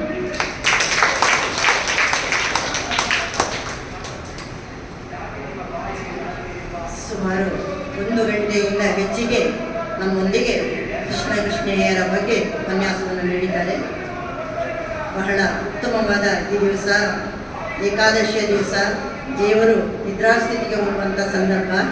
ನಾವಿಲ್ಲಿ ಒಂದು ಸಾಮಾನ್ಯವಾಗಿ ನನ್ನ ಅನಿಸಿಕೆಯನ್ನು ಹೇಳ್ತಾ ಇದ್ದೀನಿ. 40 ಮಂದಿ ಇದ್ದೇವೆ. ಸರ್ ತಮ್ಮ ಕಂಠಶೋಷಣೆಯನ್ನು ಮಾಡಿಕೊಂಡು ನಮ್ಮೊಂದಿಗೆ ತುಂಬ ಸಮಯದಿಂದ ಒಟ್ಟಿಗೆ ಇದ್ದಾರೆ. ಒಳ್ಳೆಯ ಮಾಹಿತಿಗಳನ್ನು ಕೊಡ್ತಾ ಇದ್ದಾರೆ, ವಿಷಯವನ್ನು ಕೊಟ್ಟಿದ್ದಾರೆ. ನಾವೆಲ್ಲರೂ ಪ್ರಾಜ್ಞರು, ಆದರೆ ನಾವು ಗ್ರಹಿಸಿ ಈಗಾಗಲೇ ಗ್ರಹಿಸಿಕೊಂಡಿದ್ದೇವೆ. ಆದರೂ ಕೂಡ ಈ ನಮ್ಮ ಸನಾತನ ಧರ್ಮದ ಒಂದು ಅಂಶವನ್ನು ನಮ್ಮ ಮುಂದಿನ ಪೀಳಿಗೆಗೆ ನಾವು ರವಾನಿಸುವಂಥ ಒಂದು ಕೆಲಸವನ್ನು ನಾವು ಈ ದಿವಸ, ಒಳ್ಳೆಯ ದಿವಸ, ಈ ದಿವಸ ನಾವು ನಮ್ಮ ಮನಸ್ಸಿನಲ್ಲಿ ಆ ಪ್ರತಿಜ್ಞೆಯನ್ನು ಮಾಡುವ ಅಂತ ಹೇಳುವಂಥ ಅನಿಸಿಕೆಯನ್ನು ಹೇಳುತ್ತಾ, ಇಲ್ಲಿ ಒಂದು ಪ್ರಾಜ್ಞರು ಹೇಳ್ತಾರೆ ಏನಂದರೆ, ಮಾನವನಿಗೆ ಸನ್ಮಾರ್ಗವನ್ನು ಬೋಧಿಸಲು 3 ಬಗೆಯ ಮಾರ್ಗಗಳಿವೆ ಅಂತೆ. ಒಂದು ಪ್ರಭು ಸಂಹಿತೆ, ಅಂದರೆ ಚಕ್ರವರ್ತಿ ಅವನು ತನ್ನ ಪ್ರಜೆಗಳಿಗೆ ಕಟ್ಟಾಜ್ಞೆಯನ್ನು ಬೋಲುವಂಥ ಆ ರೀತಿಯಲ್ಲಿ ಹೇಳುವಂಥದ್ದು. ಇನ್ನೊಂದು ಮಿತ್ರ ಸಂಹಿತೆ, ಇದು ಸ್ನೇಹಿತನಿಗೆ ನಾವು ಹಿತವಾಗಿ ಹೇಳುವಂಥದ್ದು. ಇನ್ನೊಂದು ಕಾಂತ ಸಂಹಿತ ಅಂತ, ಇದು ಇನಿಯನಿಗೆ ಮಧುರ ರೀತಿಯಲ್ಲಿ ಹೇಳುವಂಥದ್ದು. ಅಂದರೆ ಹೀಗೆಯೇ ಮಾಡಬೇಕು ಅನ್ನುವಂಥ ಒಂದು ಆದೇಶ, ಅಥವಾ ಒಬ್ಬಾತ ತನ್ನ ಒಳ್ಳೆಯ ದಾರಿಯಲ್ಲಿ ಮುನ್ನಡೆಯುವಂತೆ ಮಾಡ್ಬೋದು, ಅಥವಾ ಗೆಳೆಯನಂತೆ ಅರ್ಥವನ್ನು ತಿಳಿ ಹೇಳಿ ಸನ್ಮಾರ್ಗಕ್ಕೆ ಕರೆತರುವಂಥದ್ದು, ಅಥವಾ ಹೆಂಡತಿಯಂತೆ ರಮಿಸಿ ಮನವೊಲಿಸಿ ಆತನನ್ನು ಸರಿದಾರಿಗೆ ತರುವಂಥದ್ದು. ಈಗ ನಮ್ಮ ಮುಂದೆ ಇದೆ ಸವಾಲು. ನಮ್ಮ ಮುಂದಿನ ಪೀಳಿಗೆಯವರನ್ನು, ನಾವು ಮಕ್ಕಳು ಮೊಮ್ಮಕ್ಕಳು ಇದ್ದಾರೆ ಇಲ್ಲಿದ್ದವರಿಗೆಲ್ಲ. ಹಾಗಾಗಿ ಆ ಒಂದು ಸಂದರ್ಭವನ್ನು ನಾವು ಯಾವ ರೀತಿ ಬಳಸಿಕೊಳ್ಳಿ. ಈ 3 ಮಾರ್ಗಗಳೇನಿದೆ, ಎಲ್ಲ ಹಿರಿಯರಿದ್ದೀರಿ, ನಾವಿದನ್ನು ಈ ಸಂದರ್ಭದಲ್ಲಿ ಯೋಚನೆ ಮಾಡುವ. ಈ 3 ಮಾರ್ಗಗಳಲ್ಲಿ ಆಯಾಯ ಸಂದರ್ಭಗಳಿಗೆ ಹೇಗೆ ಸಾಧ್ಯ ಇದೆಯೋ ಆ ಒಂದು ಸನ್ಮಾರ್ಗವನ್ನು ಬೋಧಿಸುವಂಥ ರೀತಿಯನ್ನು ನಾವು ಬಳಸಿಕೊಂಡು ನಮ್ಮ ಸರ್ ಇಲ್ಲಿ ನಮಗೆ ನೀಡಿದಂಥ ಒಳ್ಳೆಯ ಅಂಶವನ್ನು ನಾವು ಈ ದಿವಸ ಈ ದೇವರಿಗೆ ನಾವು ಅರ್ಪಣೆ ಮಾಡುತ್ತಾ ನಾವು ಅದನ್ನು ಮಾಡುವ ಕೆಲಸವನ್ನು ಮಾಡುವ.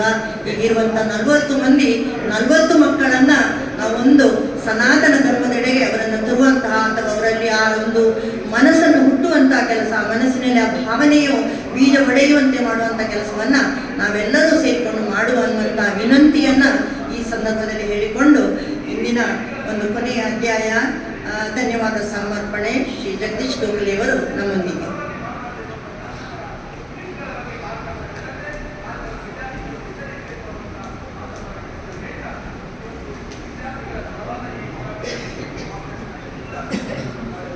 ಕನ್ನಡ ಸಂಘ ಕಾಂತಾವರ, ವಲ್ಲಭ ಪ್ರಭುಪೀಠ, ಅಖಿಲ ಭಾರತ ಸಾಹಿತ್ಯ ಪರಿಷತ್ ಈ 3 ಸಂಘ ಸಂಸ್ಥೆಗಳ ಆಶ್ರಯದಲ್ಲಿ 7ನೇ ಸಪ್ತಮ ಸೋಪಾನ ಕಾರ್ಯಕ್ರಮ ಇವತ್ತು ಮಹಾಭಾರತದಲ್ಲಿ ನಡೆದಿದೆ. ಶ್ರೀ ಕೃಷ್ಣಯ್ಯರ ದರ್ಶನವನ್ನು ನಮಗೆ ಮಾಡಿಕೊಟ್ಟಿದ್ದಾರೆ. ಅದು ಇವತ್ತು ಉತ್ತಮ ದಿನ, ದೇವ ಶಯನಿ, ಅದೇ ಥರ ಶಯನಿ ಏಕಾದಶಿ ಅಂತ ಹೇಳ್ತಾರೆ. ಅದು ಇಲ್ಲೇ ಪಕ್ಕ ಅನಂತ ಪದ್ಮನಾಭ, ಅವನು ಶಯನ, ಯಾವಾಗಲೂ ಶಯನನೇ. ಆದರೆ ನಾವು ತಿಳ್ಕೊಳ್ಳೋದು ಕಣ್ಣು ಮುಚ್ಚಿಕೊಂಡು ಅವನು ಮಲಗಿದ್ದಾನೆ, ಆದರೆ ಅವನು ಕಣ್ಣು ಮುಚ್ಚಿಕೊಂಡೇ ನಮ್ಮನ್ನೆಲ್ಲ ನೋಡ್ತಾ ಇದ್ದಾನೆ ವಿಶ್ವವನ್ನು. ನಾವು ಕಣ್ಣು ಮುಚ್ಚಿಕೊಂಡು ತಿಳ್ಕೊಳ್ಬೋದು, ಅವನು ಎಚ್ಚರದಿಂದ ಇರ್ತಾನೆ. ಈ ಸಂದರ್ಭದಲ್ಲಿ ನಮ್ಮ ಡಾಕ್ಟರ್ ವಿನಾಯಕ್ ಭಟ್ ಗಾಳಿಮನೆಯವರು ಈ ಕೃಷ್ಣ ಮತ್ತು ಕೃಷ್ಣೆಯರ ಬಗ್ಗೆ ಉತ್ತಮ ಅವರ ದರ್ಶನ ಮಾಡಿಕೊಟ್ಟಿದ್ದಾರೆ. ಉತ್ತಮ ಸತ್ಸಂಗವನ್ನು ನಮಗೆ ತೋರಿಸಿಕೊಟ್ಟಿದ್ದಾರೆ. ಅವರಿಗೆ ಈ 3 ಸಂಘಗಳ ಪರವಾಗಿ ಧನ್ಯವಾದಗಳು. ಅದೇ ನಮ್ಮ ಈ ಕನ್ನಡ ಸಂಘದ ಅಖಿಲ ಭಾರತ ಸಾಹಿತ್ಯ ಪರಿಷತ್ನ ಗೌರವಾಧ್ಯಕ್ಷರು ನಿತ್ಯಾನಂದಯ್ಯವರು ವೇದಿಕೆಯಲ್ಲಿ ಅನುಕರಿಸಿ ಸೂಕ್ತ ಮಾರ್ಗದರ್ಶನ ಕೊಟ್ಟಿದ್ದಾರೆ. ಅವರಿಗೂ ಸಂಘವು ಆಭಾರಿಯಾಗಿದೆ. ಅದೇ ನಮ್ಮ ಕಾರ್ಕಳ ವಲಯದ ಅಧ್ಯಕ್ಷರು ಶ್ರೀಮತಿ ರುದ್ರಪ್ರಭಾ ಹೆಗ್ಡೆ ಅವರು, ಅವರಿಗೂ ಧನ್ಯವಾದಗಳು. ಇನ್ನು ಪ್ರಮುಖವಾಗಿ ನಮ್ಮ ಈ ಪ್ರಾರ್ಥನೆಯನ್ನು ನೆರವೇರಿಸಿದ ಶ್ರೀ ವೈ ಅನಂತ ಪದ್ಮನಾಭ ಭಟ್ ಇವರು, ಅದೇ ಥರ ನಮ್ಮನ್ನೆಲ್ಲ ಸ್ವಾಗತಿಸಿದವರು ಶ್ರೀ ಸದಾಶಿವ ನಾರಾವಿಯವರು, ಅದೇ ಥರ ಈ ಎಲ್ರಿಗೂ ಇವತ್ತು ಏಕಾದಶಿ ದಿವಸ ಉಪಹಾರವನ್ನು ಒದಗಿಸಿದ ಶ್ರೀ ರವೀಂದ್ರ ಎಸ್ ಹೆಗ್ಡೆ ಹಾಗೂ ಶ್ರೀಮತಿ ಲೀಲಾವತಿ ಹೆಗ್ಡೆ ಅವರಿಗೂ ಧನ್ಯವಾದಗಳು. ಅದೇ ಥರ ಈ ಸಭಾಂಗಣವನ್ನು ಒದಗಿಸಿದ ಶ್ರೀ ಹರಿಪ್ರಕಾಶ್ ಶೆಟ್ಟಿ ದಂಪತಿಗಳು, ಧನ್ಯವಾದವನ್ನು ಒದಗಿಸಿದ ಅರುಣ್ ಕುಮಾರ್ ಅವರು, ಅದೇ ಥರ ಉತ್ತಮವಾಗಿ ಈ ಕಾರ್ಯಕ್ರಮವನ್ನು ನಿರ್ವಹಿಸಿದಂಥ ನಮ್ಮ ಶಿಕ್ಷಕಿ ಶ್ರೀಮತಿ ಸುಲೋಚನಾ ಅವರು, ಅವರಿಗೆಲ್ಲರಿಗೂ ಈ ಸಂಘವು ಆಭಾರಿಯಾಗಿದೆ. ಅದೇ ಥರ ಇಲ್ಲಿ ಮುಖ್ಯವಾಗಿ ನಮ್ಮ ಇವತ್ತು ಉಪನ್ಯಾಸಕರು ಡಾಕ್ಟರ್ ವಿನಾಯಕ್ ಭಟ್ ಗಾಳಿಮನೆಯವರು, ಅವರ ತೀರ್ಥರೂಪರು ಇವತ್ತು ಬಂದಿದ್ದರು, ಅವರಿಗೂ ವಿಶೇಷ ಧನ್ಯವಾದಗಳು. ಅದೇ ಥರ ಇವತ್ತು ಮಳೆ ಇದ್ರು, ಏಕಾದಶಿ ಇದ್ರು, ಅನೇಕ ಕಾರ್ಯಕ್ರಮಗಳಿದ್ರು, ತಾವೆಲ್ಲರೂ ಈ ಕಾರ್ಯಕ್ರಮಕ್ಕೆ ಆದ್ಯತೆ ಕೊಟ್ಟು ಎಲ್ಲ ಪ್ರಾಜ್ಞರು ಬಂದಿದ್ದೀರಿ. ನಮ್ಮ ಸಭಾಂಗಣ ಇವತ್ತು ಸ್ವಲ್ಪ ಸಾಯಂಕಾಲದ ಮಳೆ ನೋಡುವಾಗ ನಮಗೂ ಇತ್ತು, ಜನ ಬರ್ತಾರೆ, ಆದರೂ ಅಧಿಕ ಸಂಖ್ಯೆಯಲ್ಲಿ ಬಂದಿದ್ದೀರಿ. ನಿಮಗೆಲ್ಲರಿಗೂ ವಿಶೇಷ ಧನ್ಯವಾದಗಳನ್ನು ಇನ್ನೊಮ್ಮೆ ಅರ್ಪಿಸ್ತೇನೆ. ಧನ್ಯವಾದ ಸಮರ್ಪಣೆ ಮಾಡಿದಂಥ ತಮಗೂ ಕೂಡ ವಂದಿಸಿಕೊಳ್ಳುತ್ತಾ ಕೊನೆಗೆ ಸರ್ವೇ ಭವಂತು ಸುಖಿನಃ ಶಾಂತಿ ಮಂತ್ರವನ್ನು ಹೇಳುತ್ತಾ ನಮ್ಮ ಇಂದಿನ ಕಾರ್ಯಕ್ರಮವನ್ನು ನಾವು ಕೊನೆಗೊಳಿಸ್ತಾ ಇದ್ದೇವೆ. ಸರ್ವೇ ಭವಂತು ಸುಖಿನಃ ಸರ್ವೇ ಸಂತು ನಿರಾಮಯಃ ಸರ್ವೇ ಭದ್ರಾಣಿ ಪಶ್ಯಂತು ಮಾ ಕಶ್ಚಿತ್ ದುಃಖಭಾಗ್ ಭವೇತ್. ಓಂ ಶಾಂತಿ ಶಾಂತಿ ಶಾಂತಿ. ವಂದನೆಗಳು. ಮುಂದಿನ ತಿಂಗಳ ಕಾರ್ಯಕ್ರಮವನ್ನು ನಾವು ವಾಟ್ಸಪ್ ಗ್ರೂಪಿನಲ್ಲಿ ಹಾಕಿ ತಿಳಿಸ್ತಾ ಇದ್ದೇವೆ. ಒಂದು ಫೋಟೋ ತೆಗೆದು ಅವರೊಟ್ಟಿಗೆ ಬನ್ನಿ.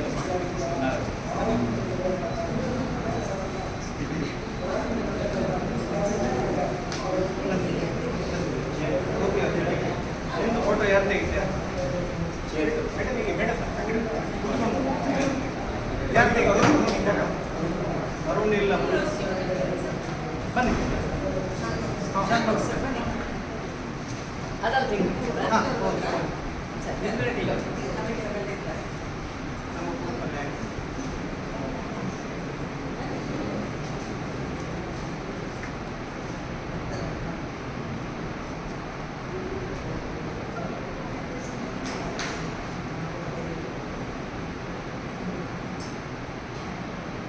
ಆಗ್ತಾ ಇಲ್ಲ. ಆಯ್ತಾ ನೋಡಿ ಸರ್, ಆಗಿದೆ ಸರ್, ಸರಿ ಉಂಟಲ್ಲ? ಕಳಿಸ್ಕೊಡ್ತಾರೆ.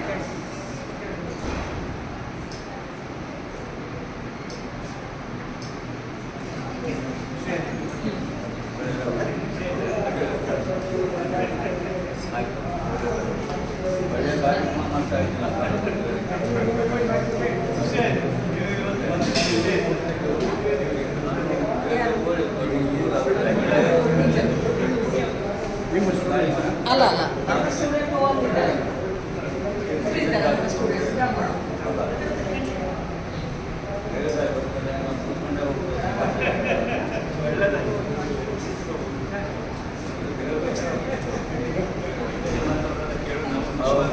ಸುಲೋಚನಾ ಟೀಚರ್ ಕೆಲಸ ಮಾಡಿ